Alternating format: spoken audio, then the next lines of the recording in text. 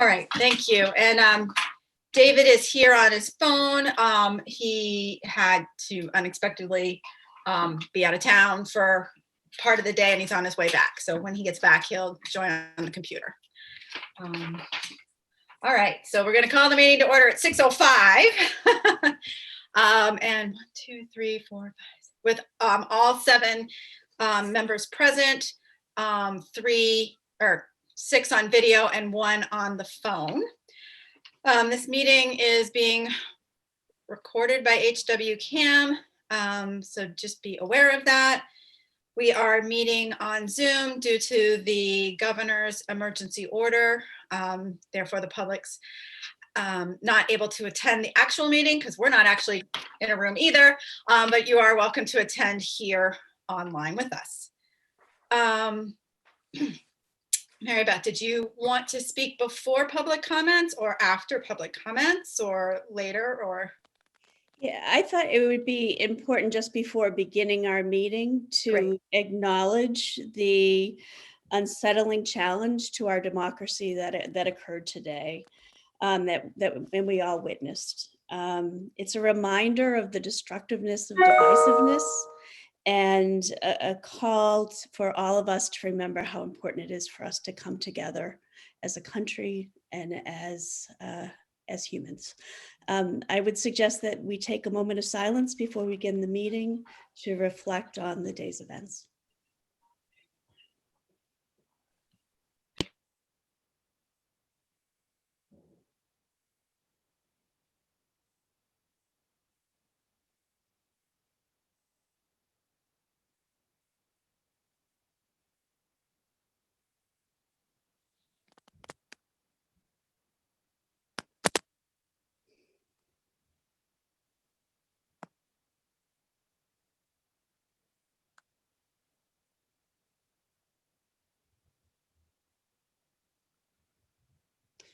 Thank you.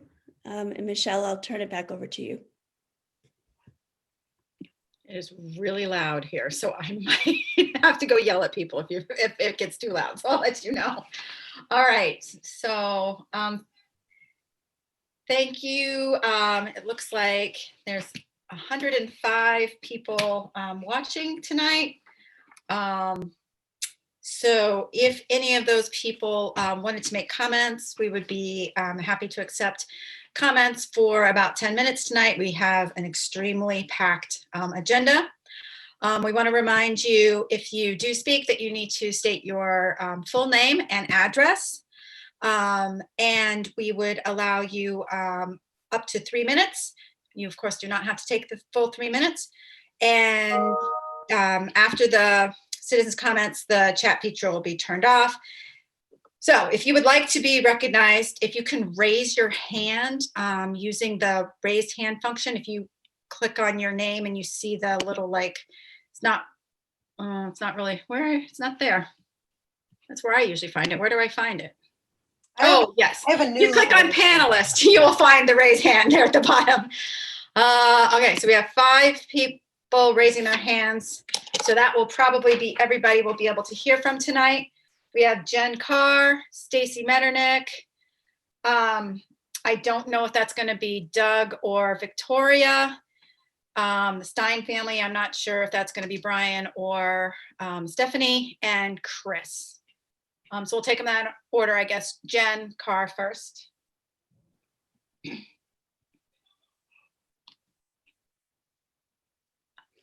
Jen, you're all set? Can you hear me? Yes, thank you. And just make note of where Michelle Horrigan is on the screen so that you can see her for when she gives you the 3-minute. I can't see her at all because there's no like multiple. Well, let me see. Maybe I can. Okay, I've got her. Okay, great. Okay.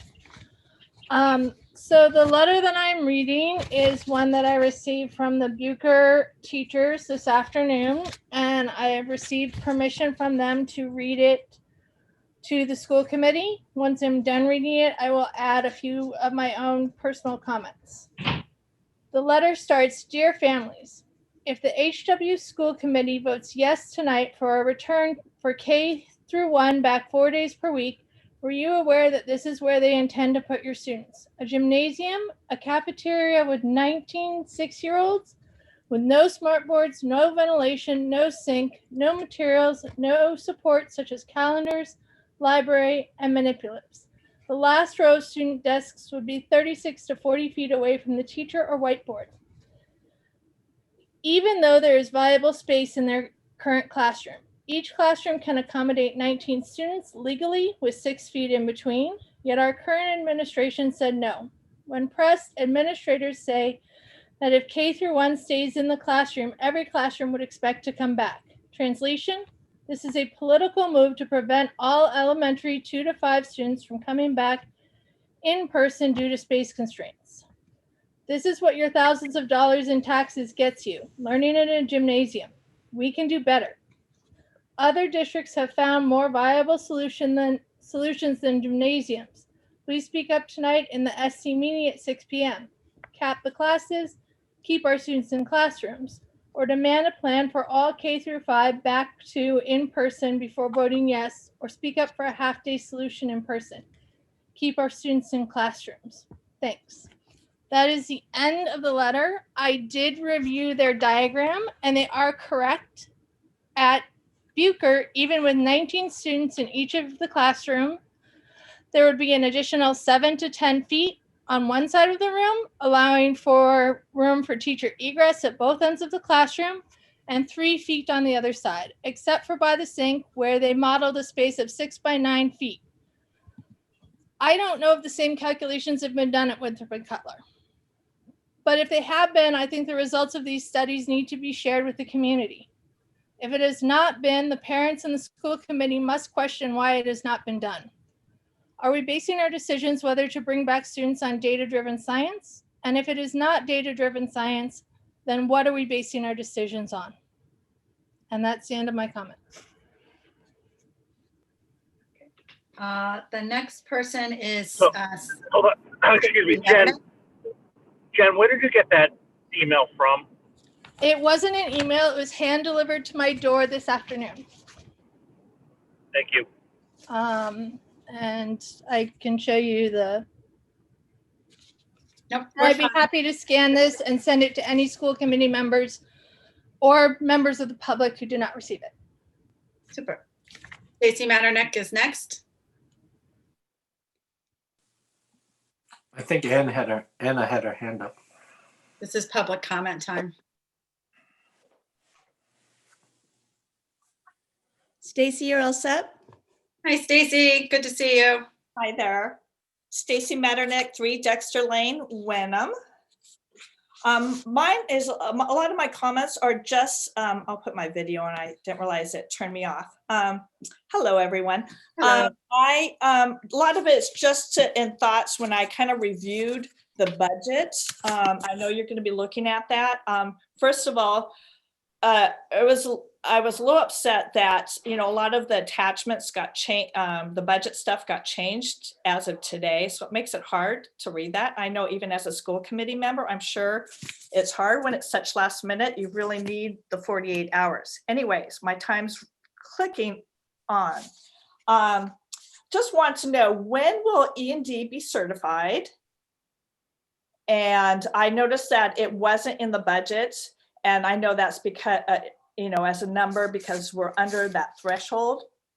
Also, I wanted to, it was, I think on the operating budget on the DESE categories, the professional development increased by 151%. So that's a little alarming. I'd like to get a little in depth in why it changed. And administration is around 12.5% in that category.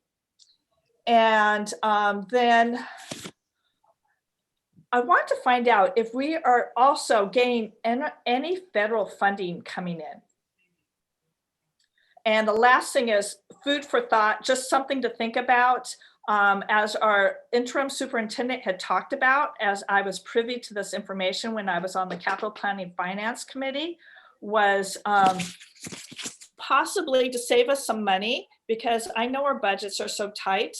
I saw that the TAs are added back into this budget.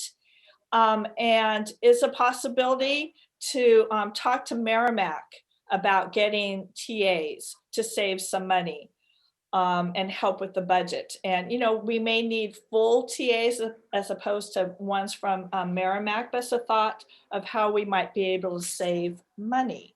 So those for right now are just my thoughts, because I really couldn't delve into that budget because it just got changed. And so I just, you know, wanted to send that out, and also point out the last thing, sorry, is to point out about the, I know you're going to be talking about, for the high school hours, for service hours. And, you know, just, you know, that consideration where we've been, you know, kind of locked down to really, you know, it's hard to get those hours in for this year. And, you know, if kids were behind even for for the spring semester. So I want to point that out. I know I saw the hours were lowered, but I'm just saying, is it realistic to get those hours in?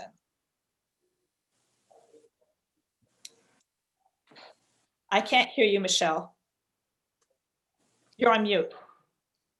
I was telling the peanut gallery to be quiet, so thank you. All right, so next is, it says Degata family, so I don't know if that's actually Victoria Kunzer or if that's Doug, so. But when they announce their name, they will let us know. You should be all set. Okay. Hi, it's Victoria Kunzer, 16 Perkins Street. My kids are also at Bucher, and I also just wanted to reiterate Jen's concern over the letter from the teachers. And by concern that the teachers are not being listened to and their feedback is not being listened to. The teachers at Bucher, and I've spoke to teachers across several different grade levels, would like to see more students returning to the classroom, and that they've done a lot of extra work on their end to try to find ways to accommodate more children. But unfortunately, Ben Churston and Mary Beth Banyos have not been receptive to their feedback, and I'd like to understand why they haven't been. That being said, I do support the first graders and kindergartners coming in, and hopefully more students will be able to return as well. And I would like those who are in charge of bringing these kids in to be nimble, to be flexible, that if the students can fit more in their classroom, then why not have them stay in their classroom? And those classes that are larger, unfortunately, my kids are in 2 of the larger classes, allow those larger classes in their larger spaces. It seems to make the most sense. And I know the needs will be different across different schools, but I really hope that the teachers are being listened to. Several teachers haven't even met Mary Beth Banyos since she started at our school district. And I think that's really upsetting. So I'm trying to speak on the behalf of the teachers, on behalf of the families. We all want to work together. We all want to be considerate and good neighbors, but we do feel that there's a lack of transparency and there's a lack of leadership, and we need more communication among the teachers, the students, the families, and the principals and the superintendent. I think that people are being silenced, teachers are being silenced, and it's not right. And I hope that you will listen to their needs and to what they think they can do for their capacity at the different schools. Thank you.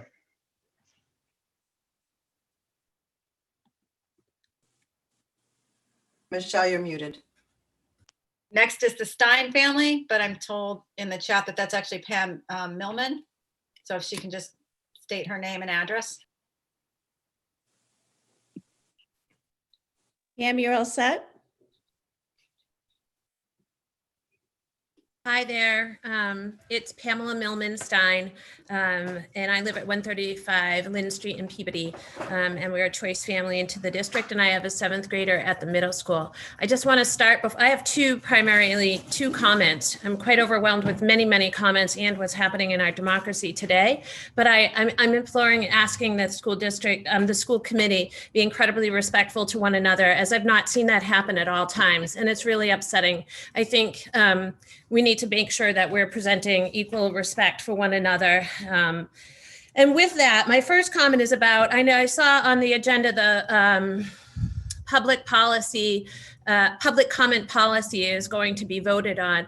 And I just want to say that this is a piece of an issue that seems to have been dismissed over and over. And I'm glad to see that there is a policy that was being revisited. But what is clearly missing within the context of that policy is the fact that there's no avenue or responsiveness expected for the school committee or superintendent to do anything. So the public continues to write emails and then come to public comment. And unless the topic is a fancy of any particular member, there's not any opportunity for people for the school committee, nor an expectation that they'll respond to the public that is seeking a response. Repeatedly, and inclusive of one of the last school committee meetings, a family came, discussed how they were distressed about funding that they didn't receive back from relative to a trip that from the Spanish program that they were in. They were going on a trip and they were seeking refund and they haven't been getting response. So they came to public comment, and all of a sudden,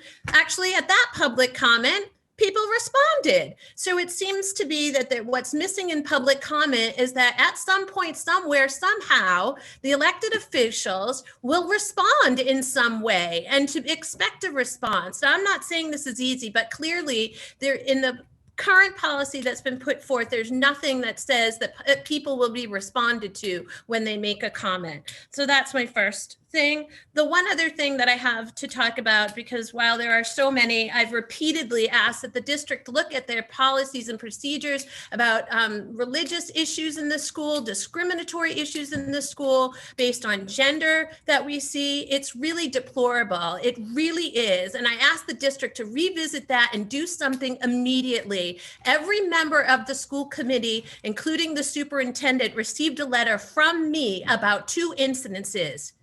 Look at yourselves and read them again. Who responded? It's really sad. It is really sad. And so I don't get comment at anybody to talk at public comment, and very lack or limited response from others. I will say Superintendent Banyos did respond to me that if I wanted to speak, her secretary would call me to set some time up, and we did speak, and that was greatly appreciated. Anna responded to me, and we had a slight chat ability to talk about it. And Dana responded me saying she too was alarmed at the issue I brought forward. There should be somebody addressing these issues, unconstitutional issues that are occurring in your district at this time, and in particular with my child repeatedly now.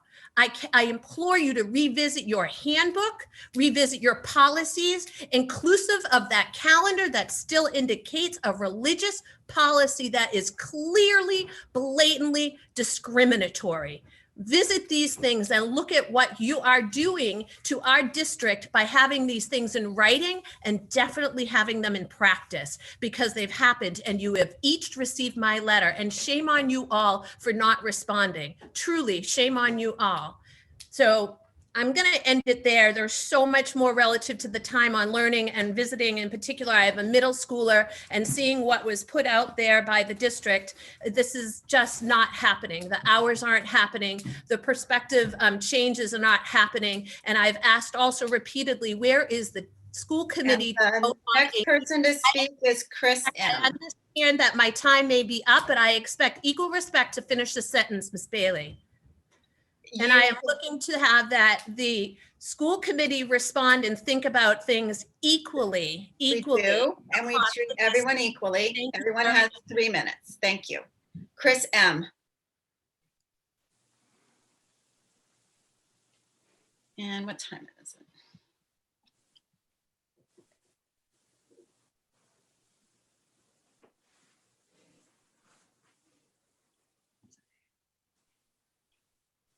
Chris, are you He's still in, still over there? Okay, hold on. yeah.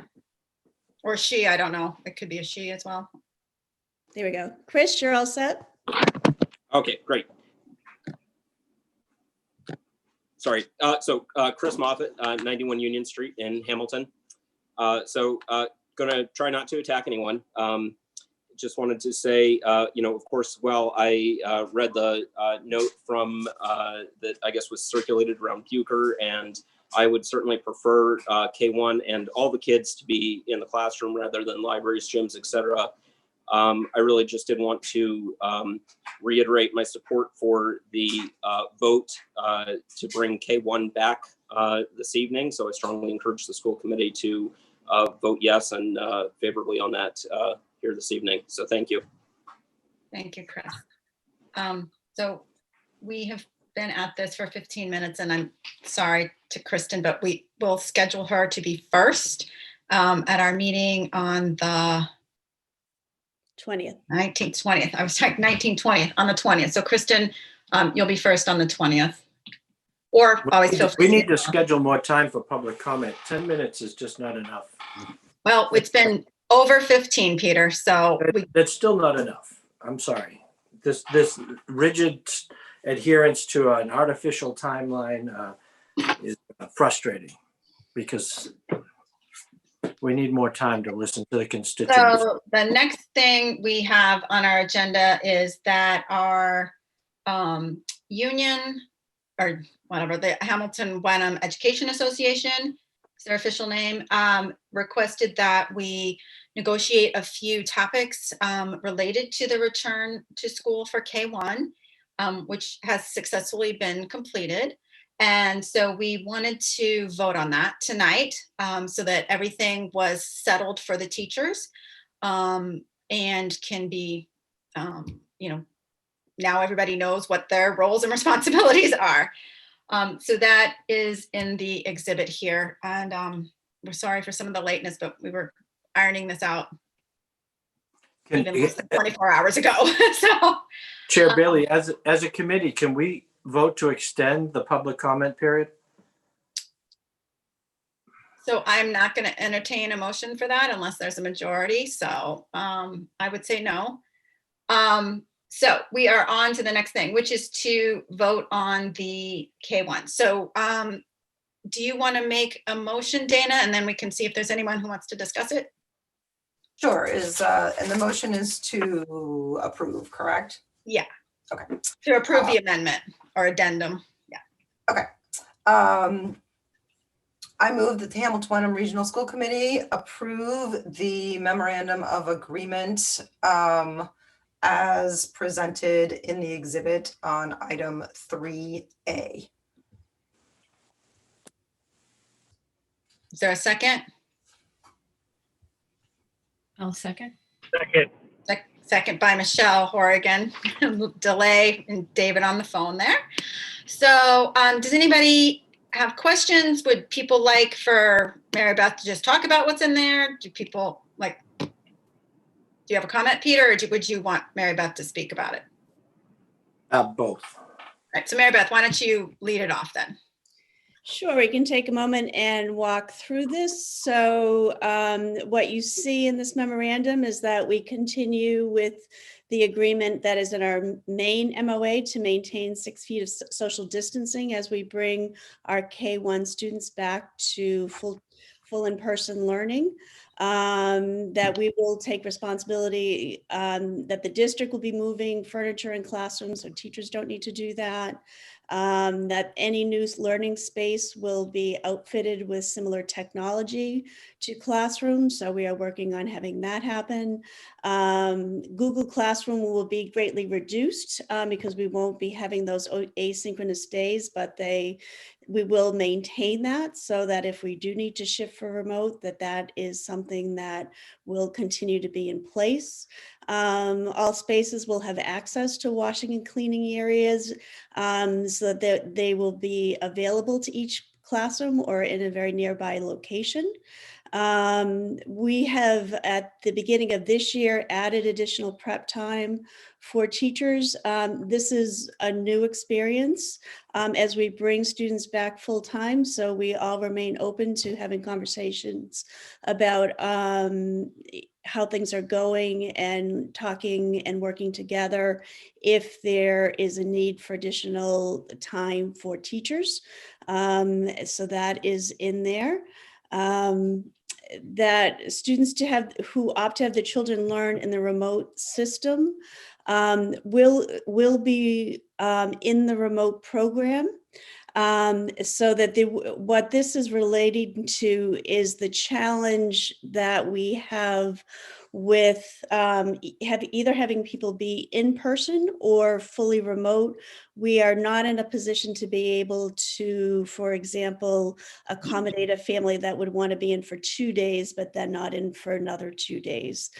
So this is stating, as is the memo to you, that we have families that are either in remote or in hybrid, with the clear exception of families that have absences that are excused. So quarantine, illness would be examples of that. Then let's see, if there was a situation in which the whole district pivoted to remote learning, K1 would also pivot. And that building principals will consult with the teachers. And as we continue to work together to figure out schedules, as I have shared in past meetings, our principals have been working with teachers. We had a meeting with all of our K1 teachers and all of our principals, talking through the challenges and how we can work through those issues. And so what you see in this document is really capturing the lengthy dialogue we all had together to figure out how to best bring our students back. So that gives you a quick overview of what is in this agreement, and I'd be happy to answer any questions folks have.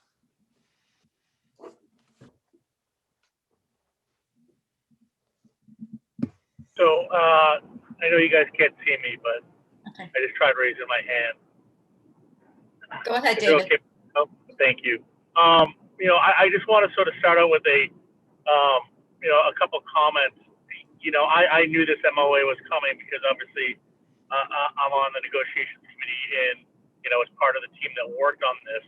That's why, it was really surprising to me earlier when Jen Carr spoke up that there would be a letter from the teachers when we've been in good faith negotiations trying to work this out, for weeks now. So that seems like, it's sort of blindsiding us a little. We're trying to do the best, for our students and our teachers all at the same time. And we know that those two things sometimes conflict. And, and this sort of goes back to also the email we received earlier today from that group that sent out the survey over the weekend, that a lot of people thought was from the school committee or from the school district, where they're saying that there's a larger contingent of people that want more than just, K through 1 back in school. It's important for everyone to understand that we all want every single student back in school. We are trying to figure out the best way we can do that. And it's not going to happen all at once. It's not going to happen overnight. We have to work in steps, and we have to work in agreement with the teachers union to make sure that we have teachers that feel safe and heard to have, to be able to bring those students back. They're back in August, Tom Geary sent out detailed plans to, anyone and everyone, and they're part of the public document. The minutes from, I can't tell you which meeting it was in August, but, going out and measuring every single room and, accounting for how many students we can fit in everyone. I know for a fact that you can ask Tom which room in whichever building you want, and he has a spreadsheet that he'll open right up to and tell you exactly how many students we could fit in there at 6 feet, at 4 feet, and at 3 feet. So that stuff is there. Do I think we could do a better job of, sort of making our position more clear to the public? Sure, I have been very vocal about that. But, the idea that we're not acting in transparency or that we're somehow doing something undermined is that frankly a slap in the face. We're working our tails off. There were a volunteer board at that point too. I know Pam outside of school here, and I owe you an apology because I didn't respond to that email. I know I didn't. I've responded to you before, But that email, I also saw a lot of conversation going on behind the scene where I knew it's something that we're working on. And I mean, is the timeline good enough? Probably not. But I know that we're working on it. There's only so much we can be working on at one time, you know? So like I said, I just want to get back to my comment being that, like, yeah, this MOA isn't perfect. I know there are some teachers that are upset. I'm sorry. I wish, I know there are parents that are upset, but there's no way we can satisfy 100% of the people within this district. But our ultimate goal is to get every single student back into school, and that has to happen in phases. And this is that first phase. So that's just really where I wanted to say right now. Peter, and then Uh, Anna. Yeah, two things. One is back to a comment by Ms. Carr about not responding. We need to clarify what we're allowed to do as a board, because I've been told I cannot respond to comments. I cannot respond, that it's the chair's responsibility to respond, or the superintendent. So it is the expectation that I respond to, the hundreds of letters I get every week, because I'm happy to respond to them. But I've been told I'm not supposed to. So, All right, and now back to the question at hand about the classrooms. I guess my biggest concern is I'm hearing from teachers that the classrooms are not being cleaned as promised. This was one of my big points at the beginning of all of this, that if we're going to go back to a hybrid model, we're creating a contract with the people that we will keep the rooms clean and disinfected. But I'm hearing from teachers that the rooms are filthy, they're not being cleaned, they're not being disinfected. And so I'm concerned that at our current staffing levels, our current custodial staffing levels, it's not possible to clean and disinfect the current classrooms. And now we want to add additional classroom or learning spaces. I just don't see how it's possible. Thank you. Anna had her hand up, and then Michelle Horgan. Hey, Michelle. I just want to voice a couple concerns about this. Also, what I was going to say after Jen read it, I just wanted, for public disclosure, I also received a copy of that letter that had the letter, a spreadsheet of the charting diagram, the graph that I think Jen Carr was talking about. And I also got a picture of the gym with it. So I just wanted the public to know that I also did receive that letter hand-delivered today. I think my problem with this MOA is that I personally think that locking ourselves into the 6 feet was a mistake. And I think at the time we made the decision, it made sense based on what we thought was true. I'm uncomfortable affirming that now because I think we know so much more about what's going on in our buildings, especially at the elementary level.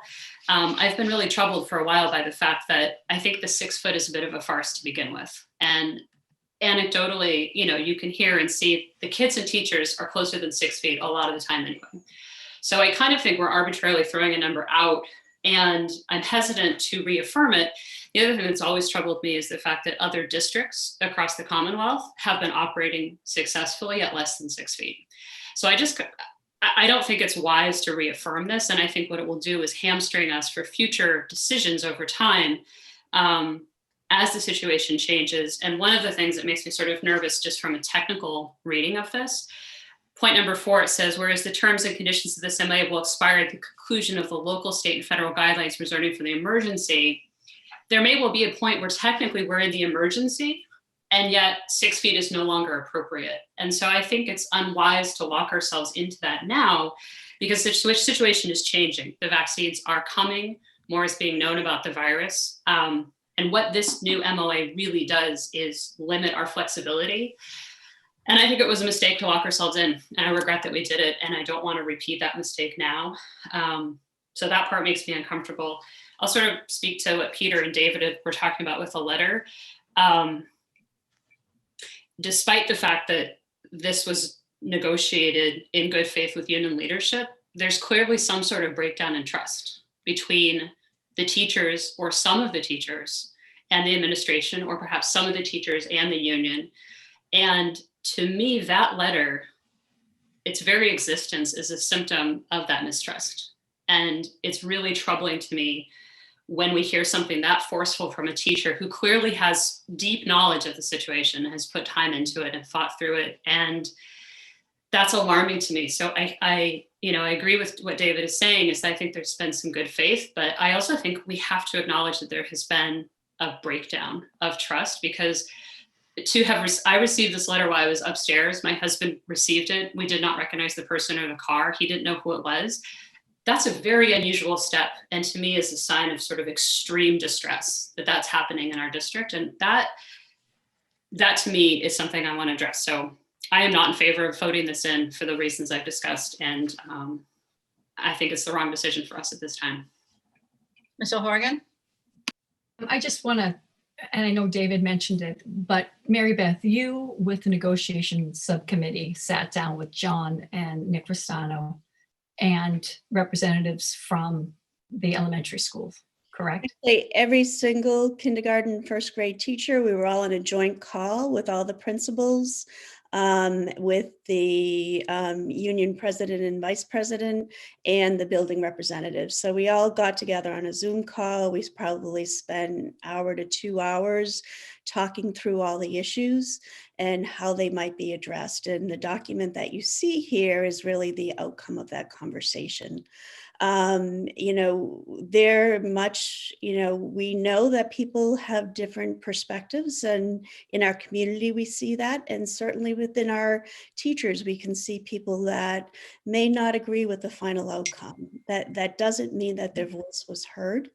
They have a right to disagree with the final outcome, and that's okay. But I would not classify it as an issue of trust. That sometimes decisions that are made are difficult for people, and they don't agree with them, and that's okay.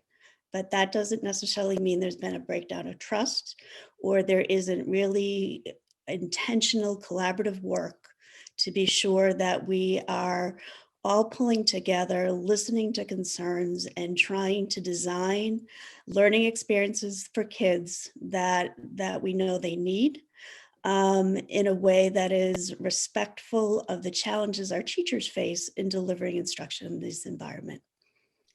And I just So also I just want to. David, can I finish? I'm sorry, 1 second. So yeah, but it seems like that letter was not from the teachers at Bucher, which I think is really important to put out there, because I'm actually getting notes on the side saying that some teachers from Bucher were not aware of that letter and were surprised to hear about it as it was brought up tonight. So I just wanted to put that out there.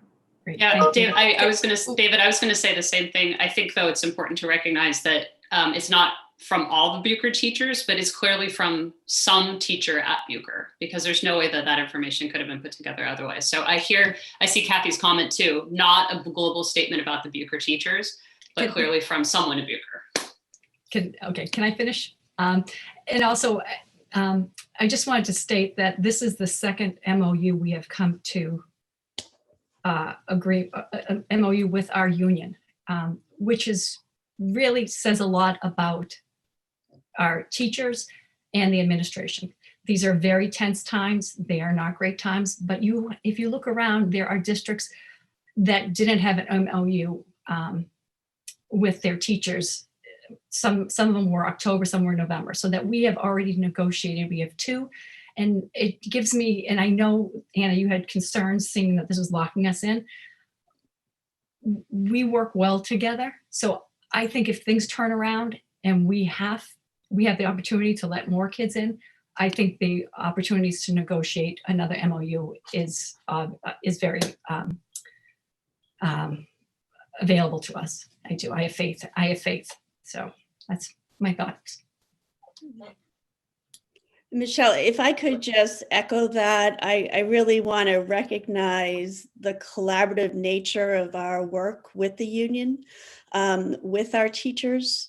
And I would share that when the circumstances are evolving and as we look at vaccinations and that type of thing, I anticipate that there will be reasonable conversations about how we best move forward. Julia?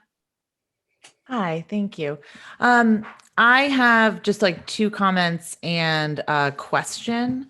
So my first comment was going to be just reiterating, it seems like this letter was anonymous, and I just want to say that the teachers at the Bucher School are continually reiterating that they did not know about it. That doesn't mean it wasn't from the Bucher School, but I just think that's so important to get that out on the record.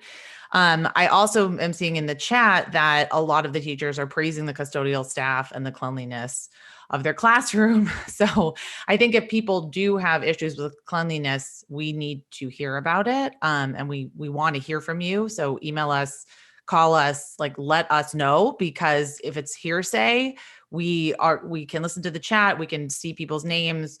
That's what we have to go on. And if it's just kind of hearsay, we can't make a decision about it.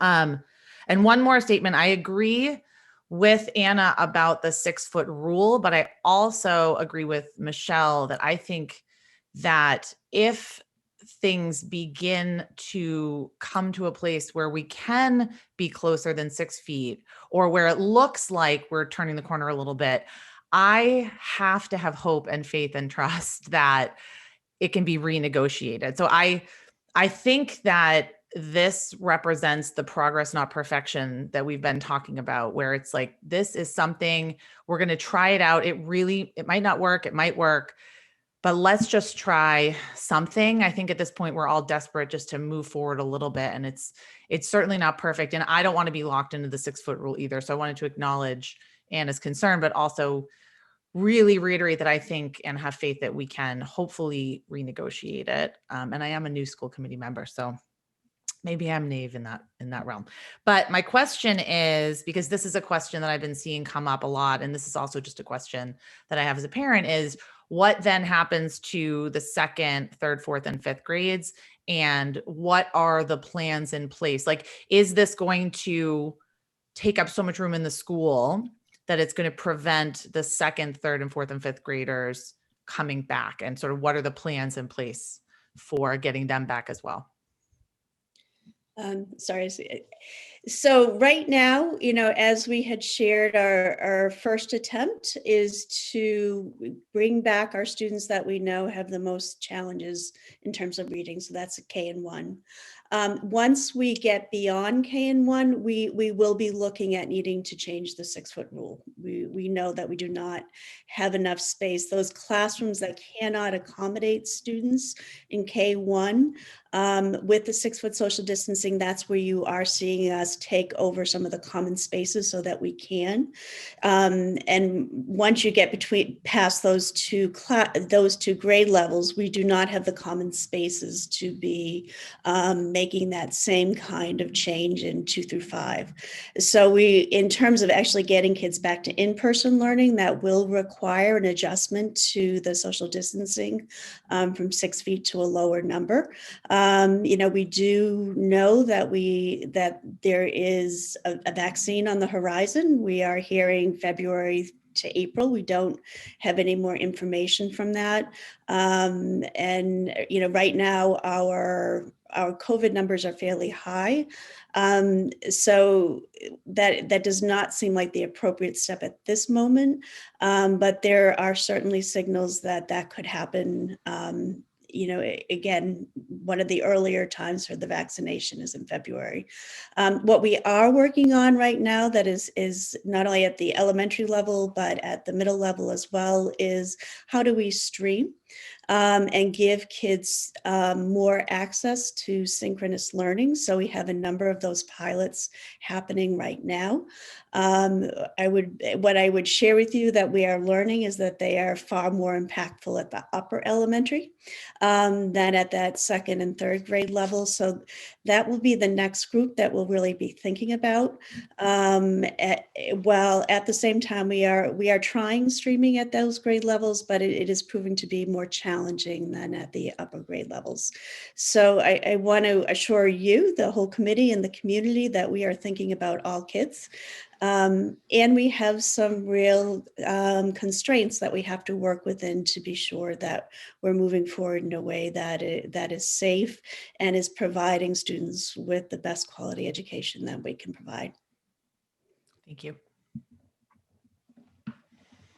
Anybody else want to speak? Peter, and then we'll. I think Dana has had her hand up for a very Oh, I long did not time. see Dana's hand. I'm sorry. Dana. But I do also want to speak, but I think Dana's been waiting. That's okay. I'm in support. Sorry, did I of the take your I am spot, in- Dana? I am in support of the MOU, and people have said the things that I need to say. Great. Peter? Yes, two questions. One, so this is the MOU, but then we vote for whether we vote for students to go back in person, correct? Correct. It's two separate votes. And Correct. the other one, I want to ask Anna what she thinks about, she said we were locked into 6 feet. Anna, do you think it should be more or less than 6 feet? And then that's my question, and I can yield my time to you, because I know you had something to say. I personally think that we need to maintain flexibility to go lower. And that to me is based on evidence from surrounding districts and the fact that we've learned a lot. And, the WHO and the American Academy of Pediatrics, there are other people that have acknowledged that 6 feet is not a magic number and have recommended less than, recommended 3. The state has recommended 3. This is a topic I personally have completely changed my thinking on since the fall. And so if we didn't have examples right near us, I would be, pounding the walls to say, keep it. But point in fact, like I said, I think we already are breaking it, whether we want to admit it or not. I think that's just a reality check. Those kids from time to time and teachers are already less than 6. So I'm a big believer in calling a spade a spade. I think we've already broken it. I think if we lock it into ourselves now, it's arbitrary. And I would personally like to see it be with a flexibility of lower, to keep it as high as we can. But I don't like being locked into something like this. And I think it's hindering us. I'd like to say that the current, this is an addendum to the MOU. The current MOU is in place until such time as this emergency had an end. So we are committed to 6 feet because we have made that commitment. In order to change that, we would have to renegotiate that, and both parties would have to want to do that. And at this point, both parties don't have any. I understand. I would have preferred a negotiation the other way. But this brings me to my question back to the superintendent. And I don't know if Ben or others or principals or Tom is on the call. The assertion of that letter, the anonymous letter, is that you could bring almost all of the Bucher kids back, even at 6 feet. And I know that this has been discussed earlier. I know that there are other classrooms in which the cohorts are so small that all of them together are still kind of similar numbers, 13, 14, 15, and there's pockets of bigger ones. I think I said this in a meeting about a month ago, that I would love to see us look really systemically, every class, every grade, much like the chart that this letter included, to say, where are the problems and can we fix them at the 6 feet? So I guess I have sort of a true false question for the superintendent, which is the assertion of this letter that we can actually get more classes back at 6 feet true? And could we expand the in-person to more classes right now, not just K through 1? There are some classes in the district that it may be possible to do that sporadically at grade levels. But that would mean that, if you happen to be at the Cutler School in grade 2 in this one teacher's class, you could come back, but the classroom next door, you could not. And so in terms of trying to align curriculum and experiences for grade levels, that does not seem like a wise decision at this moment. So do you think what the teacher here is saying is not true then? Anna, I have not seen that information yet, so I don't know exactly what is being said in that. If there's a more question, I can respond to it. And I have run the numbers on those rooms. I've talked with the kindergarten and first grade teachers. That letter was a surprise to me. I don't have a copy of it. Okay. The grid that you held up looks like something that I created, actually. Okay. It sounded like there was a map of the classroom, that there was a front of the room where there was open space and a 9x6 space around around the sink and egress areas. I would love to see that map. If someone has it, can someone please send it to me so that I Well, can double check? Yeah, I can, once I got it, Mary Beth, I did scan it and send it to the whole school committee earlier this afternoon. So so I have it. And I think now that we've talked about it for the minutes, Mahela, I can send you a PDF of it as well. So yeah, I mean, that's my trouble spot here, is that we're getting information from someone here that says something, and I hear you, Mary Beth, that, it has to be done systemically, but I have yet to see the district at the elementary level go through and say, at Bucher, here are the choke points. At Cutler, here are the choke points. At Winthrop, here are the choke points. And then work creatively to solve just those choke points. That's the kind of creative problem solving that's going to get all of K through 5 back in the building. And that's personally what I think we need to focus on. I find this whole start slow, take a step. I mean, it's been 5 months since we first voted on a plan. How much more time do we need? I mean, honestly, like, to me, this is all so too little, too late. I think that my reticence to vote for something like this is not that I don't want KN1 back. I think it's like filling up on popcorn before dinner, like, it's not enough. That's not sustainable. We can do better. Like, I really do. I think that we're not trying hard enough, and I'm not impressed. I think we need to do more.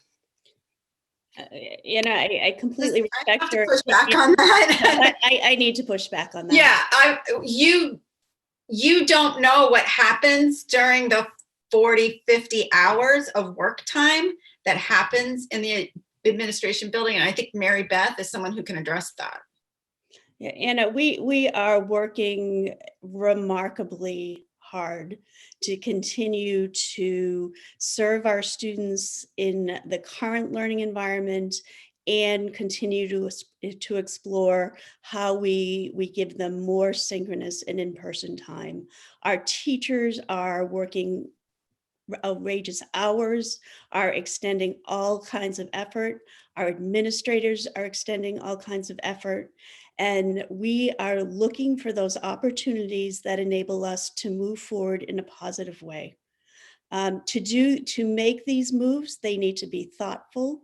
They need to be well thought out so that we don't bring students back in a scenario that would make no sense and a learning environment that would not serve children well.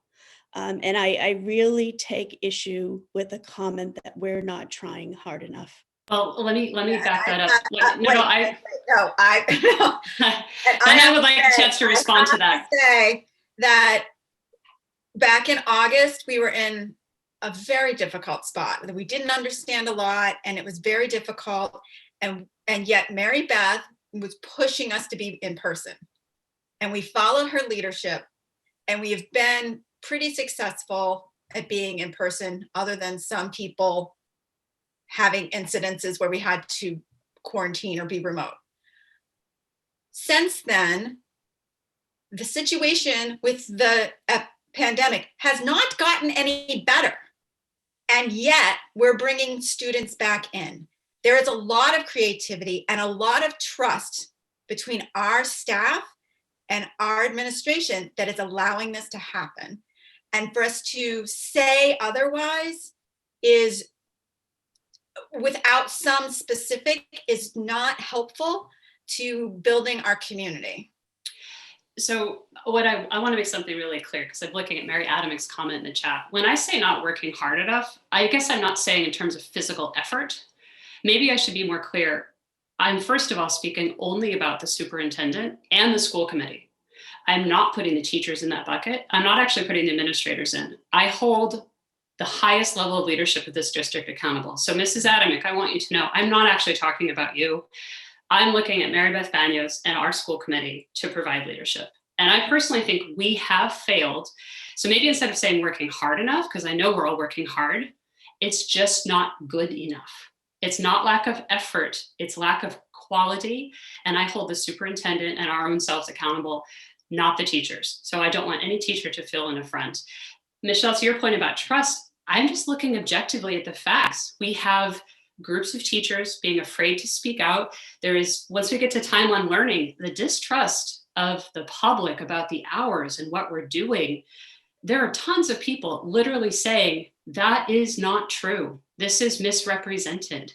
So I know that we want to believe we have trust, but objectively speaking, we don't. We don't have trust that what we're being told is credible and truthful and representative. And that is my perspective. I know it may be a minority perspective, but from where I sit, we're clearly distrustful of each other because we have people pointing fingers about what we should do. So that, I mean, that's my perspective. I know I'm the voice of dissent on this. I'm happy being that voice, but I'm not talking about our teachers. I'm talking about the district leadership at the superintendent and school committee level.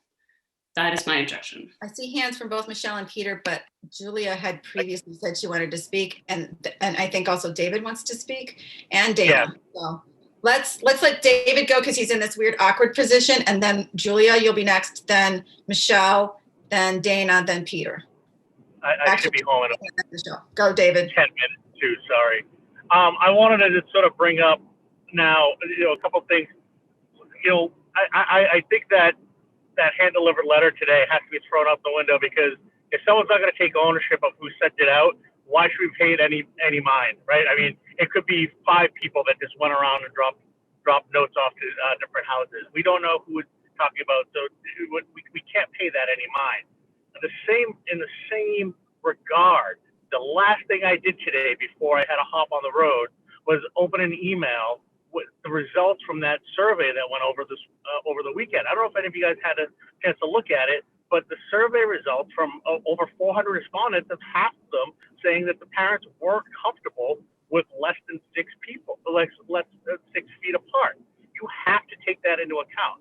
So to say that you're uncomfortable with it and that we need to be moving forward, there's half of the people that took the time to take this survey, right? And we know that group has 200 people in their group, right? So like the other half of people that took the survey, if 400 people took it, said, no, we're not comfortable with less than 6 feet. And, Anna, I asked you a couple meetings ago that, like, if we were to move the, space in between desks back to 3 feet, if you would have your own kids come off a remote, go back into the classroom. So and you said no. The fact that you're so adamant about moving these people back together, yet still think that you need to keep people remote, just says a lot about, like, kind of like you're talking out of both sides of your mouth on this issue. And I'm sorry to say that. I know you and I get along very well, and we see things a lot eye to eye. But like, this isn't as simple as just being able to make that easy call. You have to account for everybody in the room. Everybody. And if half the people aren't comfortable, you have to account that. You can't say, well, we have to move forward because the other half of the people are. Because then what ends up happening is those kids don't end up coming to school, and they go back to the remote, and that screws up the whole system, right? We're trying to improve the system, right? And in education, just because it's COVID doesn't change anything. Any changes in education is turning to Queen Mary, right? It's outdated etiquette, but like it's true. It takes time. You can't make these decisions one-off. When we have the opportunity, hopefully the distribution of the vaccine, gets expedited, and our teachers end up being early in February, and they start feeling more comfortable. Then we have a different conversation. Until then, we have to make sure that we're hearing, even if it's one teacher saying, I'm not comfortable with this, we have to make sure that they're heard. And that's where we're coming from, right? Just because the louder voice is saying, I think it's 3 foot, doesn't mean that the quieter people in the back don't deserve the same equal voice. So that's all I wanted to say. Michelle, I have to be able to respond because David has talked about my personal family. I have to have an opportunity to respond to that at some point. I agree that you will. I just need to check the time. Okay. All right. We are going to allow the people that I said to speak, and then we are going to be voting on this, and we're going to be making a quick adjustment to the schedule. So, or agenda, that's what this thing is called. So Julia. Yeah, so that whole thing threw me for a loop. I don't think we should be commenting on anyone's family or anyone's personal decisions and what they're comfortable with and not comfortable with. But I did want to say, especially just to all the rest of the committee members, this is the reason I joined the school committee. So to Anna's point, what what comes next. And to me, I think that this proposal is something. It's a move forward, and it's not perfect, and it is like popcorn before dinner, but it's something. I mean, I feel like we are tasked with doing as much as we can with the limited information that we have and the 10,000 opinions coming at us at every moment in the chat, in my email, in my text messages right now. So to try to synthesize that information and try to do what's best for all of these competing priorities. But what I was going to say is we can talk all day about how we need to be doing more, but until we actually get proposals in front of the committee, then we can't actually, we could say all day, let's be doing more, we need to be doing more, but there need to be specific actions to back that up. And I don't have those specific actions. So I would love to see more proposals that I could vote on and read about. And I would love to see that. But I think until we have that, we need to focus on how to get done what we need to be getting done at this moment. Dana? So that was all I had to say. Dana? I just want to point out that the motion on the table is whether or not to approve the MOA, and I think we need to move to vote on that. I agree. Michelle or Peter, do you have any That was 30-second statements? That was my comment. I was going Okay, Peter? Again, quelling discussion by the minority. Okay, it was mentioned by the chair that we have been successful. I don't know what your definition of success, because there's a lot of concern about time on learning, and that the numbers we're reporting to the district are not true, because a number of parents are saying it's well below what was reported. And even if it was accurate, we're still 245th place on time on learning. And so that again goes to the trust issue. And lastly, I have a question. Are the students that we are asking to go back to school, are the classes evenly distributed among the different schools?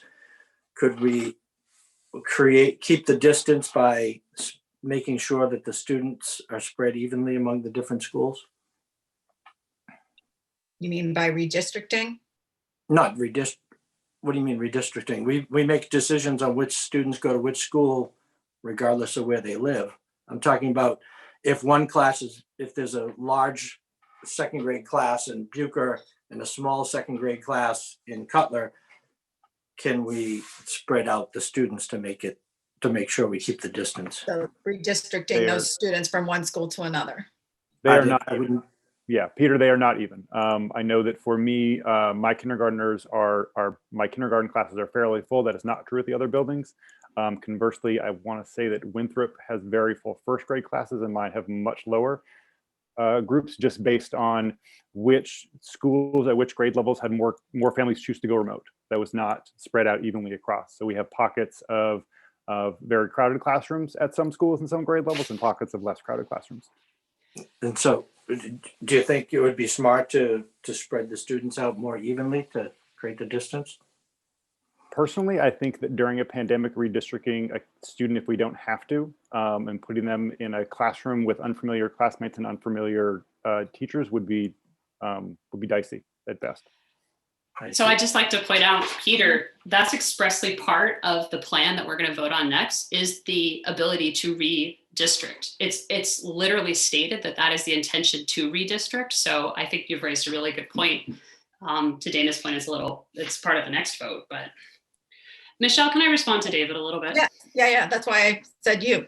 Okay, thank you. So David, I agree. I enjoy working with you very much, and I think we have a good collegial relationship.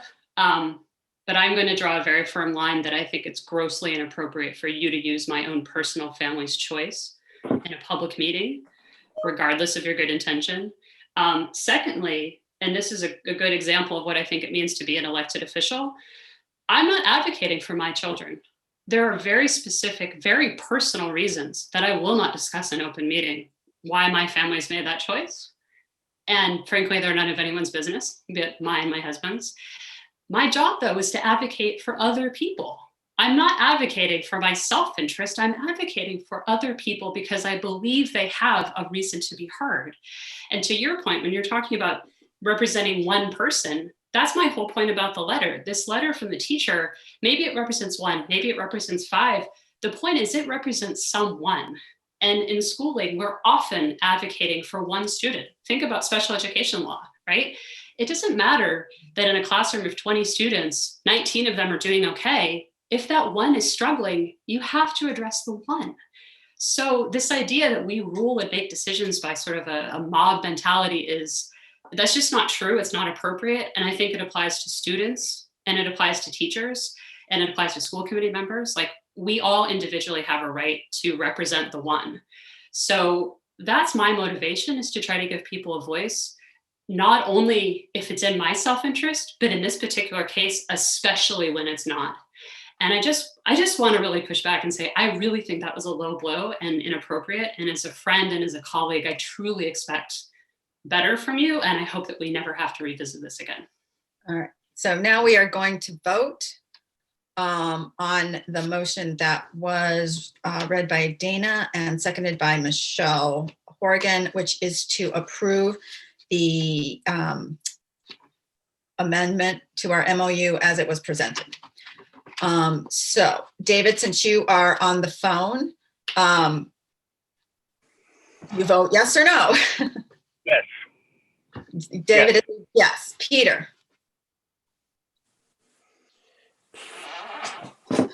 I'm going to say no, because I don't think we're cleaning the buildings. I don't think we- Michelle? Yes. Dana? Yes. Julia? Yes. Anna? No. Michelle Bailey, yes. That's 5 yes, 2 no, for a total of 7. Great. We would like to move 3D up just to accommodate one of our teaching staff who is here late and does need to get going. So any dissent on that? No, great. So Ms. Sano has sponsored many trips from our district, taken hundreds, probably thousands of students on adventures, including Cuba, of all places, which I think is quite an unusual experience to have had as a student. So last year, in her normal way, she had some things set. Unfortunately, the world took a turn and those things changed. So she's here with us, but just in general, did you want to kick off our discussion about foreign travel, or just travel in general? Sure. If I can just speak briefly to frame this, and then Kevin really is available to answer any specific questions that you have. But basically what we have been challenged with is families that had signed up for a trip and that the pandemic hit. And that their funds for this trip were tied up in the process. Ms. Sano had been working diligently with the organization to try to figure out alternatives. And over the holiday break, we read the paper and found out that the company that that families had contracted with had a settlement with the Attorney General. So any kind of work that Kevin was doing to try to come up with alternatives has been taken out of our hands because the settlement has occurred with the Attorney General. So I want to let folks know that that was something unexpected that happened over the holiday break. We were not informed as to how much money was going back or that type of thing. And the communications are going from Carousel to the families at this point. But this, again, what has occurred is that this issue has really been taken out of our hands. And it is now a decision of the Attorney General regarding the relationship between Carousel and our families. Kevin, do you want to jump in with anything else there? Or we Well, could just take questions. I mean, I just want to say that I was just shocked to get this because, to get that press release that was forwarded to me by Mary Beth, because the day before I had been talking with my Carousel rep, who I've known for over 20 years and who I've been working with for the last, 3 years in planning these trips to Spain.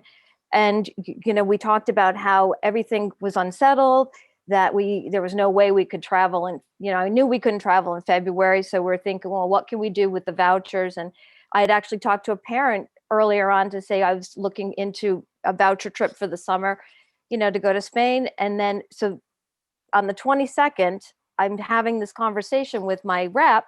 On the 23rd, I get the press release. On the 24th, I read, I got the email from from Michelle Bailey saying that she had spoken to the Attorney General. And then it's Christmas. And then on the 30th, I get an email from Carousel Tours saying the AG is, refunding or funds had been put aside. This was the form letter that was going out. So all of this happened over the holiday break. And I had no idea what was going on. And so I'm just as surprised as everybody. I'm saddened by all this. Carousel is a company that has been in business for over 30 years. Sue, my rep, has worked for them for probably 25 of those years. It's another casualty of COVID, and it's out of my control. And if I could make it right for everybody, I would want to do that, but there's nothing that I can do. And I understand that people are upset about their financial loss. I'm upset. For those who know me, I have been traveling with students for over 30 years. Every school vacation, I've given up to travel. And I'm a caged animal right now because I can't leave my town, the state. I can't visit my families. So I don't know what else I can do, and I'm sorry. So any other questions? And I also, some parents were upset I didn't respond to their emails over the break, but I had a medical issue, and now I'm here and I'm very tired. Yeah, thank you, Kevin. We appreciate that. And Thank you, and, Kevin. and that's true. When I saw that press release and then we got emails, and I was like, well, I'm just going to call the Attorney General and find out. And they were like, well, it could be a process. We really don't have a lot of information. I was like, well, there's no information. And then all of a sudden people are telling us that they have refunds. So, it's been very surprising the way it's been going down, and a little unsatisfying that we haven't had any chance to know anything any sooner. So the other thing that Sue had said to me is that Carousel had put aside all the funds to honor the vouchers. But when the AG came in, they just took all of their funds and put them in one lump and dispersed it. And when I do the math, there's 450 families across the state or across, New England that are impacted by this. So it's not just our Hamilton Wenham community, it's 450 families and kids who, their dreams are put on hold. So when all this is over, I look forward to getting back to traveling because nothing will keep me home. Yeah. So thank you. Yeah. And just recognizing the efforts here that Kevin has put forth, and also the loss for our families. We know that this is a financial hit for families. None of us want this to happen. And, as you mentioned, Kevin, it is another tragedy of COVID. Yeah. And we do not take lightly that our families lost money. And yet this particular situation is not within our control. Anna, did you have a question? I have a question and maybe a suggestion / solution. First, Kevin, I just want to say, don't feel bad. Everyone knows, none of this is anyone's control. So I think everyone knows your heart and everyone knows you care. Like, don't let it's all good, right? Satnam. So I want to separate out the communication issues around notice and responding to emails. That, to me, I just want to set that aside, which is obviously problematic, but I think a different question. I have a really practical suggestion, which is that our E&D fund does allow for the use of funds. So I'm just going to read from it. It says the school committee on occasion may approve by a 2/3 vote the use of existing E&D funds as an additional revenue within a current fiscal year in order to cover unanticipated revenue shortfalls or to fund non-recurring or unforeseen expenditures that are deemed as either extraordinary or unavoidable by district administration and the school committee. So my question, even though I know legally we're not obliged to, I know everyone signed their rights away, we're talking about $1,500 or so minus the refund times about 20 families. It's about $30,000 potentially from our E&D, which sounds like it's built for this purpose. So is there anything prohibiting us from using our E&D to help make our families financially whole? Probably the law. But what does that policy mean then? If we can't use it for something like this extraordinary one-time thing, We had an unexpected outplacement to a collaborative school and we didn't have the money to pay for it, or we had a fire and we had to make repairs and rent other locations or something. Is that what that means? Like, I'd curious to know. You cannot use public funds to pay for a private person's loss. And I'm pretty sure of that, having been through some discussions around that at the town level. So are there any do you other wanna weigh funds? Yeah, I would like to hear from Sorry, Vinny. Vinny, Yeah, please. is there someplace else we could take funds from to make our people whole? All of it is taxpayer funds that you can't use to Yeah. reimburse the student activity funds, which is where all the student field trips flow through. So you couldn't use E&D funds. well, and we never collected the money anyway. It didn't go into Right. the student activity fund. It goes directly to a company. Why would we reimburse people for a loss that they got from their homeowner's insurance? Well, just because it's a terrible year and those families have lost, and it's a way of trying to make people whole in a terrible time. I was just throwing it out to see if there's some way that we could do it, because in the There's scheme of lots our budget. People who have lost their jobs. There are people who have had medical issues. We are not spending taxpayer money to make them whole either. I mean, Yeah, but I understand. If it's not legal, that's fine. But I'm just saying as a gesture, I mean, there are kids, it was our trip. Michelle, I'm not trying to be combative. I'm just trying to see if there's a I'm not creative either, but solution. I'm telling you it's illegal, and you're saying, well, is there something else we can do? And my answer It is legal. no, It it's is. illegal. All right. I was just trying to be creative to find a way to get people to not have lost the money because it's a terrible situation. So if there's no legal remedy, that's fine. But There is a legal remedy. It was done by the Attorney General, and that's all that was possible. And I think that made the situation worse. Yeah, they made the situation worse. They did. I think Carousel would have held on had the Attorney General not intervened. So, No. Wow. Any other questions? What's the first place you're gonna go? Well, I've got a lot of trips on that have been rolled over, so hopefully Panama in the summer, and then hopefully we'll get to Peru 2022. And then after that, who knows? All right. I thought you were gonna say like out of my town. What? Well, if that's what you meant, maybe up to visit my kids in Bar Harbor. So That'd be awesome. All right, All right. fantastic. thank you. for sticking around as long as you did. All right, Appreciate it. thank Ms. you. Sano. You Great. all be- Thanks, Masana. Thank you. Bye, thanks. All right, so we are now at B. So we've approved the MOA addendum so that the rights of the teachers and the rights of the districts would be clear if we were to return K1 to in-person learning. So now we have that proposal to come forward from Mary Beth. Do you need a motion? Mary Beth, do you want to, well, yeah, give the motion and then Mary Beth can talk about it. Yeah. I move that the Hamilton Wenham Regional School Committee approve the kindergarten and first grade return to full in-person learning plan as presented on the agenda on number 3B. And is there a second to that motion? Second. Second by Michelle Horrigan. Great. Okay, so just wanted to give you an overview of what we kind of walk through the memo that is part of the exhibit for this vote. In November, you heard from our elementary principals. We have been doing a lot of thinking about how we can get students back in person. And we feel like the first step that we can take that addresses the students that are most struggling is to bring back K and 1. We have continued to be thoughtful around that. And we now have a plan to bring students back starting on Tuesday, January 19th. That date is also important because in order to meet the new state regulations around time on learning, we need to have this piece in place to meet the hour requirements that were shared with us in December by the Department of Education.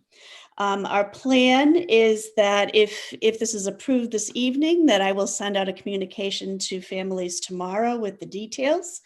In order to prepare our classrooms and to be sure that teachers are ready to shift from a single half class cohort to a full classroom, and you've heard some of the conversation about in some places that requires a change of location, even the setup around how, even if it's within a classroom, different setups have to happen. So our teachers will be working on all that on Friday, January 15th. And then our students would be arriving on Tuesday, January 19th. One of the things that we know can be challenging is that this model will allow us to have a K-1 4-day in-person learning program or a fully remote program. So we know some families may make the decision that this is not right for us.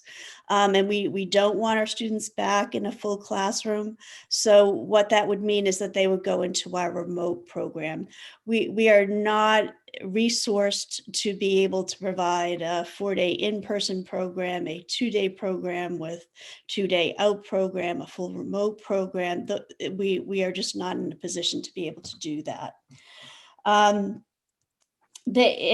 one of the things that we are not yet sure about when we send this communication out is, will we have a situation in which families that are homeschooling or families that are fully remote, would they decide to come back? And if that's the case, there are some places that you heard Ben mention that there are high numbers in one school and low numbers in another school. And while we would want to make every feasible attempt to bring the child back to their home school, if we are not able to do that for the remainder of the year, we could reassign them to a school where there is open space. These would be people that would be coming from homeschool or from a fully remote program. So they would have a new teacher under any circumstances. So that is something that we wanted to be sure we thought about, and so that we were prepared to address that.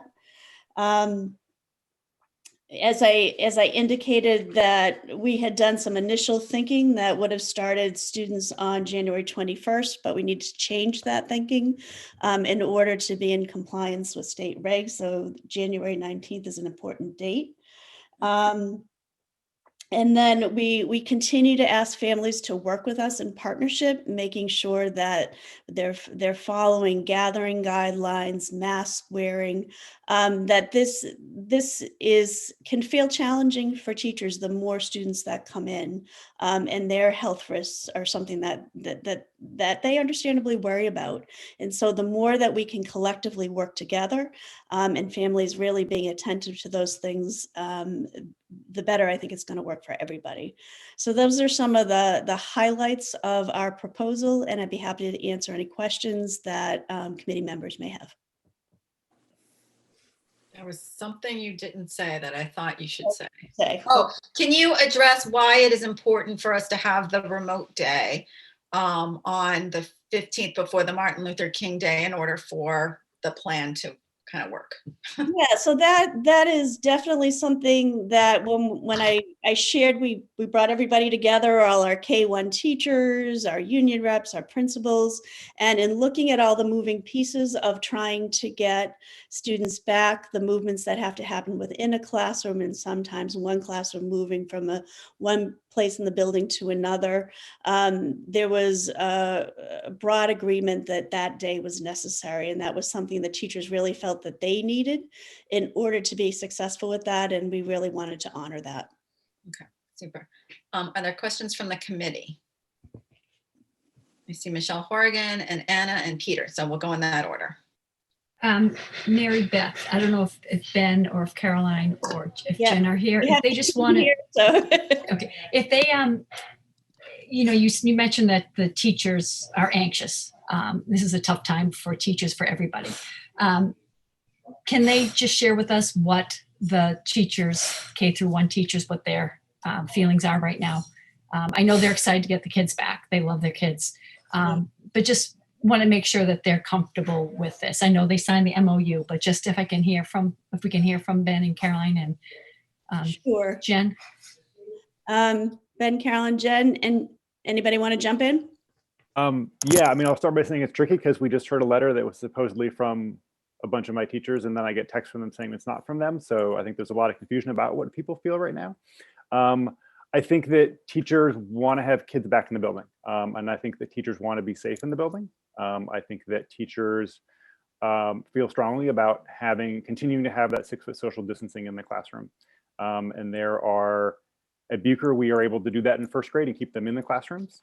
And we are not able to safely do that at 6 feet in the kindergarten rooms, which is forcing us into less ideal spaces. We've had conversations about, trying to create the best learning environment we can. And the reality is that we can't create the best learning environment because of COVID, right? The best learning environment is everybody shoulder to shoulder in a circle at the front of the room, sitting on the rug, no masks, and we can't do those things right now.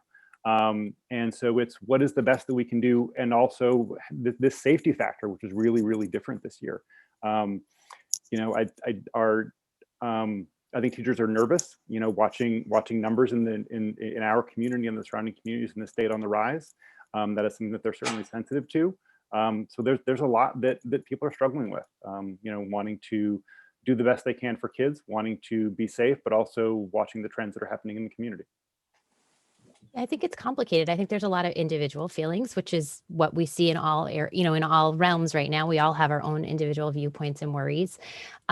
I certainly know that I've got teachers who just want kids back in the building and feel like that will be really important for learning and probably make their lives a little bit easier instead of trying to work remotely with these young learners. But I also have the same people who have really big concerns about their safety and the safety of their students. And that's where, as Mary Beth said, really asking families to make sure that they're partnering with us to keep everyone safe is really something we need to continue to ask for, because if we can't all trust each other, that's when this breakdown is going to fall apart. So if we're all doing, keeping the 6-foot distance is really important to my teachers. I will say that out loud.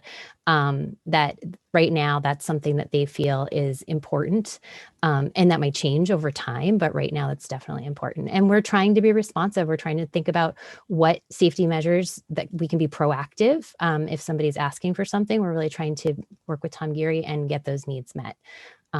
It's hard. It's all hard. And ditto to all of that for Winthrop.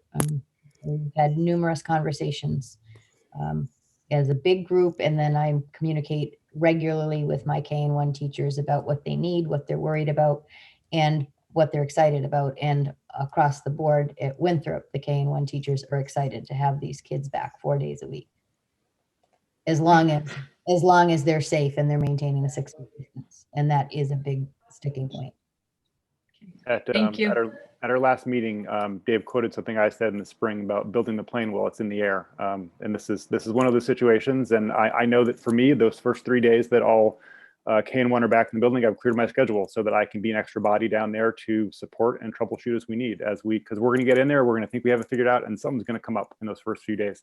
And my schedule is open so that I can live with first and second grade, or with kindergarten and first grade, those first few days. Yeah, someone's going to throw up that first day. You just don't say that. Just those little kids,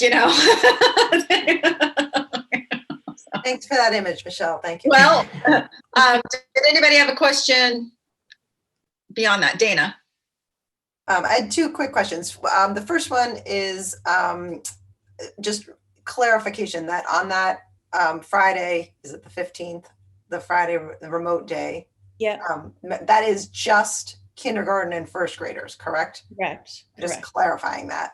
And then my second question is what or do you have an indication of how many students might be likely to return, who are currently remote, might want to return because of this 4-day? Like, is that happening? Is there a group of people that have already contacted you, or do you not anticipate there being a large number of people? This I know it's situation is so fluid. I'll tell you, we were just talking about the small second grade at Cutler. In the last 3 hours, I've now added three students to second grade at Cutler, between students coming back from the remote program, new students moving into town. Like everything about this year is fluid. So I do know of families that are talking about bringing students back. If we are to be able to bring them into the building 4 days a week. I have had conversations with fully remote families, but I also know that there's some families that are not comfortable, that are in hybrid, feel comfortable about having their child in school 2 days a week, and are worried about having their child in school for 4 days a week with a bigger group. So I do anticipate there will be movement, absolutely. And we're trying to make sure that we don't want to redistrict kids across the district, but we also want to make sure that we've got space so that we can accommodate students coming back. And right? Anna? Thanks, Michelle. So I have a substance question and a process comment. I think the point that Peter brought up, this redistricting, to me is a really, really slippery slope. And I'm just curious to know, how are you going to decide which kids get moved? What's the criteria? Because as you said, Jen, if people are coming back and we're offering this, what lucky students are going to be the ones get told, actually, you're going to go to Bucher now and not Cutler, or you're going to go to... So let's back it up and talk about why we would have to do this. So if you remember, just in all the planning from the summer, we needed to take classroom teachers and reallocate positions to become our Academy of Personalized Learning, our Apple, our fully remote teachers. So there are 3 positions, one from each building, that have been reallocated that are fully remote teachers. So those are the spaces, those are the places that we are tight on enrollment primarily. So we reallocated a Winthrop first grade. We were planning on having 3 sections of first grade. The numbers at Winthrop allowed us to go to 2 sections of hybrid, and we used that 3rd section as a fully remote teacher. I had a 3rd grade situation that was similar. In real life, last year we had 3 sections of 3rd grade at Cutler planned, and this year, with the amount of moving and remote and shuffling, we now have 2 sections, and Bucher has a similar situation in their 4th grade. So those are the grades that are difficult. There's some other places, I don't know, Carolyn, if you want to talk about your kindergarten, but we're really trying to make sure that we balance classes and we keep everybody where they are currently assigned as much as possible. Right. So my question is, how are you going to decide then when you have to move someone? If a room is at capacity, we physically can't put. Right, but then, like, is it going to be alphabetical? You're going to draw a name out of a hat? Like, if you're one of those teachers, I'm curious to know, like, the criteria of how you're going to do it. So if I can just shift the language a little bit, we are not moving anybody that is currently in a classroom, right? This is somebody that would be coming back from a remote situation or a homeschool. So they are not assigned to a classroom in a school right now, right? That's not true. Our remote kids are assigned to classrooms. They're associated with classrooms, but coming to school. And we wouldn't pull somebody that's already in a hybrid program and send them to another school. And we're doing this right now. I mean, we've gotten, at Winthrop anyway, we've gotten 7 new students who have started since January and will start over the next week. And this is the same process that we go to whenever we have kids who come back from homeschool or kids who move into the district. The 3 principals have to talk through and say, you know, what are our numbers and where do these kids live? And we try to balance all of those things. But we're trying really hard, Anna, to keep things balanced across the district. I'm going to have 20 or 21 first graders in these new classrooms, and the first grades at the other schools are only going to be 16 and 17. So that's one of the things that we're trying to make sure that it's fair and equitable, and kids are having an equitable opportunity for an education. You know that when we have big classrooms of kindergartners and first graders, it's less than ideal. So we're trying to balance. Okay, so Carol, that question, I'm glad you brought up the word equity. My biggest reservations about this is that it does seem as though it's tying up district resources and space in buildings for 2 grades. I would feel much more comfortable offering support if I actually saw the light at the end of the tunnel for 2 through 5. So Mary Beth, what is the plan for 2 through 5 other than revisiting the distance, which we all just voted that we're not going to revisit the distance and we're going to hope that it all works out. Is there another plan to get 2 through 5 back in? And what's the timeline there? Yeah, you know, again, we're I just say that is not what we voted.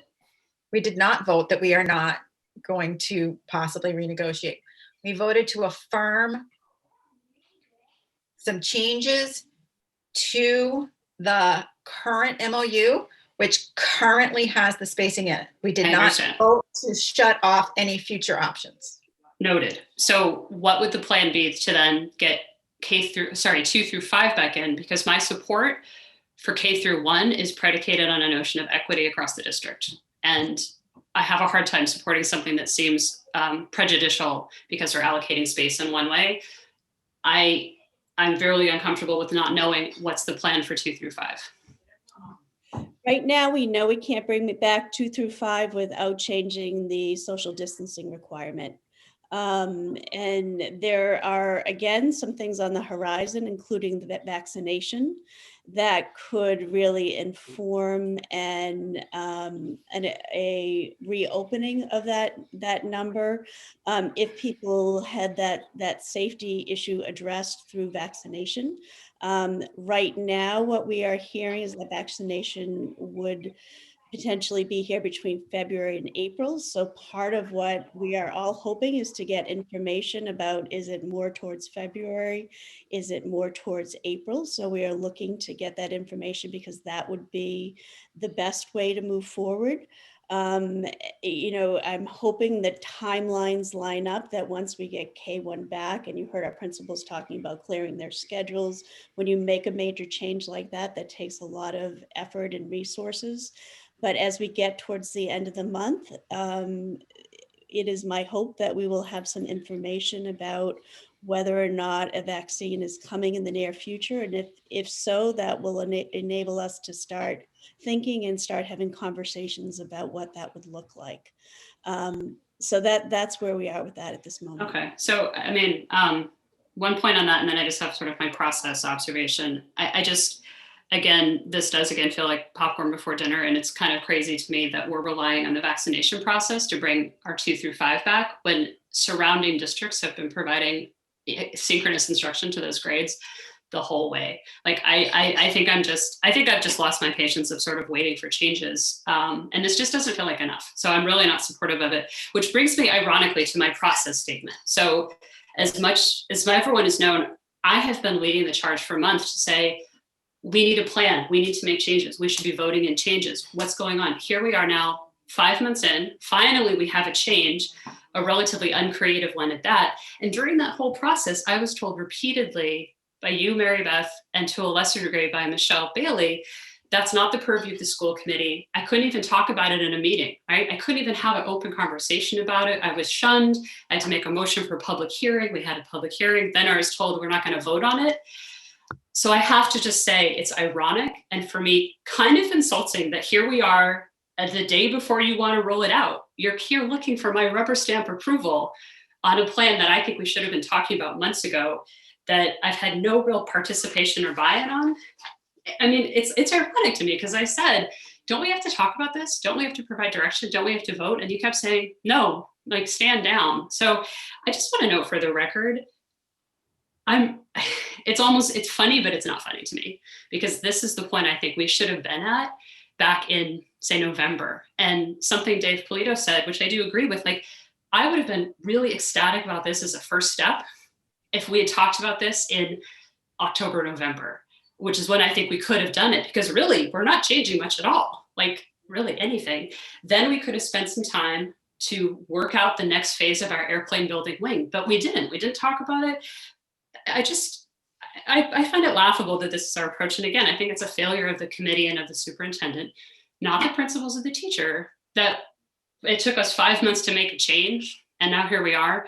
And now you want my rubber stamp on something when you frankly insulted my agency for the entire process. So I have a really hard time feeling great about that, both the outcome that we've yielded, but I'm really bothered by the process that you clearly are looking for me to blindly stamp something yes, when I have not had any buy-in in the process. And I think we should have been having this vote 3 months ago. So I just want to note that for the record. Can I just say something? Yes, David. Because I think I'm really I hear it come from, and I am supportive of it, because I do think we missed out on a golden opportunity with a very mild fall, that we could have done this sooner.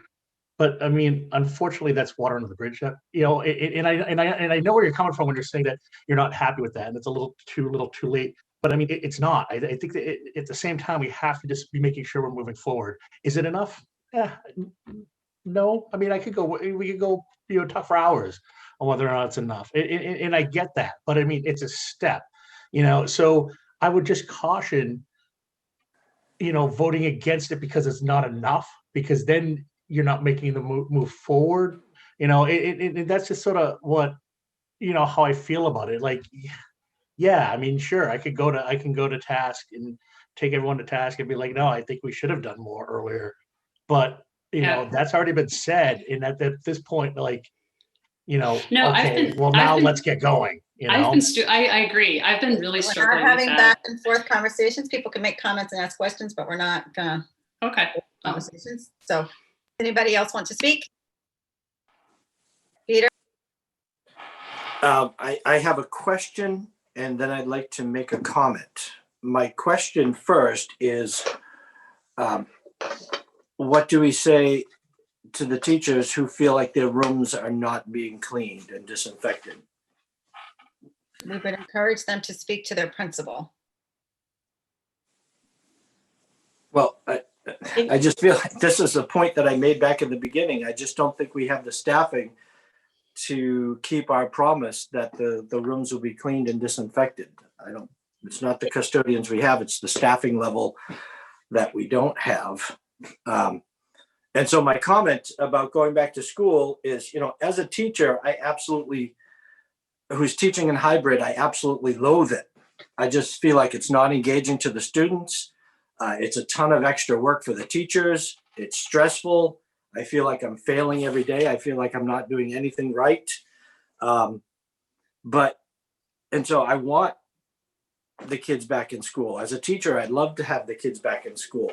But listening to the teachers, it's just not the right time with the COVID levels starting to spike, that we're not keeping the rooms clean and disinfected as promised, that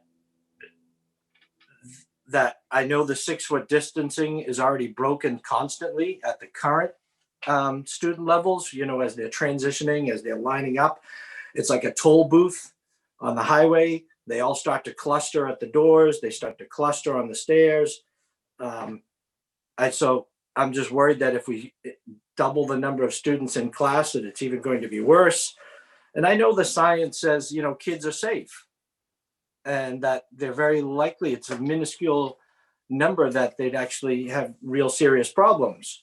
But my concern is for the teachers, that, we're exposing them. And my concern is for the families at home that we are now exposing to. So I just plan on voting no for going back to school right now under these conditions that I just mentioned. Thank you. So I guess I just want to say that I feel like this conversation demonstrates really clearly how difficult this situation is. And for me, like, I hear Anna and I hear Peter, and I read all of those emails that I wish I could send each other them back and forth so they could hear each other's, disparate point of views and the equal amounts of pain that they're expressing, because it makes me feel like I I don't disagree that I wish we were in a different place, but I actually feel like we're in the right place. We need to take one little step forward and do this hard thing, because even on our committee, we have really, really valid and, like, to the point that Peter just made is really different than the point that Anna just made. Like, this is hard. And to me, this is a great step forward. We're going to do this. We feel like we can do it safely. And, and then we'll see what the next step is. So I'm in support. And I really think I am so appreciative of the diverse group that we have here, because I think it's really representative of the challenges that our community is expressing. And it's important that we see that they're all real. Like, this is all real stuff. So anyway, that's it. Julia? Sorry, you're going to hear my kids screaming in the background. I just wanted to say quickly that I'm supporting this, not because I think it's enough and not because I think it's perfect, because clearly we need to address the issue of 2 through 5, but because we need to do something and we need to try something, and we just need to get something going. That's how I feel. And that's how I have to vote on it. And taking into account the opinions of the parents, taking into account the teachers, taking into account the administrators, and taking into account what I feel is really best at the end of the day for the students. That's why I'm in support. Michelle Horgan? We are nearing the end, thankfully. We've been in this situation for 9 months now. I'm hopeful that by May, and I said it out loud, it will be normal. And we have to remember, Mary Beth said this in August, that we will come back as a community. We have to work together, in knowing that we will be back to somewhat normal living in a few months. And we just got to move forward and do the best we can. We'll have Anna speak and then we'll vote. Well, then I have something to say, but then. Thanks, Michelle. No, I mean, that's what I was going to say to Dave. I've been really conflicted about this because I think it's so inadequate, and I'm so frustrated by our process. And like I said, kind of revolted that this is what we think the best we could do is. But to Julia's point, it's certainly better than nothing. But I also think that it's going to be used as an excuse to do nothing else. And I've seen from the superintendent very little initiative to try to do something more. And as we've just discussed, if we do this, we run out of space to do anything else more creative in person for 2 through 5. We've just discussed that we're going to wait on a vaccination cycle to do more in person for anyone. So then, if that's really the position that we're going to vote on, which seems clear that's where everyone's going, my next request or observation to the superintendent, then, we need to do something else to boost the synchronous instruction for 2 through 5, whether that's simulcasting into the classrooms like it's happening at higher levels, or like is happening in Manchester, Essex, or in Topsfield, both of whom are using live Zoom with elementary classes. If you're really going to double down on saying we can't bring anyone else back in person until we have vaccinations or we adjust distance, then my response to that is show me how you're going to increase synchronous learning for 2 through 5, because it's a gross injustice to the remaining grades to just say, this is what we can do, it's a step. Like, that's my challenge to you, is if we're going to support this, I need to see, like, immediately, how are we going to boost synchronous instruction for 2 through 5? Because when we get to later in the agenda and we talk about the learning hours, grades 2 through 5, which are no less important than anyone else and are arguably as vulnerable in some ways to grades K and 1, are positively getting the short end of the stick right now. And we should all be embarrassed by that. If you look at that amazing dashboard Desi put out, we're in the bottom 10%. Even if we pad the numbers and even if we do this, I just expect so much better from us. So if this goes through, and I am mindful of President Obama's statement, do not let perfect be the enemy of good. Like, I understand that this is better than nothing, but by God, we got to get right on it and helping 2 through 5 have more synchronous instruction. And if I don't see action on that, I will have what little trust I have in our administrative capacity will be gone. Like, I'm already pretty much distrustful of the whole process, but we've got to do something because this is unacceptable and the public is outraged and I do not blame them. So Anna, that synchronous instruction is already beginning to happen. We have pilot programs across all 3 schools, across all 6 grades, trying to figure out what kinds of lessons at what grade levels work. I've seen it in every grade level in my building. Right now, the place that we are at is trusting teachers to decide with which groups of kids, with which grade levels, which developmental levels, and which kinds of lessons work well for that streaming and for which they don't. And right now we are trusting them to make that decision. If we're talking about time on learning, then we start saying, you need to check some boxes whether or not it's pedagogically solid or not. And right now, what I want to say to my staff is, I trust you to make that decision. I hear you. I just feel like if other districts have been doing it and the state is now requiring it, I kind of feel like our hand We're is not being forced. debating what Ben says. Point noted. Thank you, Ben, for that update. All right. And on that note, that is Voltaire that said, do not let, don't let perfect be the enemy of good. So Obama stole that from him. So I want to commend Mary Beth and also the principals who've been working on this plan. I know it wasn't easy for you to figure out all that stuff. We moved out of the classrooms into rooms, big rooms to store. Oh my gosh, now we have to move all of that stuff somewhere else so that we can make room for students. And that's been a difficult process and a lot of work. And also I know it's very difficult to talk to your staff about change because once teachers get their routine, they love to have their routine. And I appreciate the work you're doing through that and the work that they're doing. I will say that I think this is a good plan. When we very first started about what are we going to do about learning, everybody was like, oh my gosh, let's have the high school be remote, make sure we can get kindergarten and first grade in. And everyone expressed to me that it was really important that kindergarten and first grade be in. And we're coming around to being able to do that. And we're doing that because we took the first step, which was to have students in the building. It was very scary about whether or not we would even have students in the building. So we learned a lot from that. And we learned that it was okay and that we had the right safeguards in place.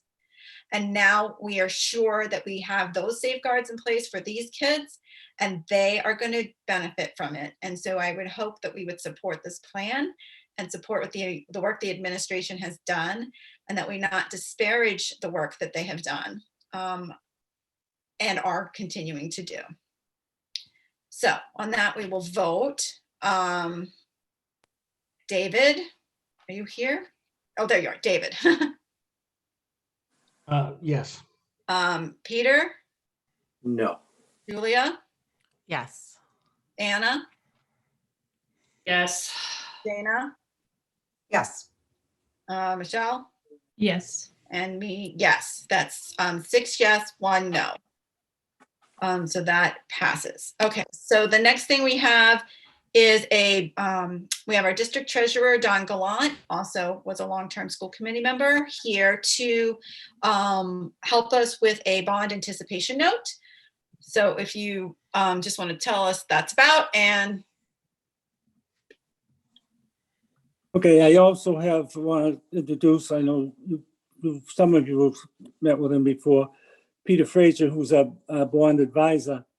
And I hopefully he's still here.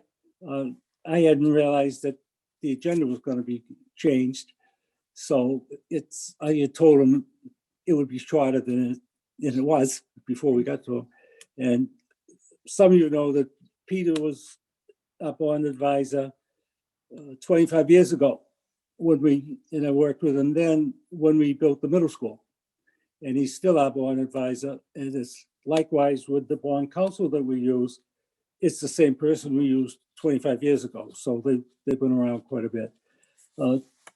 3 years ago, you approved borrowing of $850,000 to do the Winthrop fire suppression system. And the last 2 years, we've made payments each year like we're supposed to and bring it down. And now, as you know, in this year's budget, you approved $958,000 for basically some capital expenses, and the towns approved it. So the best thing to do bond advisor tells us, is to lump the two together. So of the 850,000, there's 590,000 left, plus the 958,000. And the band of bond anticipation note will be $1,548,000. And the anticipation is we'll pay this off over 5 years. Like always, it went out to bid. 2 companies this year bid on it, and we got a very favorable interest rate. And Peter, can you just mention the 2 companies, or the winning company? Sure. Piper Sandler and Company was the firm that ended up winning the bid. The coupon rate, meaning the stated interest rate that appears on the note from which interest is calculated, was 1%. But the winning bidder also supplied a premium with the principal amount of $1,548,000 of $8,204.40. So if you deduct that additional funds, that premium, from the interest that you'll owe at maturity, it means your net rate is less than half 1%. So it's 0.4670 as an interest rate. And it's just astonishing in terms of how low interest rates are currently. And the cover bid, the other bid that was received, was 0.56%. So very tight bidding, and obviously you got a very attractive interest rate on this. And this will run from January 22nd, 2021, when your existing notes come due, until January 20th of 2022. And as Don mentioned, as part of your plan, what you're doing is you're rolling these notes, and then you budget a pay down of principal each year and then roll the balance. And to the extent that you authorize new money, you can add that in for the next rollover if you wanted to. And with this amount of money, that's probably the most efficient way to do it in terms of interest cost, but also it gives you some flexibility where you can, as opposed to locking in exactly what those payments are going to be into the 5 years into the future, you'll have some flexibility so that if you wanted to budget a larger pay down or a smaller pay down in a particular fiscal year, you can do that. So I think Don, do you want to pick it back up, or do you want me to? Yep, I think, does anybody have any other questions? Because you've explained a couple of things that sometimes come up, as why a ban, not a bond, and the interest. And it sounds like our intention would be to pay it down without ever issuing a bond, unless for some reason we needed to bond for other. A bigger. That's exactly right. Great. Anna? I just wanted to make sure the document you sent had a few sections that were like highlighted in bright red, like please provide the date of this and could you submit your audit? Is that something that we just have to provide to you, Dawn, or to Peter, or like what do those comments mean anything? And are we do we need to correct something before we vote on this, or do we need your assurance that that will be corrected before we vote on it? Only I didn't quite catch part of your question. So for example, like on the very front page, in bright red bold, it says, please confirm the maturity date of this. And then, going down later, every so often there's like a note in the documents that's bright red bold, which always makes me nervous. So I'm just wondering, are those things that we still need to correct? Because it reads like we're deficient in some sort of documentation way. No, it sounds pro forma. It doesn't sound hard, but. It's a great question. What I think you're looking at is a preliminary official statement before it's completed, before it actually gets distributed to the market. Typically the process, and I won't give you the long version, but the idea is whenever the district or any other municipality wants to issue debt, they have to prepare what's referred to as a preliminary official statement, which has all sorts of information about that particular transaction, as well as the finances of the district and the underlying communities. So the way we go about that is we prepare a document with these red prompts in it, and we try to do as much work for the district before having to give the document to them. And then Don would get it and provide us with other officials the information that we need to complete it. So the final version of that document doesn't have all that red stuff in it. I think probably Don was, or someone was sharing with you the initial draft of the document as opposed to the final document. Yeah, because you wouldn't have been able to go out to the market without that all having been done. Correct. Yeah. Exactly right. Exactly. So when we make the motion to approve, do we need to make a statement that those issues of red deficiency have been corrected? Is that important? There wasn't, I don't. They think there have was been. a mistake. Yeah. Yeah. Okay.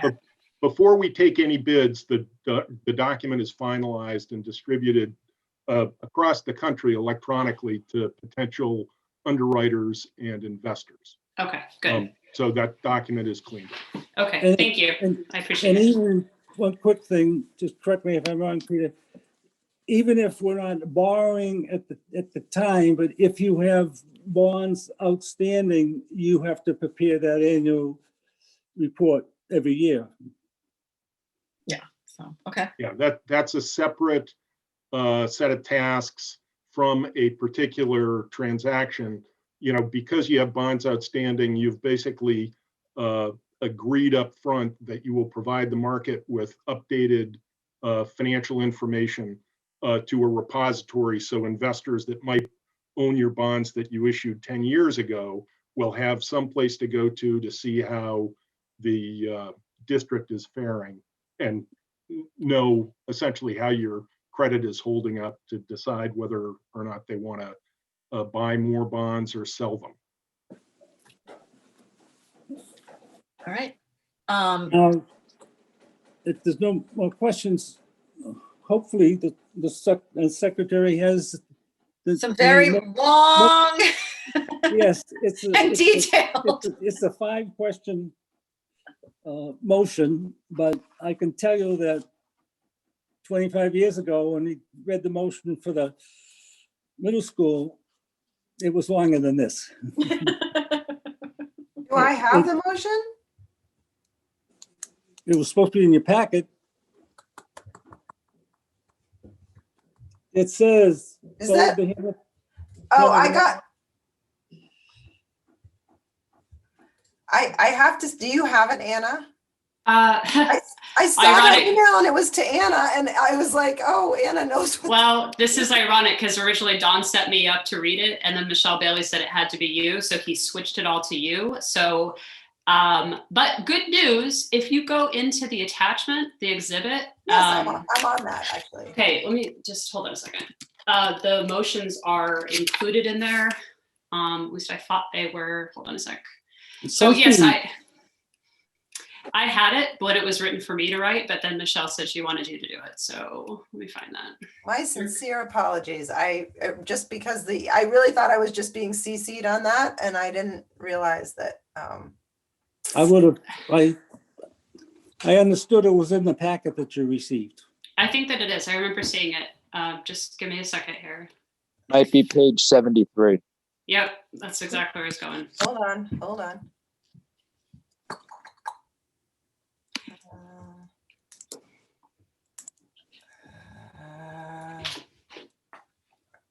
All right. Are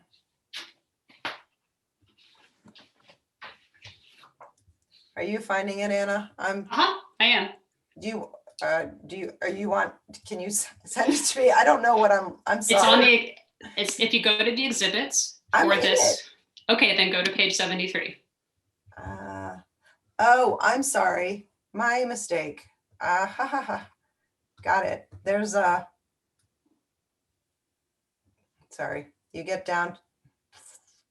So you just, there's like a little introduction and then you just read the 5 different motions and at some point, and record the votes. And both you and Michelle will have to arrange to have you come in and sign some papers in the next week or so.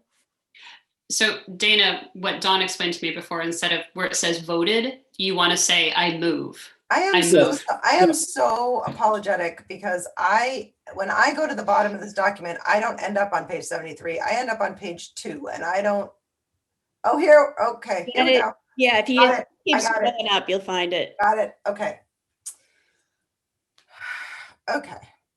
All right. I'm so sorry. Okay. So the way we just say, instead of voted, I say I move. Yes. Okay.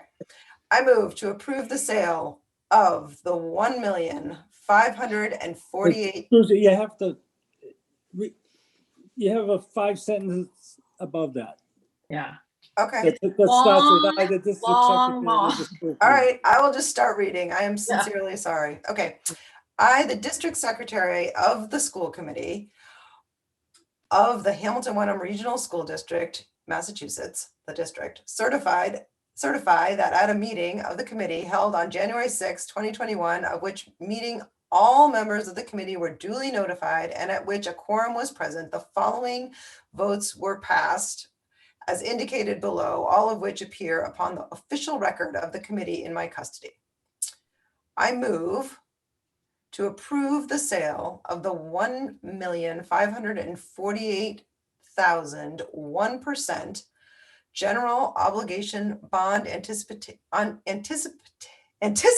notes, the notes of the district dated January 22nd, 2021, and payable January 20th, 2022, to Piper Sandler and Company at par and accrued interest, if any, plus a premium of $8,204.40.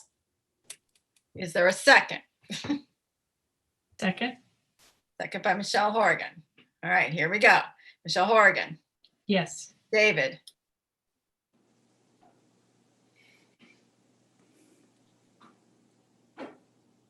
Yes. Julia, Yes. Peter, Yes. Dana, Yes. Anna, Yes. Michelle Bailey, yes, that's unanimous. Next. I move that in connection with the marketing and sale of the notes, the preparation and distribution of a notice of sale and preliminary official statement dated December 8th, 2020, and a final official statement dated December 17th, 2020, each in such form as may be approved by the district treasurer, be and hereby are ratified, confirmed, approved, and adopted. Is there a second? I'll second. Second by Anna. David,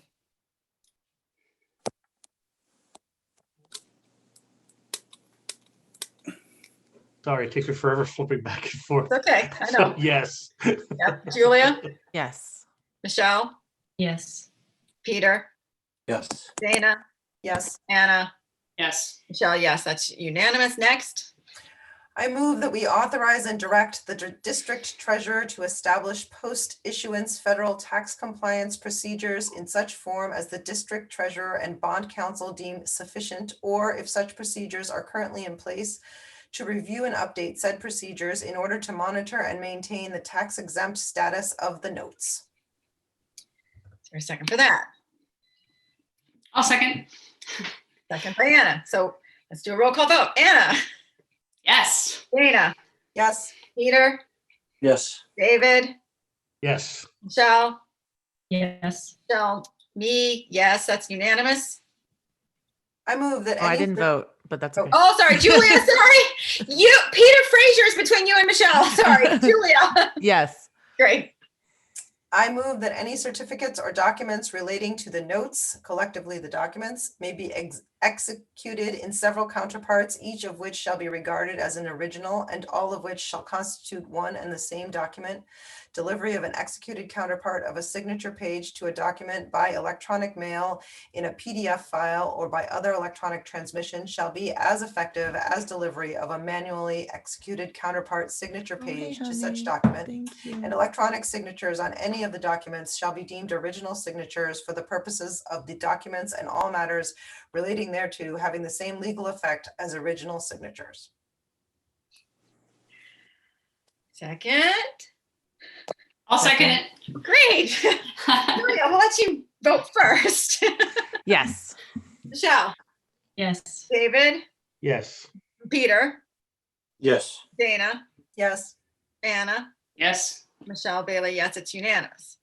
Was that all 5? Do we have There's one more. Okay. More. I move that each member of the committee, the district secretary, and the district treasurer be and hereby are authorized to take any and all such actions and execute and deliver such certificates, receipts, or other documents as may be determined by them or any of them to be necessary or convenient to carry into effect the provisions of the foregoing votes. Second. Was that seconded by you, Michelle, instead of Anna? Yes. Oh, I didn't know it was a contest. Okay, great. Julia, Yes. Michelle, Yes. David, Yes. Peter, Yes. Dana, Yes. Anna, Yes. Michelle Bailey, yes, that's Oh. unanimous. Well, wait, I think I get to read another paragraph. Wait, Yeah, I was gonna say, I think you skipped the open meeting part. going. No, just, don't I just read this final you- thing? I don't think you have to read that one. That's Okay, just something you're gonna sign for. got it. Dana, we appreciate that, having had to have done that myself. You did a great job. I would like Yep. skip over words and it was, so thank you very much. And Peter was here to witness it. How did we do? Okay, great. All right, so we'll sign those for you, Dawn. I'll get in touch with you. I'm not in a work tomorrow, but I'll get in touch with you and set up a time. Because we have to, No, I can definitely come in. and I sign it. notify the bond council and they send somebody Okay. out to pick it up. Yeah, we'll Super. All we'll right, coordinate that. Thanks very much, everyone. thank Have a you. good night. Thank Thank you, you. Peter. I Thank you. apologize. Oh, no problem. See ya. Super.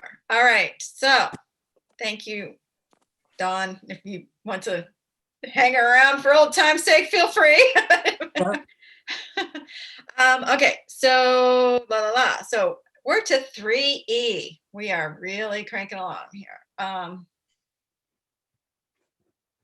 So Mary Beth is going to propose that we amend our graduation requirements as there's some concern that students may not be able to complete community service because they're not supposed to be with other people and do stuff. So Great, thank you. This was a conversation that was discussed at the policy committee. I made a couple of adjustments after talking to administration at the high school. So as you indicated, Michelle, there is a graduation requirement for community service hours, and that particular requirement is a challenge at this moment, given the COVID environment. So what I am proposing is that our current seniors, class of 2021, have a minimum of 20 hours. Freshman and sophomore year were required to have 10 hours each, so that would be the 20 hours. And if for some reason folks were not able to get those hours in talking with Brian Metagoni, he felt that there were a number of opportunities that would allow students to catch up with them should that need to be the case. Then we're looking at class of 2022 with a minimum of 30 hours, class of 2023, a minimum of 35 hours, and class of 2024, a minimum of 35 hours. And you can see the adjustments that were made. Typically, the policy reads that there should be 50 hours of community service. Again, we wanted to honor the importance of community service for our students, and at the same time not put forth an unrealistic or an unfair obstacle to their graduation. oh, sorry, I was glad to hear that policy had already discussed it. Is there any? We need a motion? Are we Yeah. voting? Yep. So I move that the Hamilton Wenham Regional School Committee approve the modified Hamilton Wenham Regional High School community service requirements for the years 2020 to 2024, or graduating. Yeah. years. Yeah, that's good. Is there a second? I'll second. Trying to think how we're going to do that inside the policy manual, but we'll figure that out. Okay. So, Any questions, Peter? Yes, thank you. As a civics teacher, I'm facing the same issue because, you know, as the state is requiring an action civics project and kids just can't go out in the community and meet with other people. So one of the solutions we have is they can create PSAs or they can create documentaries, create YouTube channels where they can share our social media pages. Is that something that can be part of, you know, their service requirements, and how would we calculate those hours? Yeah, students can work, and Eric, I know you're on, or I believe you're on here. Yeah, he's here. Want to speak to community service hours, and if students have an idea about how to move forward with a project, what the process of that is? Sure. We work with from two different avenues. The first is that a student would bring a service project forward. As you may know, we use an online portal so kids can add their project in and get it approved ahead of time before they do it.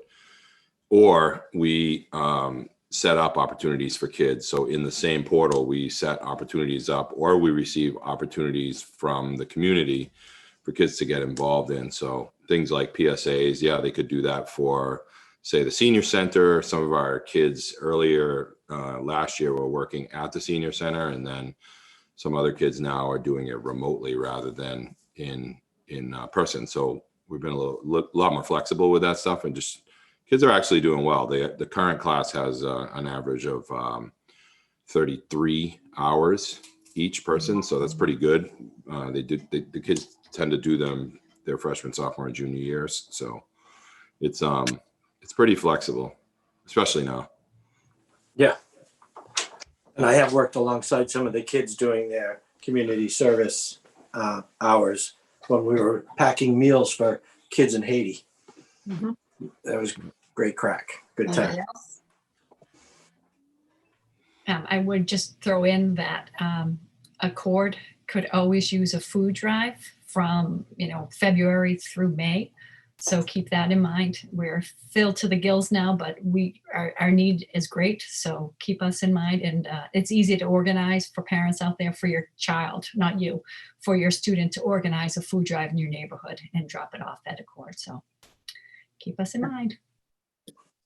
Yeah, like my kids complain that you make them do it the hours in each year because they would have met their 50 hours in their freshman year. But I realize that's not the case for every family. So I commend you for considering this change that would be necessary because there has been a reduction in the opportunities to serve. So we have a motion and a second. Anybody else need to speak? No, great. We'll vote. So Dana? Yes. Julia? Yes. Hannah? Yes. Michelle? Yes. David? No. And Peter? Yes. Michelle, yes. Great. I cannot believe how long. Okay, we're on to the budget. All It's right. always a I'm quick going- one. Yeah, I know. It's just a few minutes. Michelle, could we take like a 5-minute I recess? was just gonna ask that. I was like, I just drank like this much water. I need a Go on. break. Let's take a 5-minute recess. Okay. Thank you.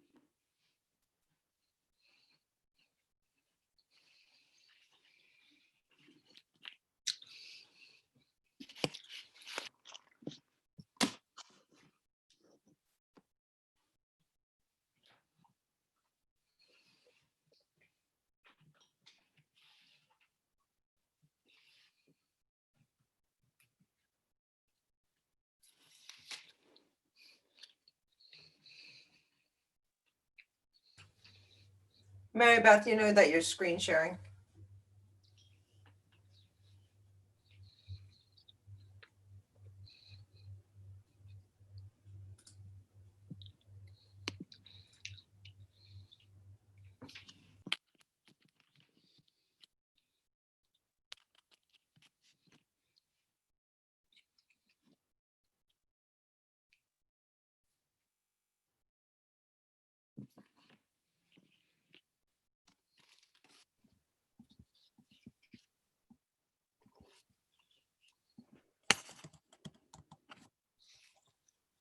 Everybody back. Not Peter.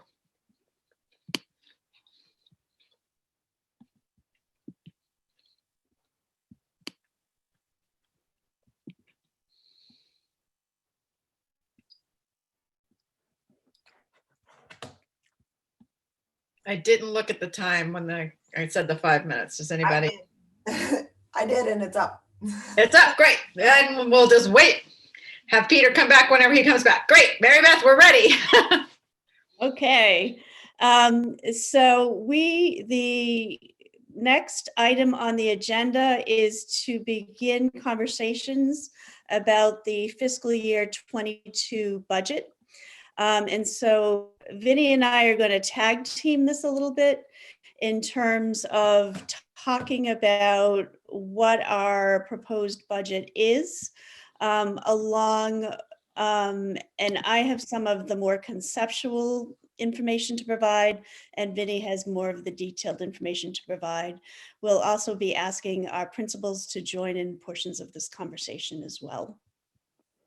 So with that being said, I'm going to share my screen.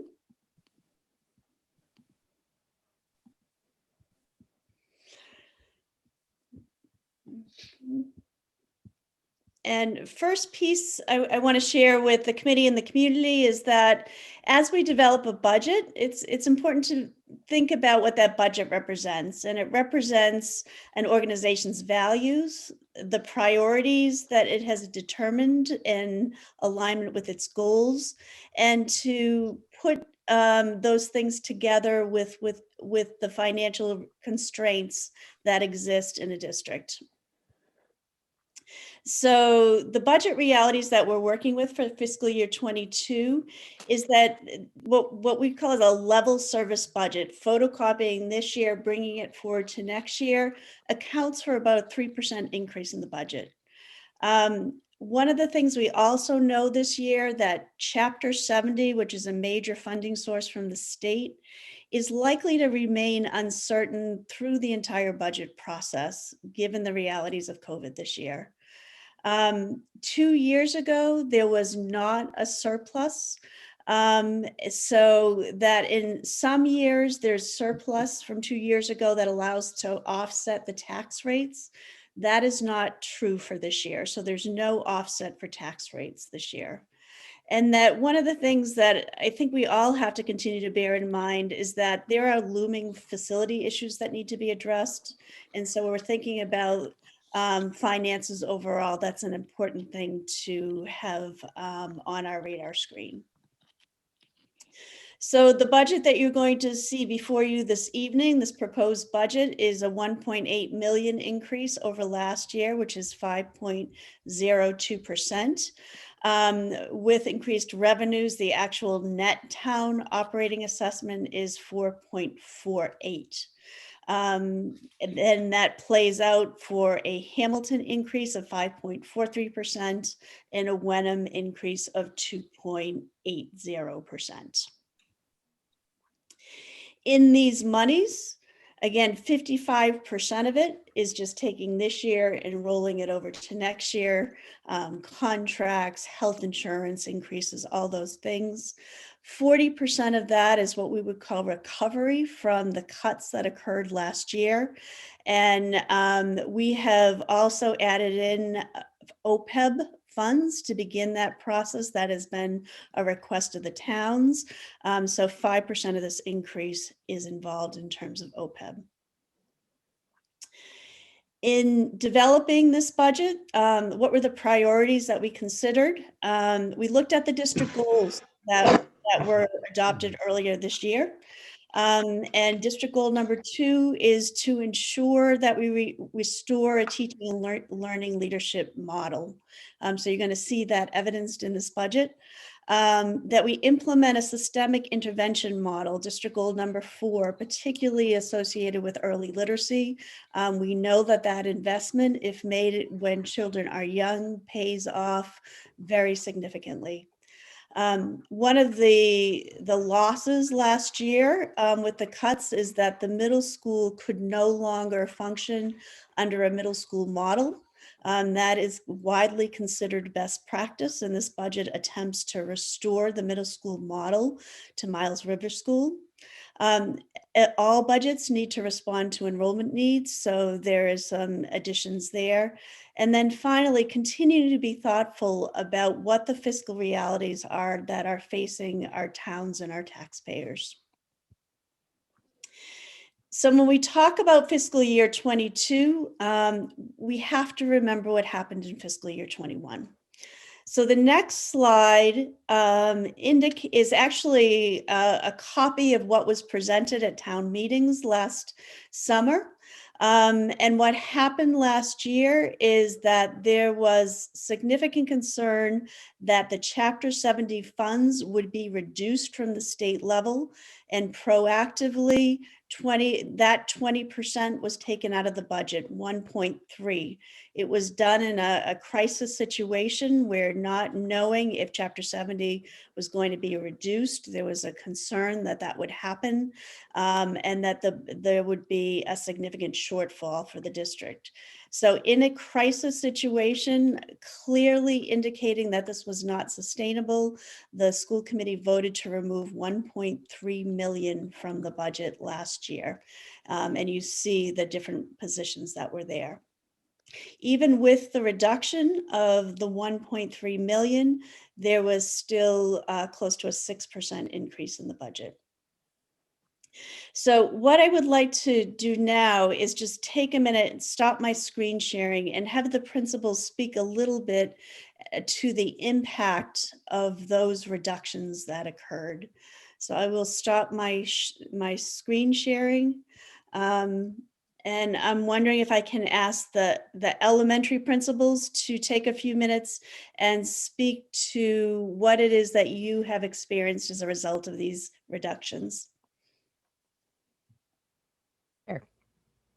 You know, last spring when we needed to prioritize budget cuts really late in this budget season, we also knew that we were in an emergency situation. So we were trying to focus on positions that were not forward facing with children. So those cuts that most of the cuts in the positions that were made to the elementary budget were not positions that directly were positions that work with children. Sorry, it's way past my bedtime. I feel like I can't complete a sentence.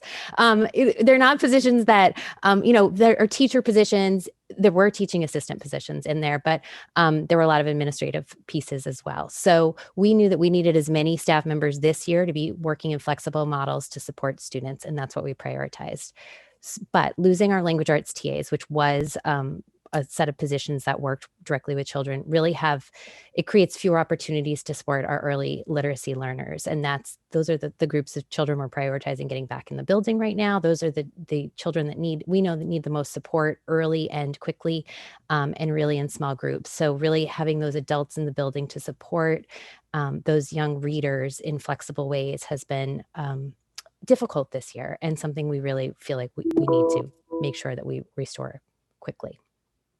Ben and Carolyn, I'll let you talk now. I was going to add that those are positions that we've been leaning on heavily this year, that with not being in school for the last few months of the last school year, we didn't make some of those reading gains that we normally make in the spring. And so we really have had to dip into our language arts staff to really support those students as well. So we do have one language arts TA in each building right now, where we had 2 or 2.5 in the past. And I'll add that the loss of our curriculum coordinators led to, at the beginning of in the summer when we were planning to come back, the grade levels worked really hard to maintain their curriculum planning for this year. We did some Marie Kondoing of the curriculum so that we were making sure we were hitting the important standards. But we know that next year we had so many students who scattered in different places. Some kids went homeschool, some kids went private school, some kids went to the Apple program, and then we have the children who've remained in the hybrid program. So we are hoping that next year, when school can be somewhat more normal, we're going to be bringing all of these kids coming back from all of these different places. And we're going to need to know that students coming back with all these different experiences, that we'll need to be proactive in planning and adjusting our curriculum so we can support these students who have all had different learning experiences this school year. The last thing I think that we want to talk about is that, part of what we lost in this was our sort of cohesive professional development planning. That was a piece that came out of some of those administrative positions, as well as the mentoring program for new teachers that has stumbled this year in ways that we need to get it back on track. Thanks. And Craig and Liz just want to talk a little bit about middle level. Sure. Last year, the middle school got hit pretty hard with the budget cuts and made some pretty sizable shifts in the way we do our practice. We lost 3.6 teaching positions, including a science teacher, an ELA, social studies teacher, and a Mandarin teacher.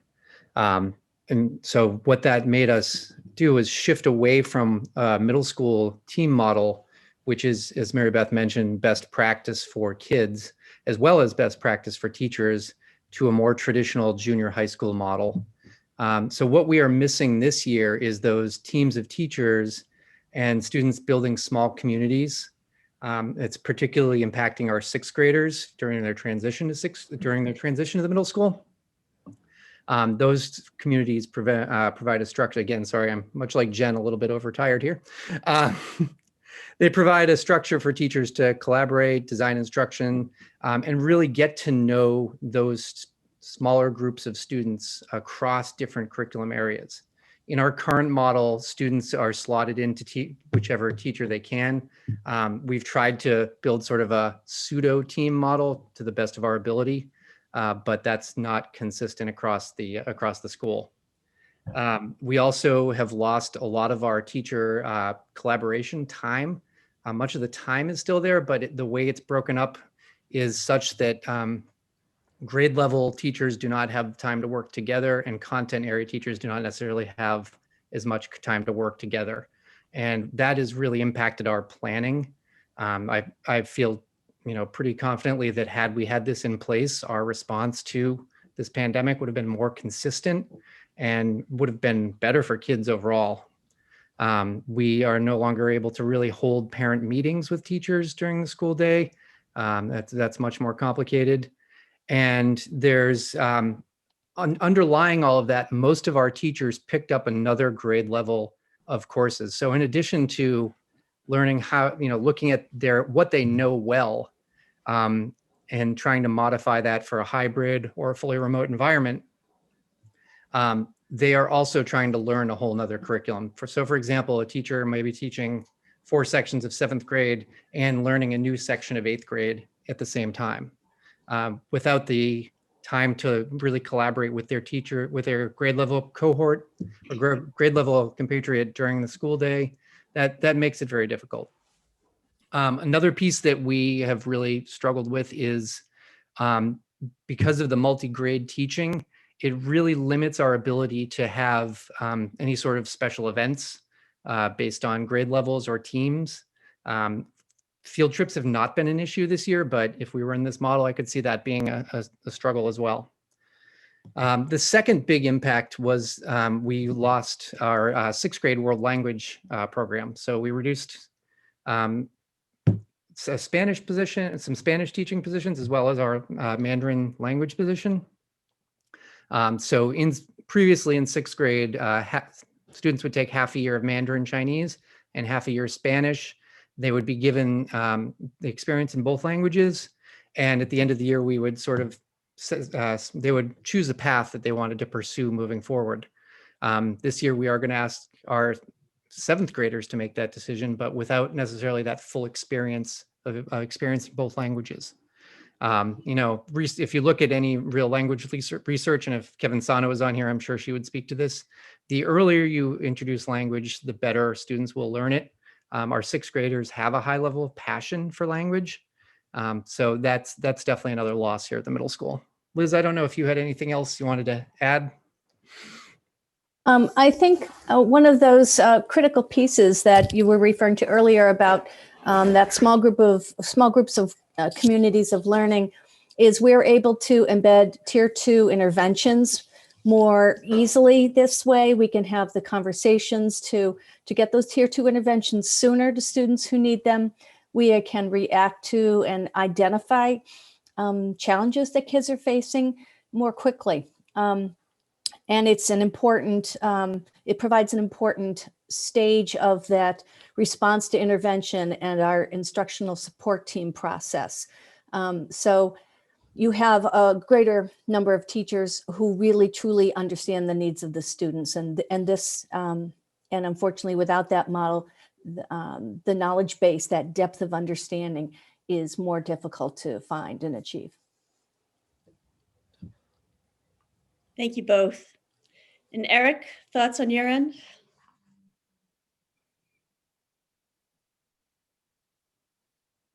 I know, I was muted.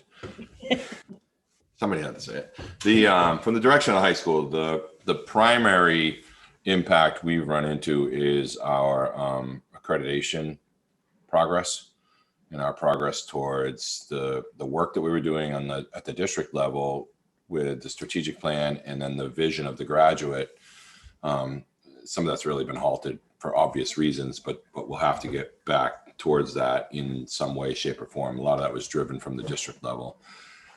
Secondarily, the curriculum piece, which is one of the foundational goals and requirements for accreditation. We have in our initial reporting about our own school, we've made, basically said that we haven't met that goal yet, but that is a requirement to be accreditation. It's one of the 6 foundational requirements. So that's been on hold as well. And we do have a visit still coming our way, either in the fall of 21 or the spring of 22. So we're not far away from those, with quite a bit of work to be done.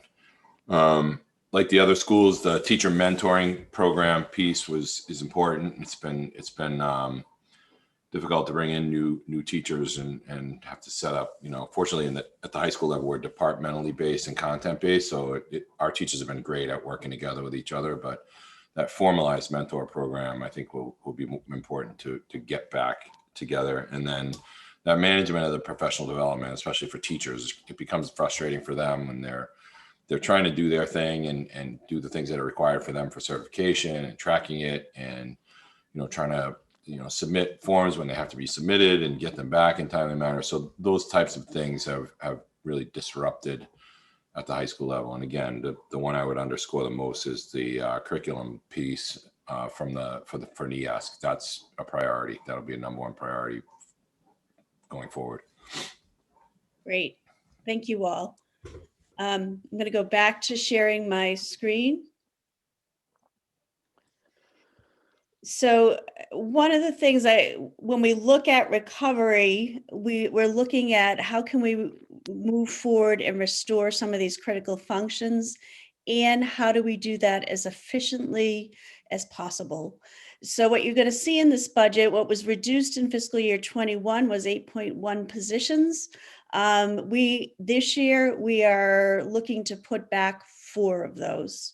There were 2.75 central office curriculum administrator positions taken out of the budget last June. We are looking to put back 0.8.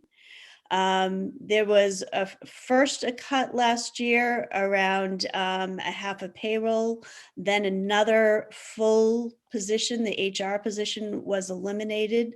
We are looking to put back a 0.5 payroll. There were 2 maintenance positions cut. We are still doing an analysis, but we are holding money for 1.0 if the analysis shows that we need to return that person to maintenance. And what you see, particularly related to efficiencies and certainly relates to the elementary comments that you have, is that there were 7.1 teaching assistants cut. We are actually looking to bring back more teaching assistants because we are able to deliver services to students in a more efficient, less effective model through the utilization of teaching assistants. So in June of 2020, there were I'm sorry, these numbers. They're flipped, I think. Yeah, I think you reversed the numbers. Yeah, reverse the numbers. There were 21 positions cut, and we are looking to return 15. So what does this look like? The teaching and learning leadership structure, we are looking to have an elementary director of curriculum. That is the 0.8 position that you see as a new add to the budget. We also are looking to have a secondary director of curriculum position, but we are looking to establish that through restructuring. We are looking to add 3 elementary instructional coaches. That is, again, being looked to be funded through restructuring. We are looking at a middle school instructional coach that was part of our plan, and looking at where we are fiscally. That does not look like that's something that we can add this year, but would look to add for next year. And then maintaining our 6 through 12 curriculum coordinators, and that portion of the work is at a 1.4 FTE position. So how do we restructure elementary to get to these coaching positions? Currently, we have 3 elementary library media specialists, and we have 3 elementary reading specialists. We are looking to restructure so that we have 1 K through 5 technology integration coordinator, very similar to what we have at the secondary level. This would be the individual that would be working with instructional coaches, with classroom teachers, integrating technology into the classroom. What this does is it moves technology from an event-focused approach to an environment-focused approach, which means instead of saying, I'm going to go to my special and do 50 minutes of technology, technology is a ubiquitous tool that's used across all learning environments. And we would have one of our library media specialists go into that role. We would have 1 K through 5 literacy coordinator, again, trying to build a strong system of intervention. So we would have one of our elementary reading specialists go into that role, coordinating literacy intervention and also Title I interventions.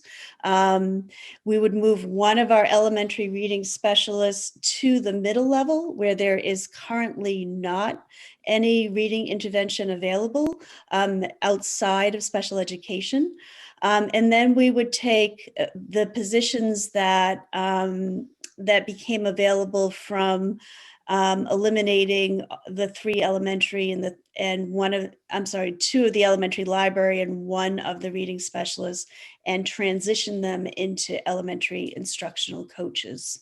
I do want to indicate that when we're looking to eliminate the reading specialist and library media specialist position, all teachers that are currently in those roles also have classroom teaching licenses so that they could move back into the classroom. So this is a restructuring that does not require any layoffs, but is just looking at how we approach our challenges as a system, and to be as coordinated as possible. At the secondary level, we currently have 4.0 building administrators and the 1.4 6 through 12 curriculum coordinators.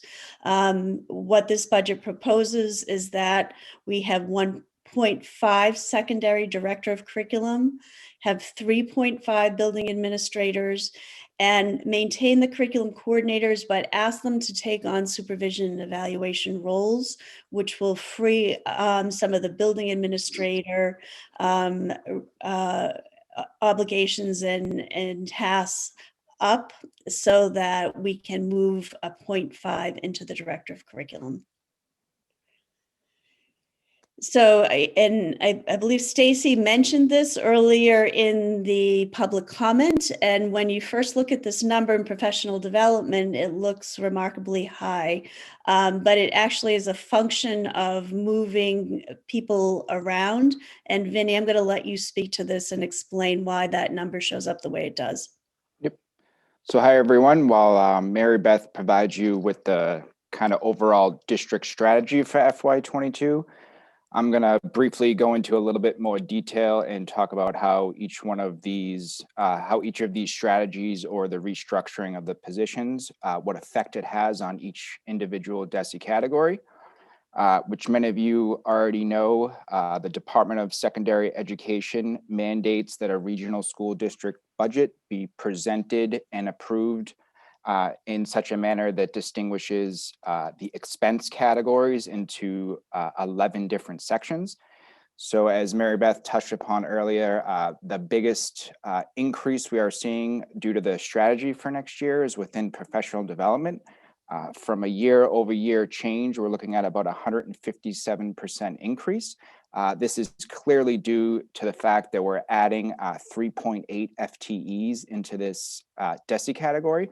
For FY21, there is currently no FTEs within the professional development DESE category. So for next year, we're adding approximately $396,000, which is why you're seeing a year-over-year increase of approximately 157%. Out of the 5.02% increase, which represents a $1.8 million increase, this DESE category alone represents approximately 21.3% of the overall increase. And Vinny, just to go back around the idea of restructuring. So the 3 FTE for elementary coaches, what was the impact in another category? This one is going up, but can you speak to that? Prior to this, the 3 elementary instructional coaches would have been assigned to the teachers DAC. So you'll see that the teachers DAC is still going up a little bit, but if we did not have this restructure, you would see it jumping even more by approximately 4 FTEs, I believe. Okay, then the next conceptual piece and priority is the systemic intervention model. So again, we have the K-5 literacy coordinator. That is not a new position, that is a restructure. We currently have 3 elementary literacy tutors. We are looking to increase that number substantially to 6.3 elementary literacy tutors. These individuals can provide in a very efficient way a critical tier 2 intervention for students. We are looking to add an interventionist in the literacy area at the middle school. Again, that's a restructure, that is not a new position. And then at the high school, we have an after-school program to provide additional support for those students that need it in a tier 2 model, very efficiently at about a cost of $7,000 for the year. That is a new add. Vinny, do you want to speak to this? Yep. So with this new intervention model, most of the expenses are going to flow to our other teaching services DESE category. So year over year, we're seeing approximately 8.7% increase. This also represents 13% of the overall $1.8 million increase. And there really is just one major budget driver for this DESE category. It's the additional 8.9 FTEs that Mary Beth spoke about. We're budgeting approximately a $230,000 increase from these 8 positions alone. These will be spread out across the 3 elementary schools. I believe it's not quite an even split between each of them, but it is pretty much identical across the 3 elementaries. I think Cutler may have one more than the other 2. That is the biggest budget driver in this section. Great. And then finally, restoring the middle school model and addressing enrollment. There are 2 middle school teachers in this budget that enable the middle school to return to a middle school model. And at the elementary level, due to enrollment, we are going to have a 7th kindergarten teacher. That was added later on to this budget, but it was not in the original fiscal year 21 budget. So that is going to be formally added to 22. And we also need a 7th, 5th grade teacher to meet enrollment needs, or I'm sorry, a 7th, 1st grade teacher at Winthrop to meet enrollment needs. Mitty? So again, this is what we spoke about prior. This is the teachers category. So what we're seeing here is a 1.5% increase year over year. And the net result of this is a increase of 1 FTE. But if we do not restructure, it would have been an increase of about 4 FTEs, which would have pushed this almost up to about a 3% increase year over year. That's the one big budget driver within this category. But in addition to that, within the teachers collective bargaining agreement, as many of you know, they have the opportunity for salary advancements, otherwise known as lane changes. For FY22, we've received 34 applications totaling approximately $83,000. As many of you know as well, most teachers are entitled to step increments year to year. We are budgeting approximately $245,000 for step increments next year. And we also have gotten word of 6 retirements, and we're estimating savings of approximately $140,000 in retirement savings. And I have a note here just to kind of explain that these last 3 items here, they are spread out over multiple DESE categories. If you can just go one more slide, Mary Beth. So I developed this chart to kind of explain how teachers are distributed out over the budget. The teachers collective bargaining agreement in total for FY22, we are budgeting approximately 183.7 FTEs. But you can see the very bottom line there labeled teachers. This doesn't incorporate every single teacher. It only incorporates about 153 of them. And there are 4 other categories in which teachers are dispersed. So later on in the presentation, you might see me refer to guidance, counseling, and testing, that there was step increments in there as well, or lane changes. That is because, again, they're dispersed throughout multiple DESE categories. So the approximate total value in the previous slide doesn't completely hit the teacher's DAC. It's spread out between all 5 of these areas. Can roll forward. So I'm going to walk through kind of the rest of the DESE categories that don't have a major impact on our strategy for next year, but are still seeing year over year increases. So just going in numerical order is administration. We're seeing an approximately 12.5% increase from this year to next year. This represents 8.3% of the overall $1.8 million increase, or approximately $153,000. There's 3 main budget drivers for this 12.5% increase. As Mary Beth said, it's the additional 0.5 payroll support for the business office, as well as an additional $12,000 for an HR consultant. As a lot of you know, both our payroll and our HR positions were cut during the great reductions of FY21. The third major area is a reclassification of technology. Now, none of these items here are actually new items to the budget. What we found while going through the budget this year is that a lot of items that were technology related, we were coding them as instructional software. But in all reality, these were items like our School Spring, which we use for hiring, our website, contracted services for our website supports, or just kind of backroom network programs that aren't instructional software. They really should be tagged as administrative technology, which is a different DESE function code. So that really is the biggest cost driver for the 12.5% increase. If you excluded the $112,000 in technology, you would only see an increase of about $40,000 in this DAC. But again, this isn't new items. It's kind of cleanup that we found while building this budget this year. The next one is capital operations and maintenance. We're showing a 3.5% increase year over year. Again, this represents 4.8% of the overall additional $1.8 million increase. There are two major budget drivers. One Mary Beth already touched upon, and that is holding funds for additional 1.0 maintenance staff member.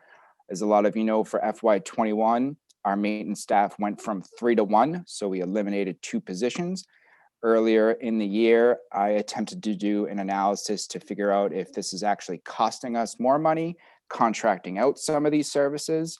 And the reality that I found is we just didn't have enough data at the time. So right now we're planning on running the same analysis in May or June to see if this is actually costing us more once we get more data to come in. I think I ran it maybe in November, so I only had about 2 months worth of expenses. So we couldn't really pinpoint whether this was efficient or not. This basically, we're requesting to hold the funds. So if this year-end analysis comes true, we have the funding to hire the position. If it doesn't hold true, we simply just won't fill the position. Other than that, the biggest cost driver in here is an overall 2.5% increase to all our utility accounts, which is obviously your electricity, gas, water, telephone. Okay, the next one is guidance, counseling, and testing. This is really just a 0.5% increase. It's only going up $5,000. There's only 2 major budget drivers here. This is what I touched upon earlier, the fact that teachers are dispersed over multiple DESE categories. So we have a retirement in one retirement under guidance. So we're seeing a reduction of about $13,000, but at the same time, we also are seeing column advancements and step increases for the teachers that are within the guidance department. So those 2 numbers combined is what is driving the $5,000 increase.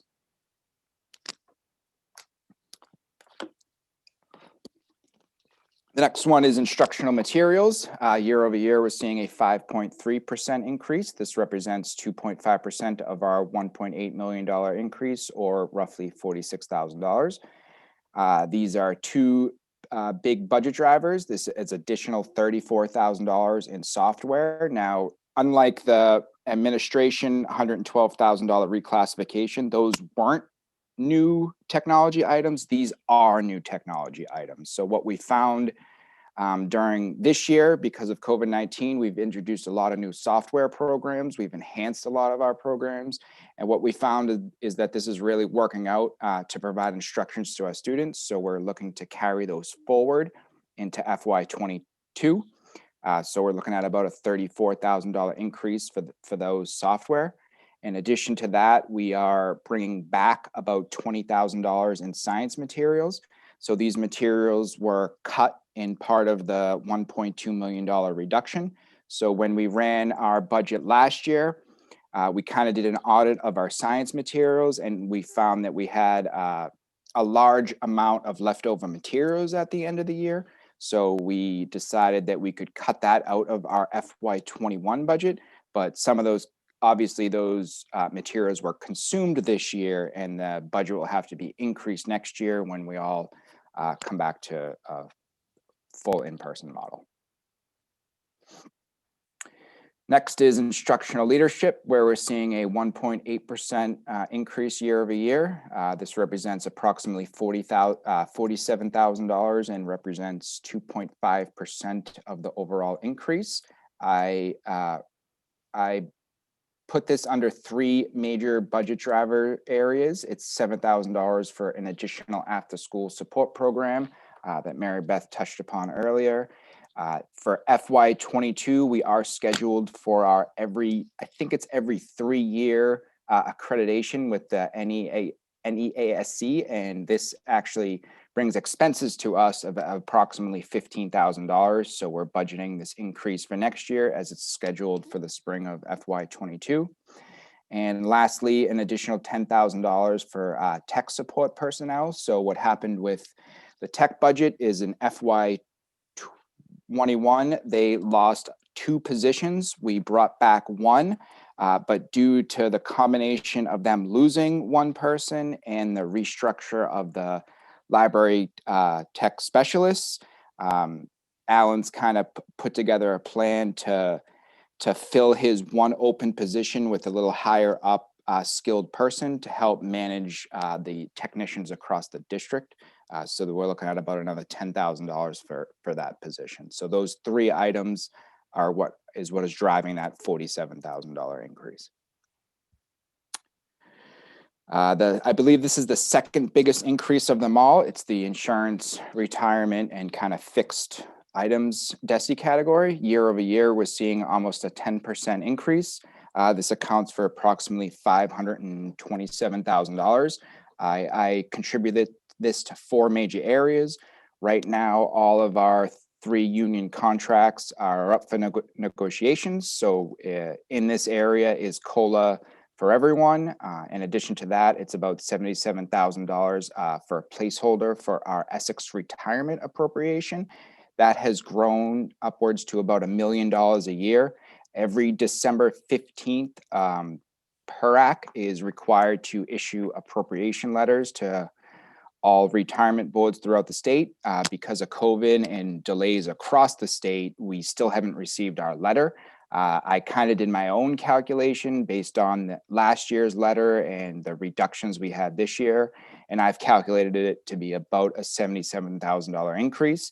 I predict that the appropriation letter will probably come in any day now, so you could see a change in that between now and the tentative budget. Next, as Mary Beth touched upon, is $100,000 for our OPEB trust. We originally set aside about $50,000 for this. That was a placeholder that I put in, but then after doing some research and contacting the PRIM board, which is the state board that oversees the OPEB trust for the state, it is a minimum of $100,000 just to formally become part of that organization. So just to be part of it, we have to come in with at least $100,000 in funds or they will not let us in. So we had to up that from our 50 grand to 100. And then lastly is the 7% increase on all our healthcare premiums. That's currently what I am anticipating we'll see over year for our health insurance. So those four items are what is contributing to the insurance line. Just so you also know, once the budget is finalized or once COLAs are finalized, we will be reclassing and doing budget adjustments out of insurance into every probably 500 different lines to cover the COLAs for everyone. Okay, next is pupil services. This is about a 6.8% increase year over year. This represents about $187,000 or 10% of our $1.8 million increase. This is driven by three major areas.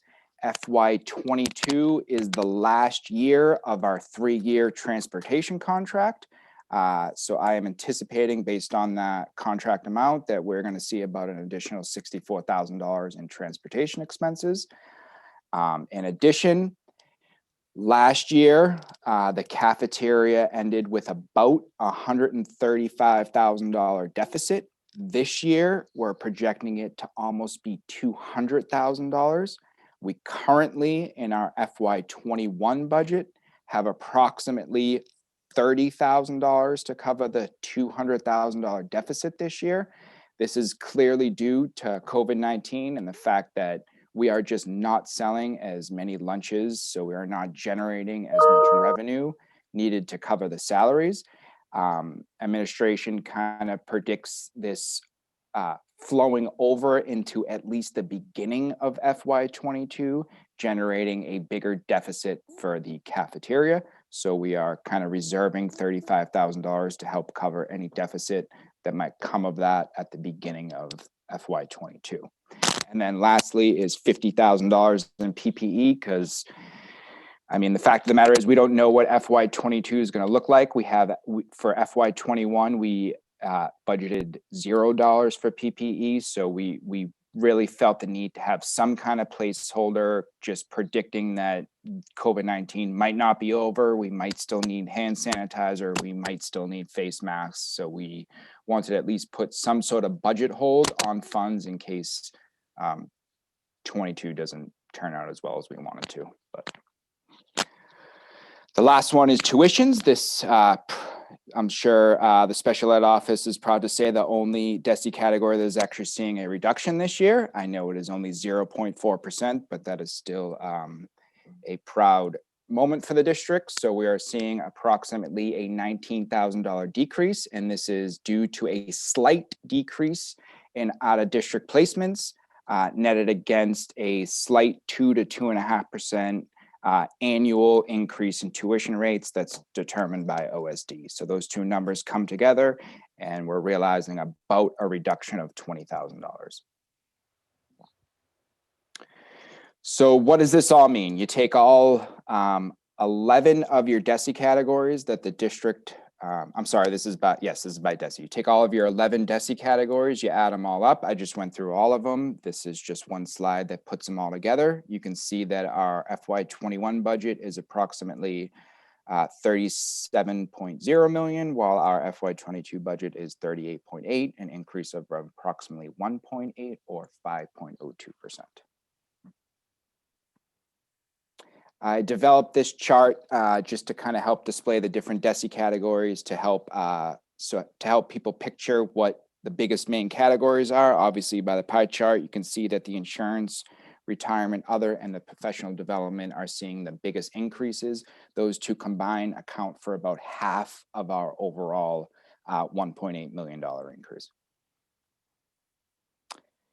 And then this is, as you all know, this is kind of how we manage the budget, not so much by the DESE category, but like I said, that's how regional school districts have to approve their budget. But when it comes down to it, we manage it basically on a DAC, which is another fancy word for just saying location. You can see that each of the 5 schools are there. Athletics central office isn't really the correct wording of its central office. Doesn't mean the administrative building. It means pretty much any district-wide position. So you will see some teachers even flowing into the central office DAC. But again, that doesn't mean just the White House building. It does just mean everyone across the district. So this is just another way of seeing the $1.8 million increase. And just to kind of give an example of that, so when we're looking at a K through 5 literacy coordinator and a tech coordinator, those positions fall under that central office because they're not assigned to any one particular building. I'll just add to it, once a DESE also puts out requirements that once an employee is spread out over three or more buildings, they're to be reported as district-wide. So if a teacher or anyone for that matter is 50% Bucher, 50% Cutler, we would report it that way. But if somebody's 1/3 Bucher, 1/3 Cutler, 1/3 Winthrop, we would report them 100% district-wide under central office or somewhere else. So then you get into the calculation. This is the operating budget at an overview. So you can see at the very first line there under FY22, we sum up all of our expenses, which is the 38.8 million. After that, you remove our operating expenses. We are seeing decreases in 2 of the lines, which is our school choice and our preschool tuition. Both of these lines were reduced as part of the FY21 budget. In anticipation of state reduction.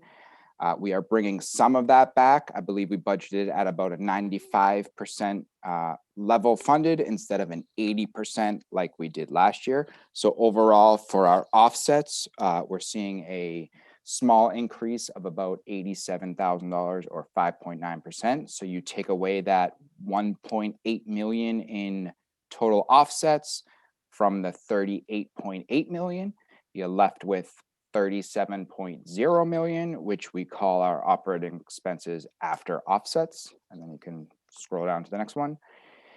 You then take that top line, which is the same as the bottom line in the previous slide, the 37 million. From there, you take away our operating funding sources, which here you see our Chapter 70 going up approximately $585,000. This is directly in relation to the fact that, again, we cut our FY21 Chapter 70 revenue by 20%.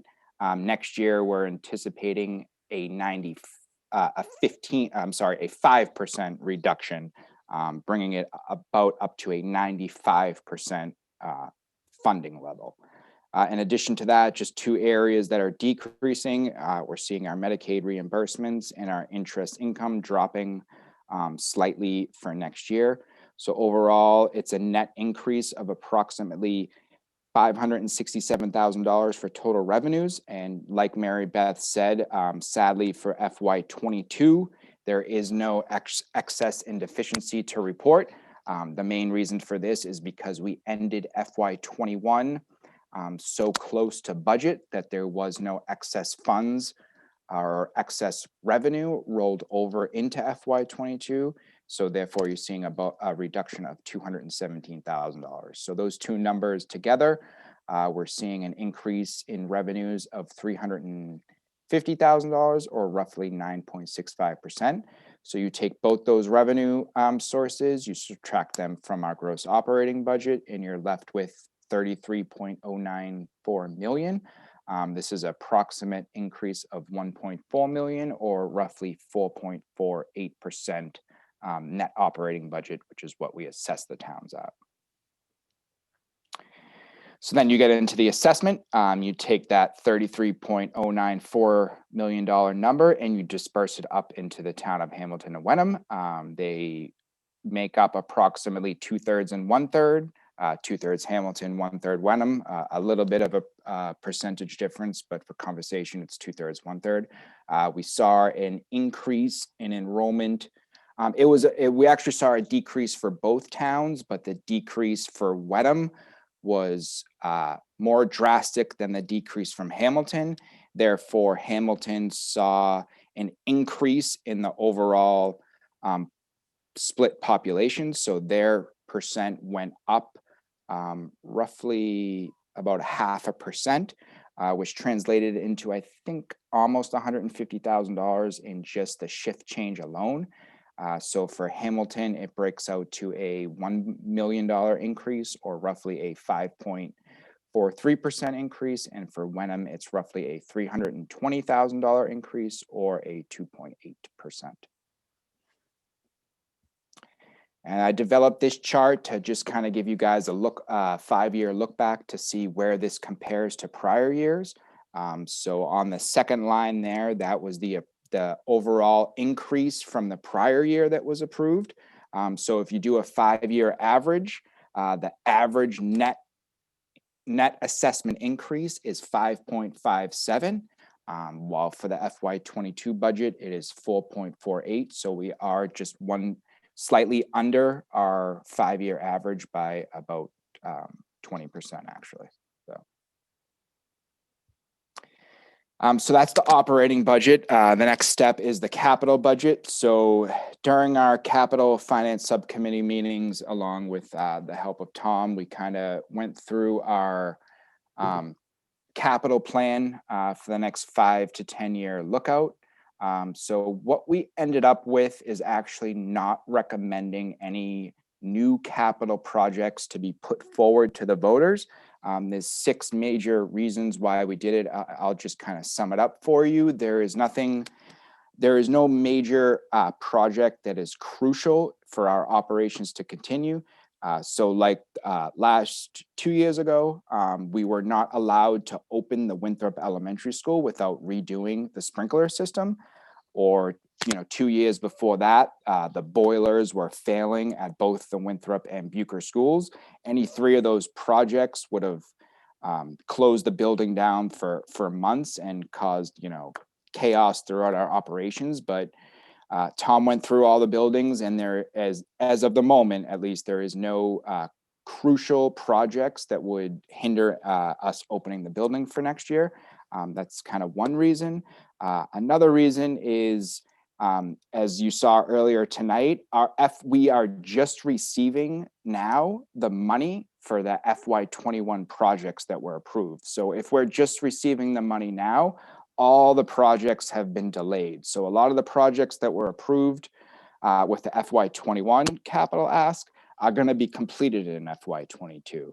So adding more projects on that might overwhelm staff. The next big reason is we have submitted for an MSBA project for the elementary schools. Obviously, if this project is approved and is moved forward, we wouldn't want to sink any money into those buildings right now if they're just going to be MSBA approved in a couple of years from now. I'll just hit upon two other ones that I think are important. The next one is part of our 21 capital project is a feasibility study for the school district. I know that the town of Hamilton is developing a master plan. In my opinion, I think the schools really need to come together with both Hamilton and Wenham, even though they don't have their master plan funded, but we really need to come together as three entities and phase in these capital projects. The schools, might be looking at a new elementary school. We know the towns are looking at a new town hall. It really would be beneficial to the taxpayers if we could space these projects out. And that means, joining both our studies to make sure that we're not hitting the taxpayers all at once with these massive projects.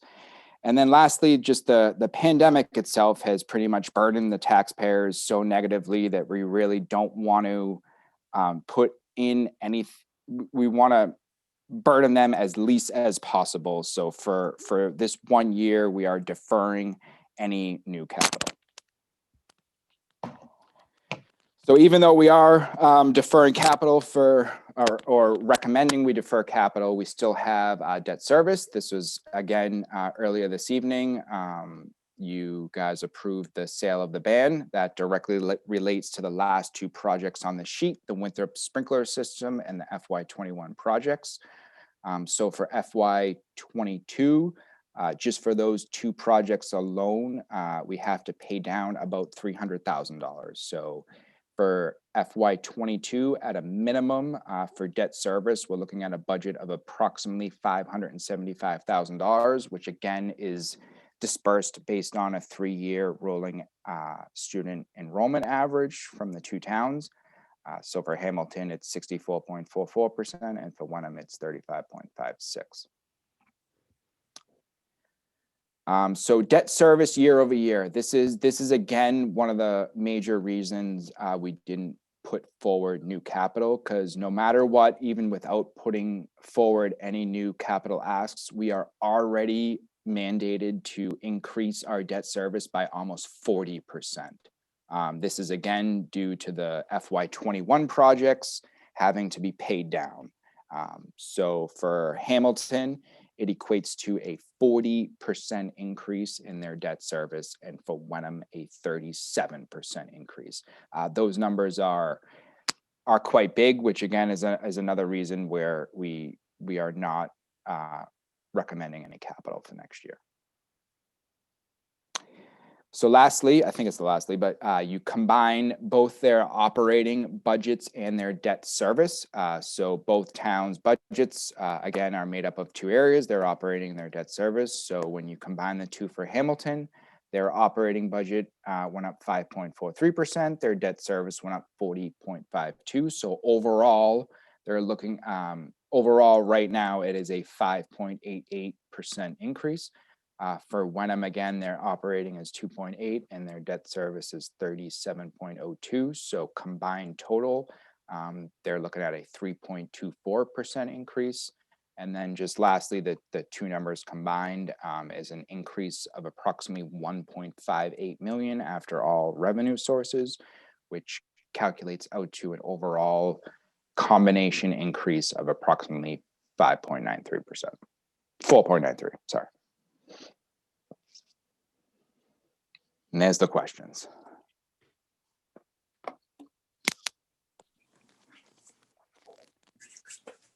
Before we ask questions, can I just have a moment to say the woman that was shot today during the insurrection at the Capitol has died.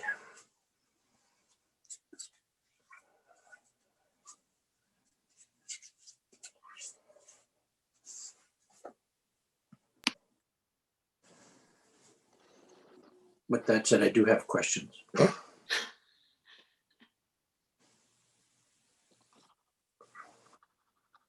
You can fire away if you want, but Michelle, you're muted. Bill, I think you made.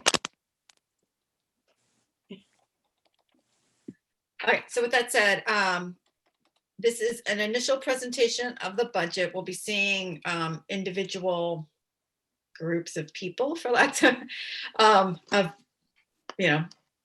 departments and groupings, where we can ask very in-depth questions of them. And I'm gonna estimate we still have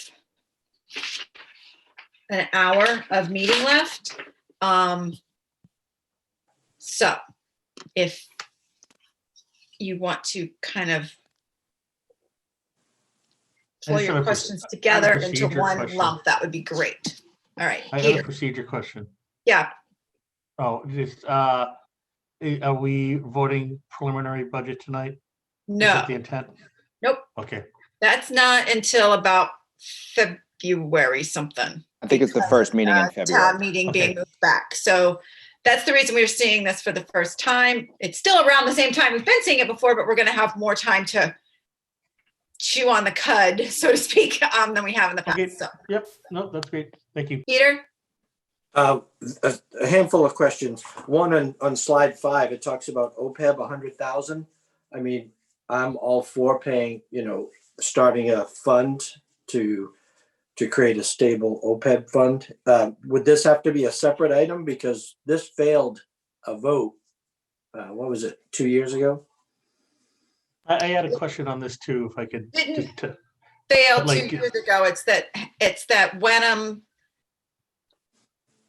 took an amount that was equivalent to what we had put in there and put it into an override. So an override in our budget failed. Right. Okay. Right, so this would just move into our capital. But so are we working off an old plan or is this just an arbitrary number? it's the minimum amount that gets you into the system, and we plan on increasing it $50,000 every year till 2049, when our Essex retirement appropriation expires. And at that point, we would combine both appropriations if that's what the board. Are we gonna see a breakdown of that? I can certainly some get point? it. Yep. I know that helps selling it. I you know what I mean? Like, I understand what you're saying off the top because I've been doing this long enough. But for those who don't know, actually seeing that laid out, and I can't think of the terminology at the Valuation. moment, but yeah, that helps to sell it down the road. Thank you, Vinny. Yep. Just two other questions. What do I want to do it? For the positions, like where I see 0.8, 0.5, 0.3, 0.9, 0.5, in the past, we've had trouble hiring people at, 0.3 or 0.5. How, and then we've had to, increase it to a 0.1 FTE. Is that going to happen here, or like, where do these points? Yes, a great question, Peter. And we were mindful about whether or not we would have candidates or a candidate pool to fill these positions. And we believe that we will in these cases, that we can hire not at a full 1.0, knowing what some possible candidates might be. So at this point, we are comfortable that we can hire in at the FTE that we're looking at. Again, we don't have a crystal ball, so things could happen, but it seems reasonable at this point that we feel like we could. If we were looking, for example, to hire in a 0.7 physics teacher, that would probably be next to impossible to do. But these particular positions, we believe we can hire in as identified. Okay, great. Thank you. And I'm very happy to see that we're bringing back on page, where is it? Page on slide 10. We lost 7 teaching assistants. Are we bringing, and I see 9 recovery. Does that mean we're bringing 2 more than we lost back? There are 2 things happening there. The bulk of those are the literacy tutors. But as you will also recall, we are moving from having 3 library media specialists to 1 central position. But we are backfilling at schools with TAs that can help with book checkout and that type of thing. So assistance in the libraries. So that's where the other portion of that TA FTE is coming from. Thank you. And one last question. So of the TAs, you know, and the teachers we lost at the middle school and elementary school and the maintenance tech, are we bringing those folks back first before we go and hire others?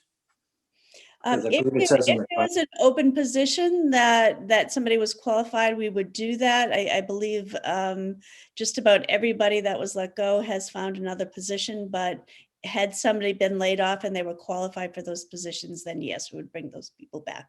Yeah, I do believe it's in the contract, right? Correct. Thank you. Thank Anna? you. Thanks, Michelle. So just since this is my first time at this, if I have questions about the individual line items, you're saying there's going to be another time to go through that more closely, or should I ask them now? Yeah, when we see the department groups, like, so like when Craig comes, like, you can talk more in depth about that, or like, you know, when the building principals. Okay, yeah, because I definitely have some things I would ask about, but I am mindful that it's 9:30, and like you said, we got a lot of time. So as long as there's going to be another chance, I do that. Stacy will come and talk about the special ed, and you can ask questions about that. Yeah, there's. Okay. So, and that We will actually are a month ahead of, because the town meeting's a month behind. We actually are going to have a little bit more time this year. Okay, and then I assume that within the capital subcommittee, a lot of that work is where some of that's going to happen. I would assume so. Okay, so I won't ask my detailed questions. I do have a couple like higher level bird's eye questions, which I do think makes sense to ask right now. So I think my biggest high level concern about this is that we're trying to bring back a lot of what we lost this year. Like, it's a pretty big bite back. And frankly, I just don't think that this level of increase, as much as I know that we need it in places, I don't think it's passable. Like, I don't think the public palate is there. And part of the reason I say that is just knowing the sensitivity around overrides. And I said this in the joint meeting, and I'll say it again publicly, like, I won't support a budget that triggers an override on the schools. Like, I don't think it's passable politically. So I'm very interested to know what number we need to get to on that. And I don't know if that's what Minnie meant by the very last page of the detail that talks about potential reductions to get to a 2.5 increase. So I'm concerned about the passability of it. And interestingly, the 5-year look back, Vinny, I'm really glad you put that in there, because the thing that jumped out to me was not the 5-year average increase. It's the fact that over the last 5 years, our overall budget has increased by almost $8 million. So in fiscal year 17, it was a 25 and change. And in fiscal year 22, we're looking at 33 and change. So over the span of 5 years, we've increased the budget by almost 25%. And that's going to be a hard sell. Like, I think bird's eye, I don't think it's sellable. And so I would like to have Mary Beth start to think about which of those positions and changes, despite all the restructuring. Like, I like the cleverness of your restructuring and not adding things, but we're still adding back 15 positions. There's still a lot of increases, and there are definitely some line item increases that I don't know what they are, but I think we're going to have to cut this budget. So I would encourage you to start thinking it, because I don't think we can support it, and I don't think we can get it passed. That's my take right now. Anybody else? That was very helpful, Vinny. Thank you. Oh, yeah, just thank you. Thank you for that. Yeah. All right. Sorry, I had one more question. On slide 30, it says district maintenance, that almost 17%. Is that one position being brought back, or are we also bringing back custodians? It's the one position is district maintenance, not a custodian. I didn't know if they were under the same category. They do fall under the same DESI category, but the increase of 1.0 is a maintenance position. Oh, so that's 16.83% that I see.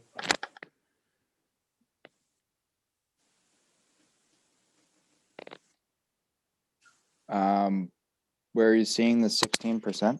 I'm on slide 30, I believe. I'm having trouble with the iPad. It's giving me grief. Slide 30, operating budget by DAC. Gotcha. Yep, that is because of the additional 1 FTE. Correct. All right. Thank you, sir. Vinny, sorry, I had one other question. And I don't, maybe you can't answer it. So do you have like a placeholder COLA in there right now to try to estimate this? Because I know that's a huge variable that could change everything. Yes, I do. Okay, but that's not something you want to say out in public meeting right now? Correct. I would prefer not to. Okay, I figured. I'm just asking. Like I said, I know that there's a holder there. So, okay. Thank you. Yep. I could put my thoughts here together. So Anna, you're saying that over the last 5 years, we have increased our budget by 8 million, which is beyond words. But I think we have to take a look back and see what are the driving forces of that. Is it special ed? Is it insurance? Is it our salaries?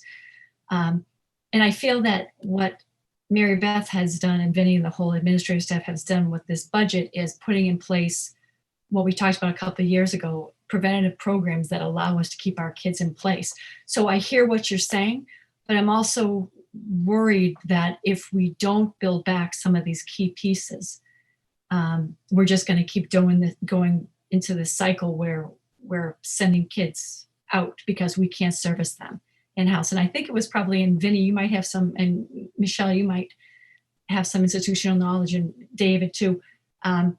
When were we at our top of our game with keeping a lot of the kids in-house? Was it 14? Was it 2010 to 2014? I don't know. And then it started spiraling out. So I think, as we say, you get to spend to save, and that's a horrible, to say in this environment. But we need to look to keep our kids in district. So that's I hear what you're saying, Anna, but that's, we have to be creative, and Mary Beth has been creative, but we have to keep in mind that we have to keep the kids in district. So just I can answer that really quickly, that there are a couple of things that were in today's budget that really would address some of the things, some of the increases for out of district, right? That early intervention is really key, right? And so those are a lot of the new hire or rehires coming back. Excuse me. I'd say, I've been here about 5 years or so. We sort of got kicked off the cliff probably right about as Michelle and I came on, and it's a sort of a multi-tiered reasoning, but the key is really creating these programs in-house and early identification.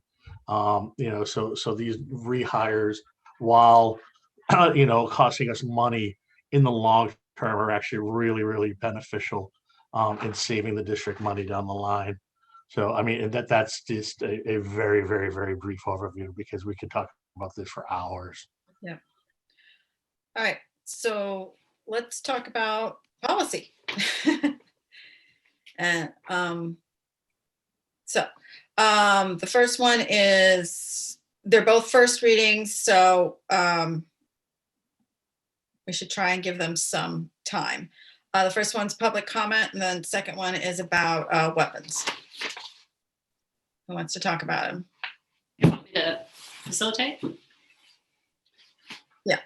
Okay. So what you have in the exhibit there are the green, the black copy and the red line copy, and it's pretty straightforward. This BEDH document was the most recent public comment policy that came out of the MASC. So it's actually quite recent. It was first proposed in January 2020. So it's, in the scheme of policies, pretty new. And for context, it was driven by a kind of interesting but also really sad court case coming out of Natick, where there was a lawsuit and the ACLU intervened, and it really became quite quite funny in some ways, but also really tragic in other ways. So the public comment section has been revamped. So working with Dorothy, we took BEDH from the MASC, and if you look at the red line copy, we sort of added in, to some degree, I guess, the best parts that we liked from the existing policies. And kind of to the point where we started to get into tonight, that, we extended it to not exceeding 20 minutes, but that the segment of public comment could be extended at the discretion of the committee. And we had a conversation like, well, what does discretion of committee mean? And Michelle Bailey, to your point, it just means if we move as a majority to extend it, we can choose to do that on a case-by-case basis. So we tried to put in some things to clarify it and make it tighter.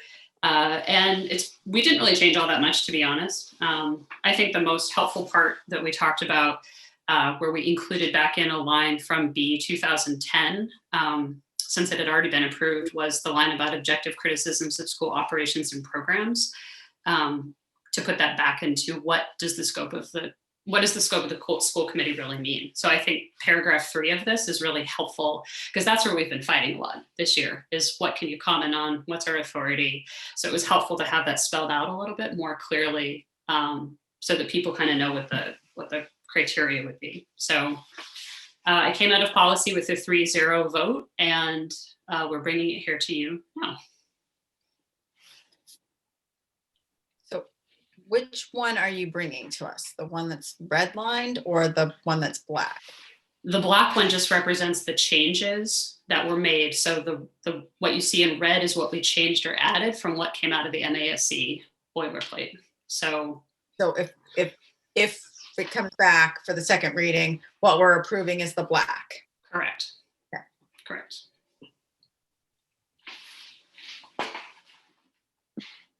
Peter or Michelle, did you have anything that you wanted to add from our policy conversation? Nope, you summed it up quite well. Thank you. Is there any feedback you would like to give to the committee about this? Sorry, I think that it's to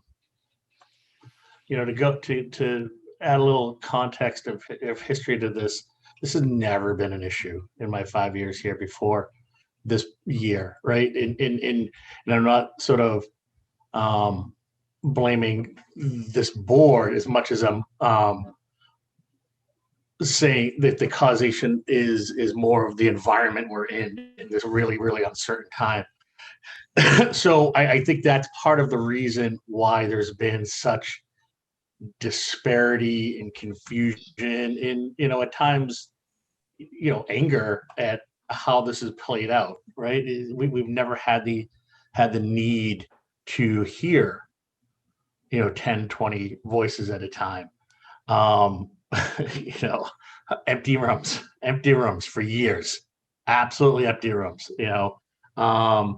and, it's frustrating because at the same time, there's a lot of work to be done. And while you definitely want to give voice to everybody who wants to speak, at 20 people at 3 minutes, that's an hour. If it flows smoothly, which we all know nothing ever does, and so that's difficult. So, I mean, I like the idea of firming this up, so we have just a strong guidance on how to go by it, so there's just no more confusion. But what I'm really hoping for is that by the time it gets passed and actually put in paper, it's got to be obsolete again. So I just want to put that little bit of context in there. I do think it's kind of necessary, just because it gets frustrating for all of us, where it's like, oh, you're being transparent, you're trying to voice this down. I'm like, no, I'm trying to get business done and right. Understand, it's tough. It's tough, but thank you for putting the work in and doing that. Yeah. But I just thought that was sort of a little necessary to say, because you guys you're going to feel unloved and unpopular in about a year and a half, when everything goes back to normal, and we're just talking to empty rooms, and maybe a janitor or a custodian walks by, so we pretend someone's listening. I will relish those times, those lonely times with my 6 other friends and Mary Beth and Vinny. Trust me. Right. So Oh, sorry. I was going to say to David's comment. I think part of it was too is that, and Dorothy, we kind of had to chuckle at it. We had two policies that just didn't agree with each other. So what's good about this is that we now have one more cohesive policy. I think that really was the root of the issue, is depending on which one you were looking at, it said different things. So we're all fighting with each other. So I think this is progress, but I think that was part of it too. And in the meeting, you know, I think Michelle said, how come we didn't notice this before? You know, or how did this happen? And Dorothy said, well, no one ever noticed. So I think, to your point, David, it's born from conflict, but also when you have two different documents that say something contradictory, people will choose the one they like better. And that's what happened. So, Or the one that comes numerically first. Or numerically first, exactly. So I think this is real progress. Does anybody have anything they'd like us to revisit or change or? Oh, I have a question. What are extenuating circumstances?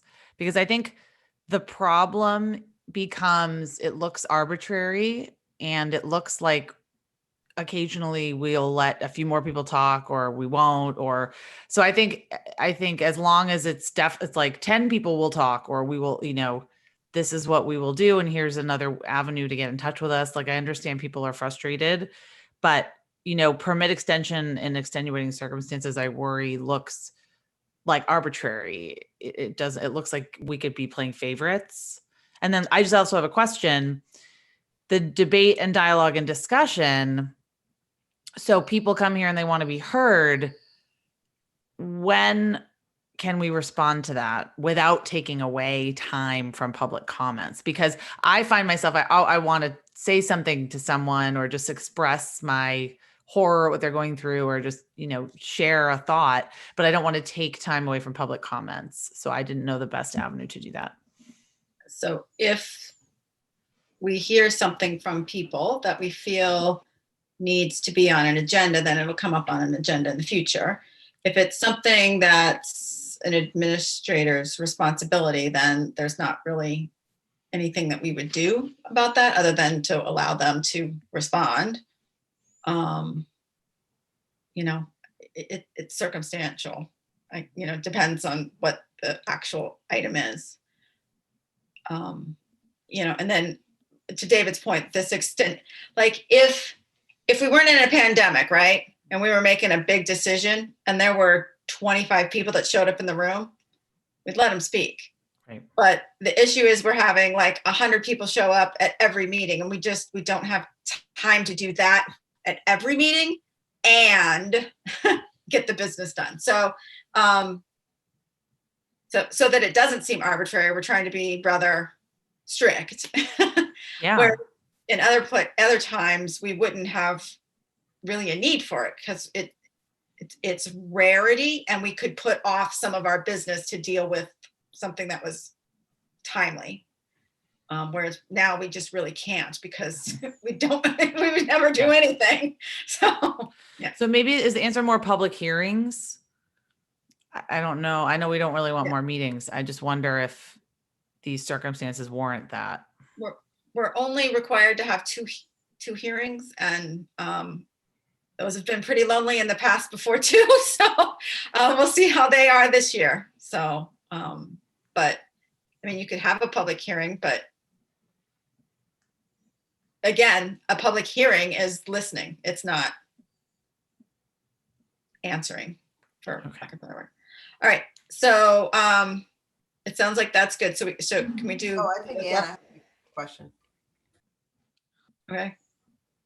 Well, it's sort of to Julia's point, and also this came up in our conversation with Dorothy about, again, the discretion of the committee. If a majority of the committee wants something to happen, that can carry the day. So, you know, for example, if the chair is saying, okay, it's time to move on, but a majority of us say, no, wait, we don't, someone can always move that. And if it carries, it carries. And so I think that in a way is sort of the get out of jail free card, to remember that if we're compelled. The other thing I just wanted to note that it's separate from the agenda setting policy, which is B 2001. So to Michelle's point, this doesn't affect the ability, if someone says something that's new, especially if it's really new and timely, the chair can still add things to the agenda, a 2/3 majority of the committee can still add things. So if it's a really like house on fire situation, there are Robert's Rules procedures to allow you to add things that day or at the next meeting or in the moment. So I feel like some of this kind of gets down to our protocols, as long as we all agree that if we want it to continue, someone can always move that and we can vote it. And I think the only part I had a question on that might be worth sort of talking, what does it mean? Point 5, where it says written comments longer than 3 minutes will be presented to the presiding chair before or after the meeting. To me, that's sort of like if someone has something more than 3 minutes, it becomes like an email or a letter. And then per our protocols, the chair would forward that to everyone for circulation. So I'm okay with that, even though it's a little bit vague. I do think the one thing this doesn't address that, Julia, you're sort of talking about is how do we respond? I think it was Pam Stein who said, well, we speak and then you don't say anything, or we email and you don't say anything. To me, I don't know if that's a policy issue as much as it is sort of a personal style issue or a protocol issue that we might want to talk about, because I personally get back to almost everybody. It's exhausting and time consuming, but it's important to me, but that's my style. So that may not be everyone's style. I'm not sure if putting that to policy makes sense, because I would hate to compel someone to say, you have to respond to every constituent within 2 weeks. That may not be something people want or are able to do. So, and the constituents have told us 2 weeks isn't fast enough. So there's no pleasing everybody. So yeah, so I wouldn't want to take away that. You still should have been responding. So I think that's more of a personal style thing. And I don't know if that's satisfactory or not. And if people don't like that, then they can vote us out. I don't know what to do about that. Can we move on to the weapons policy? Because it didn't seem like, Peter? Sorry, I just had 2 questions. Can we clarify what is the procedure to extend the discussion at the beginning? Because at the beginning of this meeting, I asked that we extend past, allow more people to speak, but then I was just shut down. So I'm wondering No motion or second made, Peter. That would be the process. So that's what I'm asking. So you're holding that over me to say. No, I'm saying there's no motion, and there was no someone else who said, yeah, let's do that. So when I said, can we continue the discussion, or I think we continue the discussion, that didn't qualify as a motion.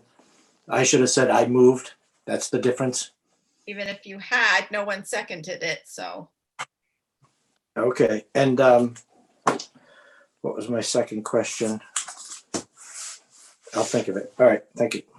All right, weapons. Okay, so weapons sort of started in a different place. We got from Dorothy, I want to say, 6 or 7 different kind of random weapons policies from all different districts. And as a group, we chose the one that we liked the most. We then brought that back for a second reading.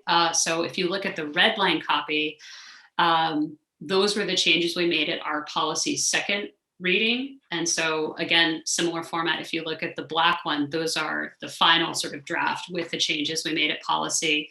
And again, it wasn't a lot of changes. We just sort of clarified a lot of discussion about vehicle and cars and what happens inside a car. And then we sort of removed the will to a may to offer a little bit of discretion, with the idea the example could be that, and this has probably happened to people in the airport, you don't realize you have a Swiss Army knife in your backpack, or you have a camping tool in the trunk of your car. That might happen and there's no nefarious intent. And if it somehow or other came up that it was there, you wouldn't want to have an immediately punitive effect. There'd want to be a little bit of discretion. So we changed the will to a may to allow for that bit of discretion if somebody accidentally, if your Eagle Scout accidentally left their buck knife in the car, you would hate to see someone get in trouble for something that really had no ill intent, that was an accident. If that became a problem, or they had it in their locker, or they took it out on someone, well, now you're talking about a different kind of situation. So that was the thinking behind the wills to mays and the conversation about vehicles.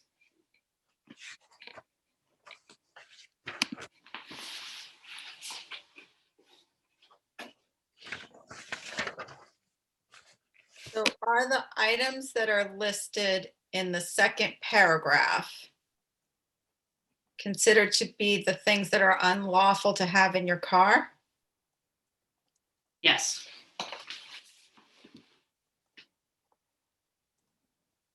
Then I'm not sure I'm comfortable with having mace and pepper spray on the list.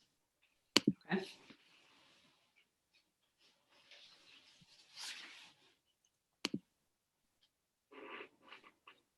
Oh, you mean some folks should have it for I feel self-defense? like you should be allowed to have that in your car because maybe you had it with you when you walked the dog and then you took them to whatever the doggy daycare place, so you still have it.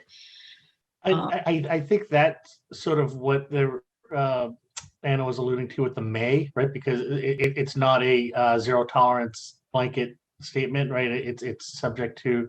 I would actually sort of think the other way, where we might need the language, including but not limited to. Oh, it is there. I'm sorry, I completely looked over that line. Never mind. We got Right, it, David. I'm done. We did it. Always Yes. see it after you open your mouth. It always happens. That's just the way it is. Yep. No, Michelle, I think in policy, I made that same exact statement. Like people have those things sometimes on their keys. And so, Right. that's a hard one. Dana. I feel like the use of the word may is really thoughtful and really important. And for me, that is it gives the leeway that I think is needed for this conversation because Okay. so that's my take on it. That was a really thoughtful way. Did we shoot this through legal? That's my only, like. Well, yeah, we would need to probably because this isn't Right. something that came from Steve Feynman from MASC, right? Yeah, I think the original district, I'd have to look it up again. It might have been Hingham or Weymouth, or it came from somewhere else and then Yeah, it has the references. It doesn't, because I didn't think that this had a reference to it. I'd have to look back at that original document or ask Dorothy, but I mean, we can figure that out and Yeah. we could obviously take it up through legal. So, Yeah, that'd be fine. Okay. All right. okay. That's you- a tough one. So just to move forward, just to be clear for my instructions, would you like me to check with Dorothy about the origin of it and or do we want Naomi to review it? What's the next step there? I think a little bit of column A, a little bit of column B. Yeah. I think both. Okay. Michelle, would you like me to send that to Naomi or do you or the superintendent want to do that? Usually it's the superintendent, but I can do it if I can do it. It doesn't matter. I'm happy to send it if you'd like me to do that. Okay. Okay. If you All do right. that, Mary Beth, I'll ask Dorothy we'll try to get to the origin of where it began. I'd have to go back and check that out. So, All okay. right. Okay. Sounds good. All right. Chair's report. It's going to be short and sweet. I just wanted to thank the Ed Fund for sending their annual report. It was quite nice, and I wanted to congratulate them on their 30th birthday. Of course, they will now be 30 every year from now on. It was really interesting to read the donor list and just see so many people in our community whose kids are my age are still giving. And so we're grateful to a very generous community. And later on, we'll be using some of this money. So thank you. All right. So as Mary Beth alluded to earlier, she's going to talk about some things in her report about the DSE said, hey, make up some plans. And we did. And then they were like, no, we want some different plans. And now they're like, no, what we really meant was this, because they finally figured it out, is what somebody said. It took them this long to figure out what the plan should be. We did it in just a few months, but they did it, in 6 months. So. Okay, so I have 3 items on my superintendent's report. Again, we'll start with the time on learning, a quick announcement about PSATs, and a quick busing announcement. So I'm going to share my screen for the time on learning report.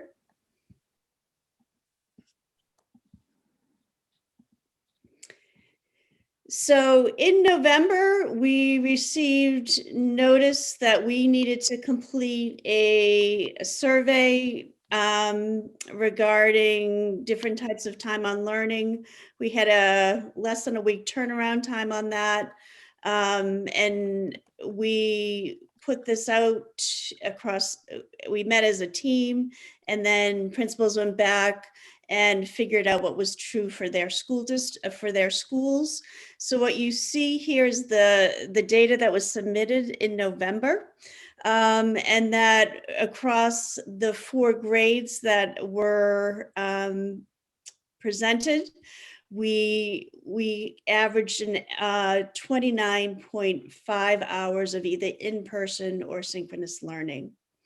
When we get to January, as Michelle alluded to, the state towards the end of December indicated that we now needed to hit a different target of if you are in the hybrid mode, and our district is considered in the hybrid mode, of 35 hours of in-person or synchronous learning. The way that they will collect that data is at grade 1, grade 4, grade 7, and grade 10. So what you see here is what happens in each of these grades. So what the work that we had been doing, which we too had the value of bringing students back for asynchronous and in-person learning wherever possible. So what you see happening at grade 1 is before we have added 2 days of in-person learning. So we went up to 25 total per week, or 50 hours of in-person learning in grade 1. Grade 4 and all of the 2 through 5 grades stayed the same at 32. There has been some questions, and just to be sure that we don't get caught up in any kind of unimportant details, there's a rounding question of whether the middle level is at 5.5 or 6 hours per day for in-person learning. It could really be argued either way. Again, not something we want to get caught up in, so we went towards the lower number. And so we'll submit 5.5 in-person hours on Monday and Tuesday, and 2 hours of synchronous time on Wednesday. One of the things we do know at the middle level is that we have a number of different models and how that time is used. When we first reported it, the question was, what were you doing? And that this has a heavier piece to it, in that if we're not meeting the hours, we would not be able to count the school days. So we will be looking to ensure that we have a standard approach to this synchronized learning by the 19th. In order to be sure that we are meeting every aspect of the new regulations that are out there. And then finally, at the high school level, we have on Wednesdays now running a schedule of 30-minute classes. That gets us at 3.5, and that actually is in synchronous learning. And then Thursday and Fridays, we will be, most classes are already there, but by the 19th, all classes will be there. We will be running synchronous learning on all days now. So the high school goes up to 51 hours per the 10-day period. When you add all of those together, those 4 grades, 1, 2, 4, 7, and 10, you get a total of 159 hours. Averaged across is 39.75, which puts us significantly above the 35-hour piece. And then we also looked at is if you actually counted in all of the grades, if you averaged 1 through 12. So what you see here is a weighting, right? Because through grades 2 through 5, there's actually 4 of them. When you figure it out that way, we have 460 hours and all grades averaging at 38.3 hours. Again, gets us above with room to spare related to the requirements from DESE. And then I also wanted to indicate, we certainly have been working across all grade levels. And one of the pieces that is well underway is related to the middle level synchronous learning and capturing more hours for remote synchronous. So one of the things that we see here, this work had been underway, but we will not have the equipment in by January 19th. So we can't count these hours in for the next report. But we are anticipating by February 1st that the equipment will be in and up and running. And so that what we will see at the middle level is an increase to 37 hours. And so that would then move us to approximately 41 hours across the district when the middle school also comes online. So that's where we are in terms of our report. I believe that we will meet the requirements that the state has put forth, and happy to take any questions that may be associated with that. You stopped sharing. Oh, sure.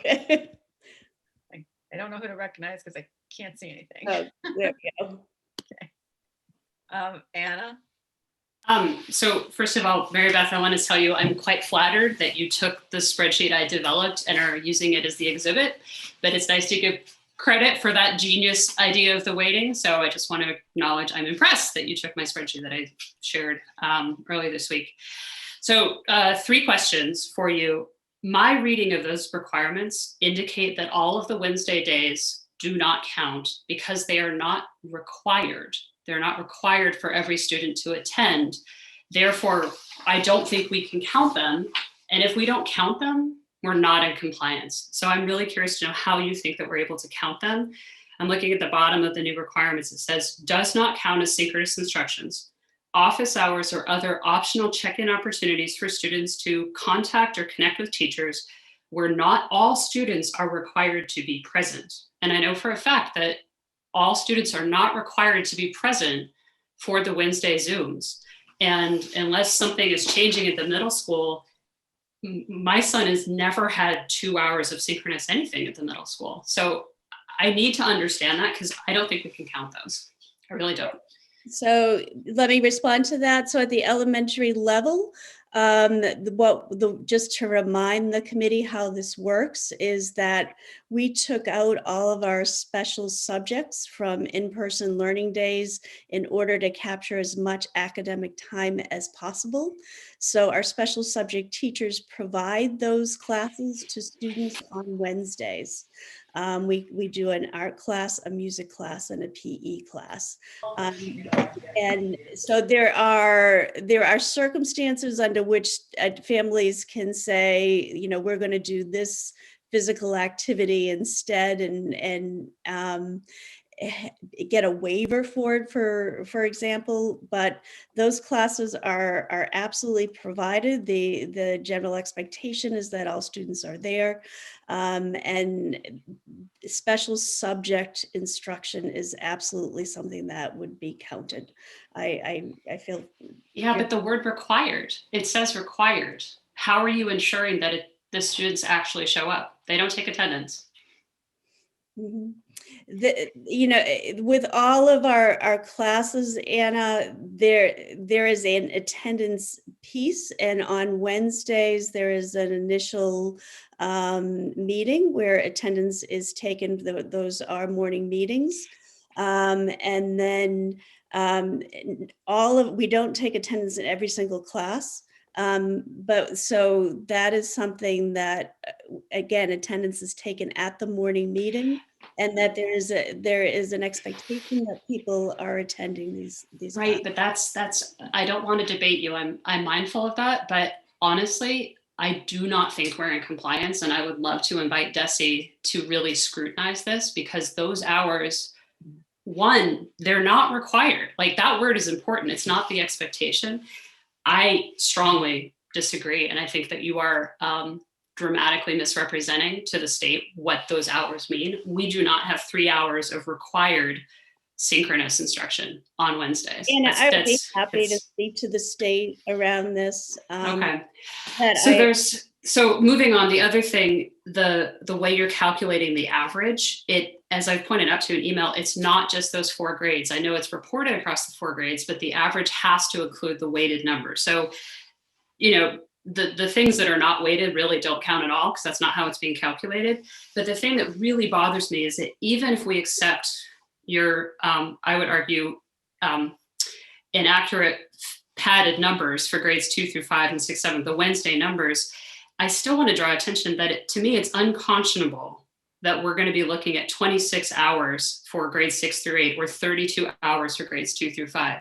I mean, this to me smacks to just a frankly really shameless manipulation of the data to comply without actually complying and providing the education. And I know that you're going to take umbrage at the word manipulation, but frankly, the response from the public to these numbers has been outrage that they are inaccurate and that they're unfair and that it's not meaningful experience. So I really think when you talk about trust and building trust, this particular document is a point of major distrust. And I want to give you the benefit of the doubt, but I don't see how you can possibly count those numbers. I do not like the fact that you're not talking about the weighting of the grades. That was something I pointed out to you on Monday in an email when I shared the spreadsheet.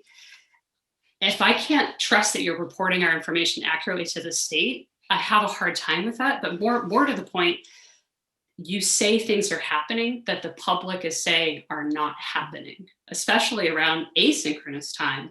And set aside all the synchronous learning times, the fact that there are reports of 5.5 hours a day of asynchronous learning, I cannot ignore the fact that hundreds of parents have said, no, that's not true. They disagree with you. And I don't know how to reconcile those positions. if I can, Michelle, I am going to take umbrage, Anna, because when you say words like padding and manipulation, you are talking about intent in my ethics. And I am going to push back on you on that. That is not okay with me.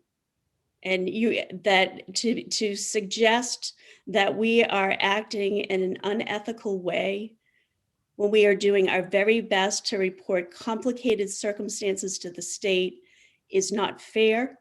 And I need to be really clear with you that I am uncomfortable with that type of classification of our intentions. That's fair. That's fair. I'm uncomfortable with you reporting something that the public says is untrue. So I am happy to discuss if anybody thinks that there is something here that is not accurate. I welcome that conversation, and I am happy to call the state if there is anything that is questioned. But there are circumstances here. There is nothing here that we feel like we cannot defend to the state as being what is accurately happening. For every student, if you were to, when we create time on learning charts during a typical school year, there are some kids in the classroom that may be focused on learning, and there are other kids that may finish an activity earlier and are doing some type of undirected independent work. The assigned hours are something that has to be an average of all students. Some students will take 5.5 hours to complete that work, and some students will take 2 hours to complete that work. And we encourage families to be in communication with their families, with their teachers, if they feel that that child is not getting what they need. But we have to take 1,800 kids and classify them as a single group at a grade level. So I, again, welcome if there is a question about where the numbers are coming from in this chart, I will offer explanations. And if there is a question that you would like me to confer with the state, I would be happy to do that. But I will not sit here and be accused of unethical behavior. Julia? So I was wondering, because we had talked about this when I first saw these numbers, just if you could give an explanation of who provides these. So is it the teachers and the administrators? And then also, because I've been seeing that public outrage, and I've also it really saw that number on Wednesdays and thought maybe I was doing something wrong and missing something in my own house. But what can we do? Like, should we talk to the teacher? Should we talk to the principal if we feel like these hours are not really being reflected in what is happening in our individual house or our individual classroom? Because there's a lot of people that are emailing us, and I want to be able to tell them what's the right avenue. How can we best advocate? How can we best advocate for them? So is there a question about, do you know? So who reports the numbers? And you might have said let it. me answer that question first. So when this initial report was put out, we met as a team to review the request, and then individual principals created these numbers. Okay. Then we also had to report special education numbers. The special education director reported that. The numbers that you see right now are the numbers I am anticipating we are going to report. We have not been asked to give our new numbers yet. It is anticipated that we will have to start providing those around the week of January 22nd. So none of these numbers have been anticipated, but when we do the math to ensure that we are following state regulations, this is what the numbers are showing us at this point. The one piece that as I mentioned when I was going through that, is the 2 hours at the middle level. There, we know that there is a wide variety of approaches between classroom teachers and how they're handling that. And that is something that they are looking at in the school to be sure that that is standardized, so that we can claim those particular numbers. So I don't know if that helped to answer, Julia, or what did I leave out that you? Well, so we're looking to get it standardized, but is there a timeline for that? Is it by February 1st? Mary Beth, can I jump in here for a minute? Absolutely, Craig. There's been a lot of talk about the middle school, and I want to make sure I can weigh in. First, I want to just back out a little bit and look at the bigger context that, we are 5 months into a school year in a global pandemic. We've had the rules changed on us several times, from hybrid to remote to hybrid. The state threw these requirements out at the end of December. And I feel like I did the math at one point, and it was 19 school days from when these went out to when they are supposed to be implemented, which just personally, I think is absurd. I agree that we need to make the shift in that direction, but that and the hammer that they're coming down on to count school days is unconscionable in this environment. What I also want to do is I want to commend our teachers who have been adapting to this constant change, as well as our families and our students. So at the middle school, what we are looking at right now is and it's on the agenda for a little bit later, we received a very generous donation from the Hamilton Wenham Ed Fund for streaming equipment, so that we are going to be able to take some of those asynchronous days and stream in students on what I'm looking for. And I haven't put out communication to families yet, but I've been working with the staff, is 2 out of the 4 days that, at a minimum, 2 out of the 4 days that students are not in school would be streamed in. Some of our teachers are piloting that. Some of our teachers I see going to 4 days.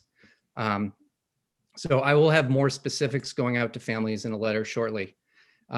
As far as Wednesdays go, I am looking at the new time on learning regulations and what they're qualifying now, not in September or August when we're planning this, as time on learning. So I have some adaptions to our Wednesday schedule.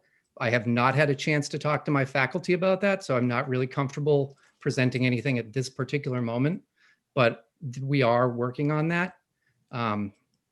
It's a balance, for all of the comments that we're getting that there's not enough direct instruction in Zoom. I'm hearing from other families that there's too much Zoom and too much of that.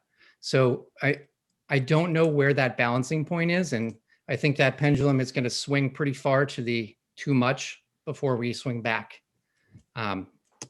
So it's certainly something that's on our mind. It's absolutely something that we're working on. And I appreciate everybody's feedback on that. So that's my 2 cents at 10:20 tonight. No, that's important. Thank you. Michelle Horgan. What troubles me is the compliance. Craig, you mentioned that this was thrown down by the state. This is a number that the state is looking for based on what? Good instructional environment is hard, to find. We have that here at Hamilton. Yes. Are the numbers not great? Are we behind other districts? Absolutely, in the numbers.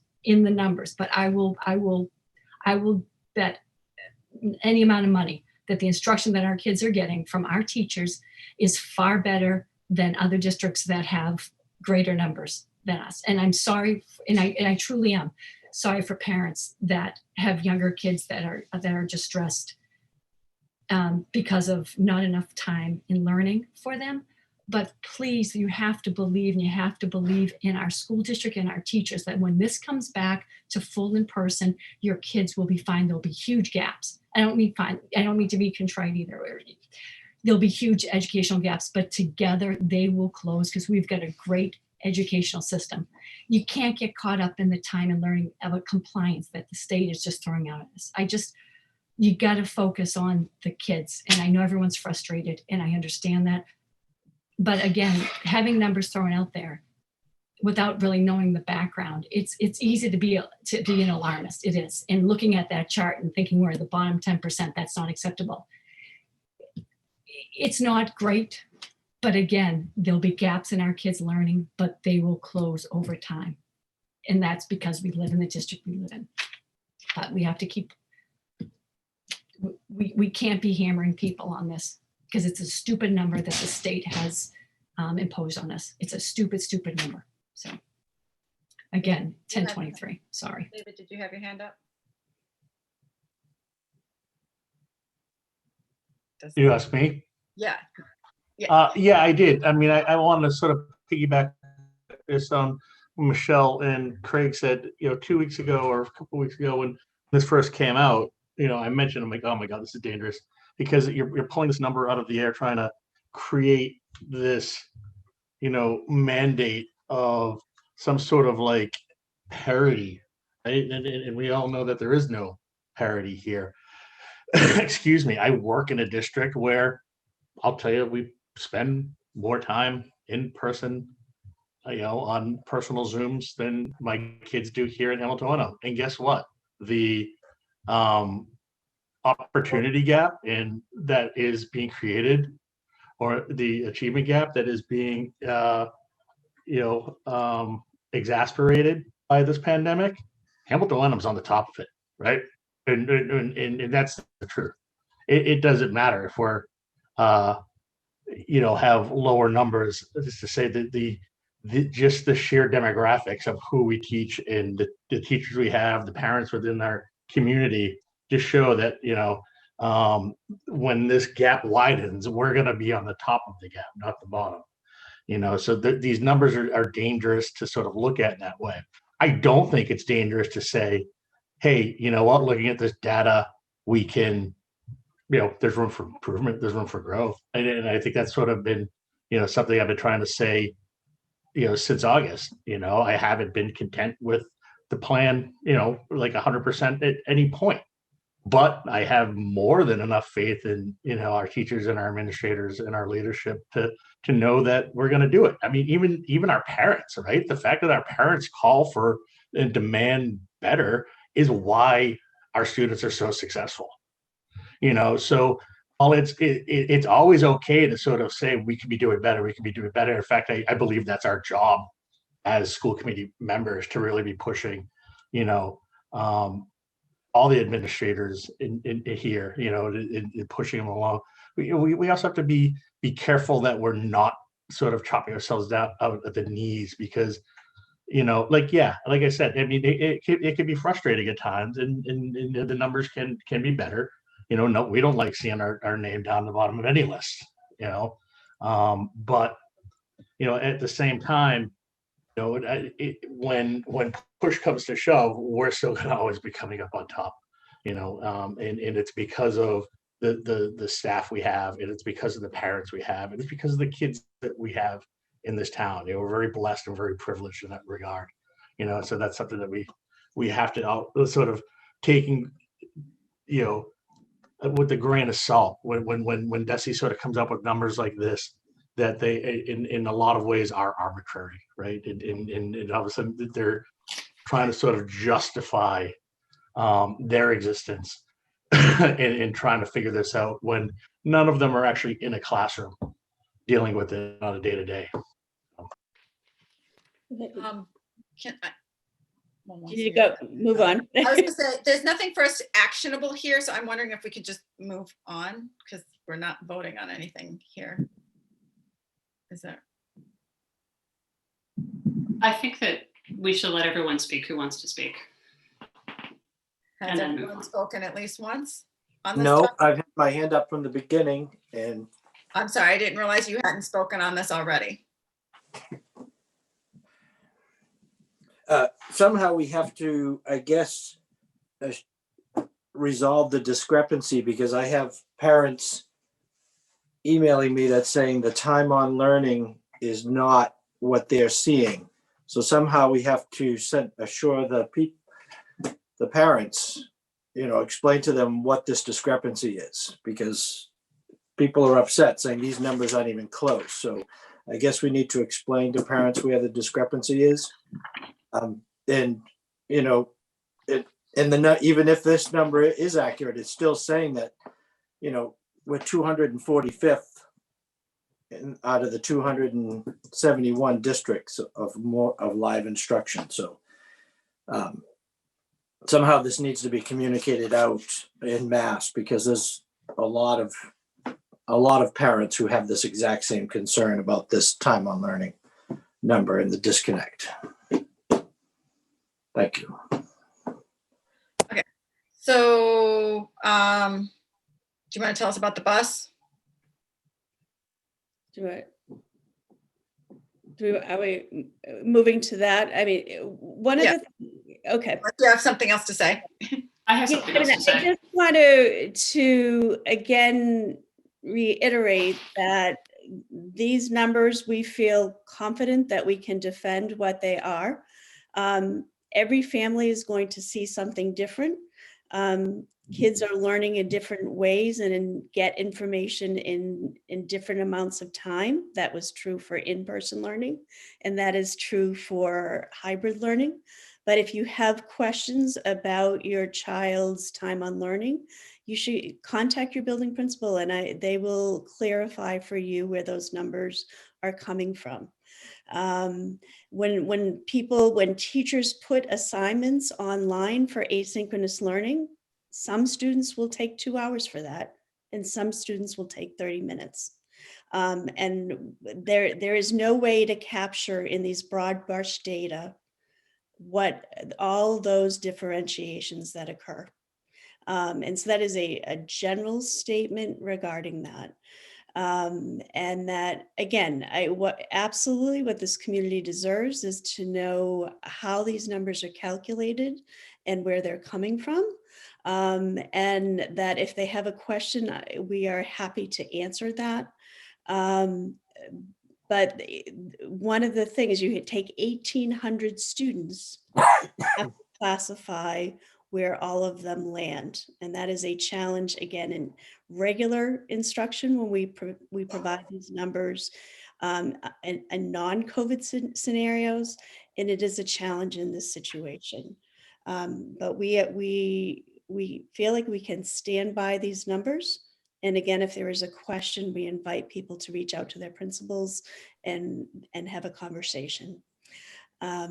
So that may help a little bit with your concern, Peter, that you're getting feedback, and what do people do about that? That would be my recommendation. Right, let's go do the bus and get rolling. Michelle, I would like to say one more thing before we move on. Anna, you've already spoken on the topic, and it's 10:30. So I would encourage you to call Mary Beth and speak to her about it. I'd like to move to let Anna speak. Esther, last point. Well, you know what? I put my hand down the last 2 times because I chose not to say every single thing that I wanted to say. So it's whatever the group wants to do is fine. We can. Peter made a motion. Second. Okay, let's vote. Peter, Yes. Anna, Yes. Michelle, You're muted. Yes. Julia, Yes. Dana, Yes. David. I'm going to abstain. I don't know what the motion was. I don't remember that. Zoom. Okay, Michelle Bailey, no. Great, go. Okay, so this is the example where trust gets lost. And I have to be really clear about this. When Craig says, and I'm not upset with Craig at all. This is a reporting issue and I hold the superintendent accountable. When Craig says, we're working on it, we're working on standardizing, we're trying to get there, that clearly implies that we're not there. And yet we've reported 2 hours a day on Wednesdays for Wednesday. So that is a concrete example where what you say and what you report isn't matching up. Secondly, Mary Beth, when you talk about 1,800 students, which I actually think it's like 1,500, and it's across an average, and some people take 2 hours and some people take half an hour, I would like to point out that at every single opportunity, you generously use the highest possible number. So even based on the law of averages, when you put things together, you're giving yourself credit for the maximum possible. And yet at the other side, you're saying, well, but some families only take half an hour. So at a minimum, a realistic average is something I think the public could live with, but you're choosing the maximum number to be as favorable as possible. And as many people have discussed, even with the maximum possible numbers, we are in the bottom 10th percentile. And these numbers are not arbitrary. The state has given us until January to say, we expect you to have at least 3.5 hours a day of time on learning, which is 2 hours lower than the usual requirement. They've given districts until today. And now they're saying, you know what? We have a minimum requirement. And I think I'm actually proud of them for finally having a little backbone. And I think to say it's hard, it's a global pandemic, it's honestly, every other district's in that too. And they are wiping the floor with us right now. And these numbers show it. And I do take issue with your reporting. And the reason I want to speak publicly, I want the committee and I want the superintendent to know that I personally will be contacting the DESE to indicate that I do not think our district's reporting is accurate. I'm putting that in public record. Michaela, I would like it noted, and I will be calling them myself because I don't think we're being accurate in our numbers. And I'm sorry that everyone takes offense to that, but I refuse to watch these numbers be manipulated. And also as a point of fact, Mary Beth, like, it's small, but it's a minor detail. If this was a work assignment, you fully plagiarized my spreadsheet and did not give me credit for it. So I'm happy you used it, but if we're talking about ethics, let's talk about ethics. That's all I have to say. Yeah, and again, I need to respond. Anna, you shared with me that you thought it would be helpful for the data to be showed in that way. And so I was trying to honor your request in using the spreadsheet that you said you thought would be helpful. I certainly did not intend to plagiarize anything. I was responding to your request that this was a helpful way for you to see the data. So that is what was happening there. I certainly had no intentions of plagiarizing. I continue to hear you assign an ethical intent to our reporting. And you may disagree with our reporting. I am happy to have a conversation with DESE about our reporting, but I am going to push back if you indicate that our intent is to mislead and be unethical. These are difficult numbers to pull together. There are multiple shades of how you can handle them, but we did this with integrity and we did it ethically and reported what we believe is happening. And I am going to continue to push back with you on that. The numbers that you heard when we were asked in November, we had information to provide, At the middle level, there was a wide range of things. So in a low stakes kind of, what are you doing right now?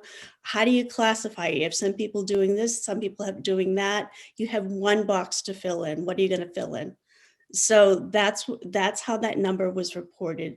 It wasn't done to pad anything. It was, we don't know how to capture what is actually happening in our school in that little box. And that was our best attempt.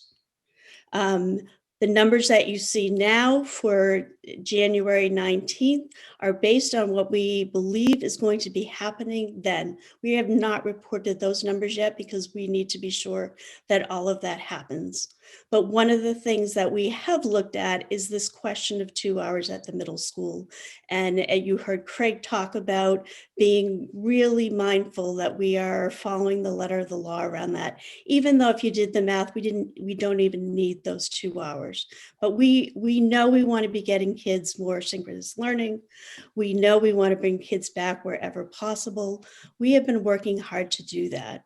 If you are a district that plopped an iPad in the back of the classroom and said you're streaming, you come out looking fabulous on this data.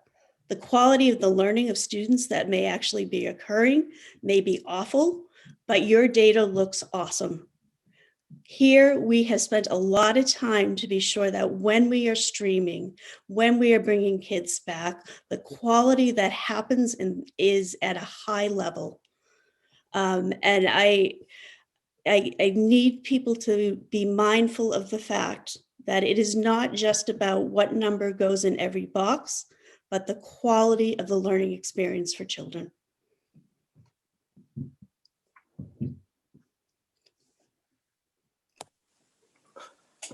I agree. I would like to thank the teachers and administrators for their hard work.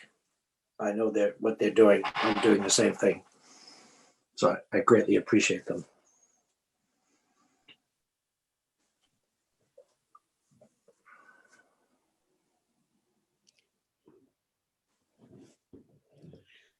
Did you want me to move on to the next? I'm trying to decide. The next two will probably take me 30 seconds each. It's just an FYI. Yeah, let's go ahead and do that. All right, PSATs, January 26th is the date that we're offering PSATs. It is difficult to have all students from all grade levels in on those days. So what we are doing is just moving the day of school. So students that would typically be in Monday and Tuesday would be in on the Monday and Wednesday, so that the Tuesday would become a remote day so that we can have this important test for our students, but not have anybody lose an in-person day. So that there will be a communication if it hasn't already gone out from the high school going out. The other super fast one is that in our return to learning plan, we had indicated that we were going to run buses from home to school, and that was it.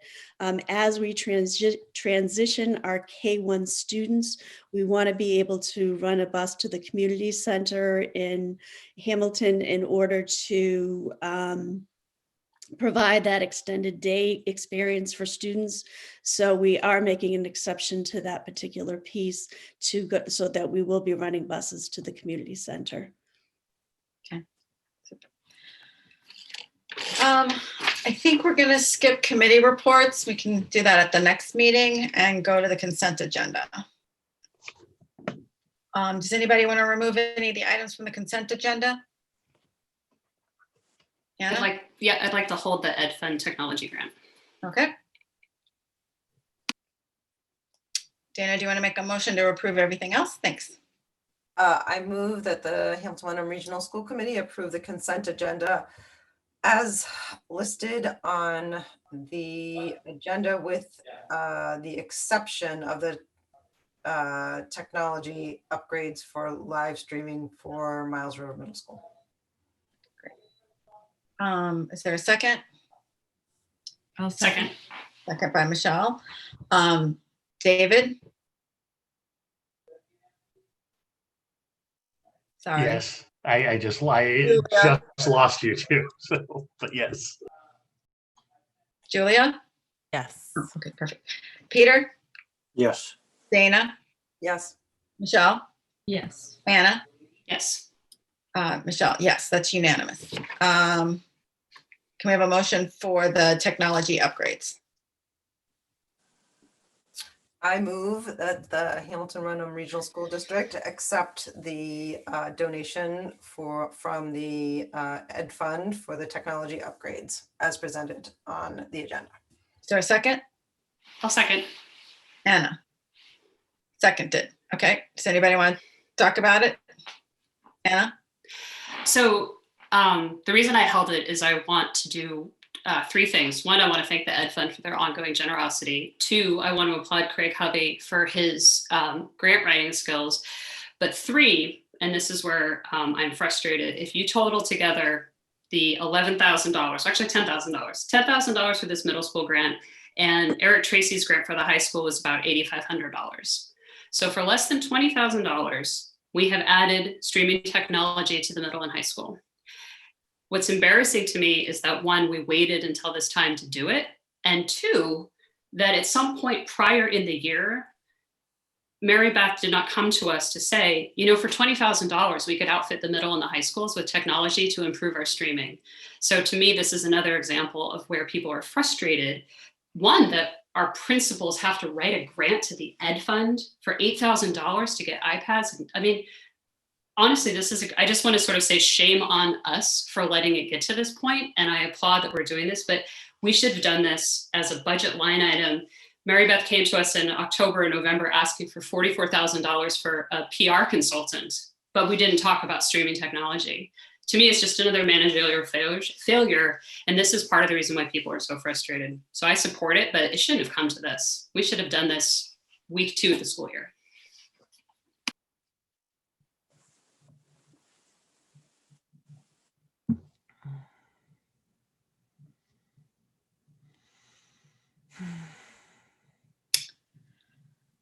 Okay, we have a motion and a second, so we'll vote. Julia? Yes. Michelle? Yeah. Peter? Yes, and thank Anna? you. Yes. Dana? Yes. David? Yes. Michelle Bailey, yes, it's unanimous.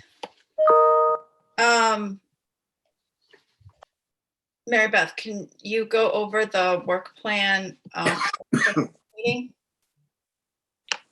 Like, I know we have Stacy coming on. Okay, first of all,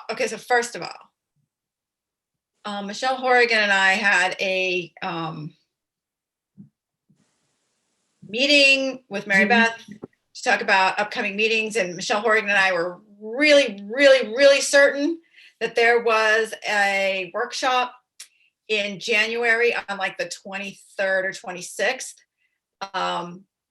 It turns out it's actually supposed to be next Tuesday. So because we didn't have our calendars straight, we are not having that workshop.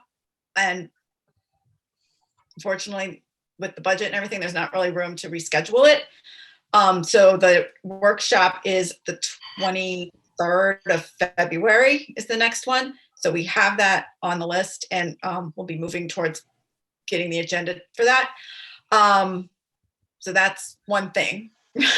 There's not a meeting next Tuesday. So, but we do have, the next meeting is going to have Stacy from special education. Who else? Athletics, Craig, athletics. Yeah, Craig, I'm just pulling it up now to review. Yeah. Let's see. So we have maintenance of facilities, athletics, and special education. Great. And is there another topic on there? There was something else we had to put on there. I'm sorry, I can't remember. That's why the work plan exists. Oh, we're checking on the treasurer's report, but we don't know about that for sure yet. Yeah, and the other thing I need to confirm, Michelle, but we have to have a conversation about school choice. Right. I believe that's going to show up on the 20th as well. Right. Perfect. Does that need to be a public hearing? Yes, it's been posted. And advertised. And advertised. I just want to confirm that it was for the 20th. Yeah, perfect. So it's going to be a real public hearing. We hope you all can come. Anything else people need to have next year or next meeting? Anything? No, You know what? We were Oh, I'm gonna, sorry, we were Michelle. gonna talk about, I'm sorry, oh, sorry, David. We were gonna talk about the MCAS, right? Weren't we, if we should as a committee, we did the resolution for the MASC, right? Delegation, but were we gonna do something as a committee? I think it's a moot point because the MCAS have been altered. Altered, okay. That was like announced Yesterday, yeah, okay. Yesterday. Okay, all right. Yes, we should, but Right, okay. yes. Okay, sounds good. The only thing I wanted to mention, Michelle, since we skipped over the subcommittees, I just wanted to just put on record that the negotiations subcommittee is meeting, that we're just continuously meeting with the, just to make sure that everyone knows that we are doing that. Yep. Regularly. So, okay, I'll take a motion to adjourn. I move to adjourn at 10:47 p.m. Is there a second? Second. Second by David. Winner. David, you get to vote first. Yes. Julia. Yes. Peter. Yes. Dana. Yes. Michelle. Yes. Anna. Yes. No. Just kidding. 7. It's unanimous. Good night, guys. Good.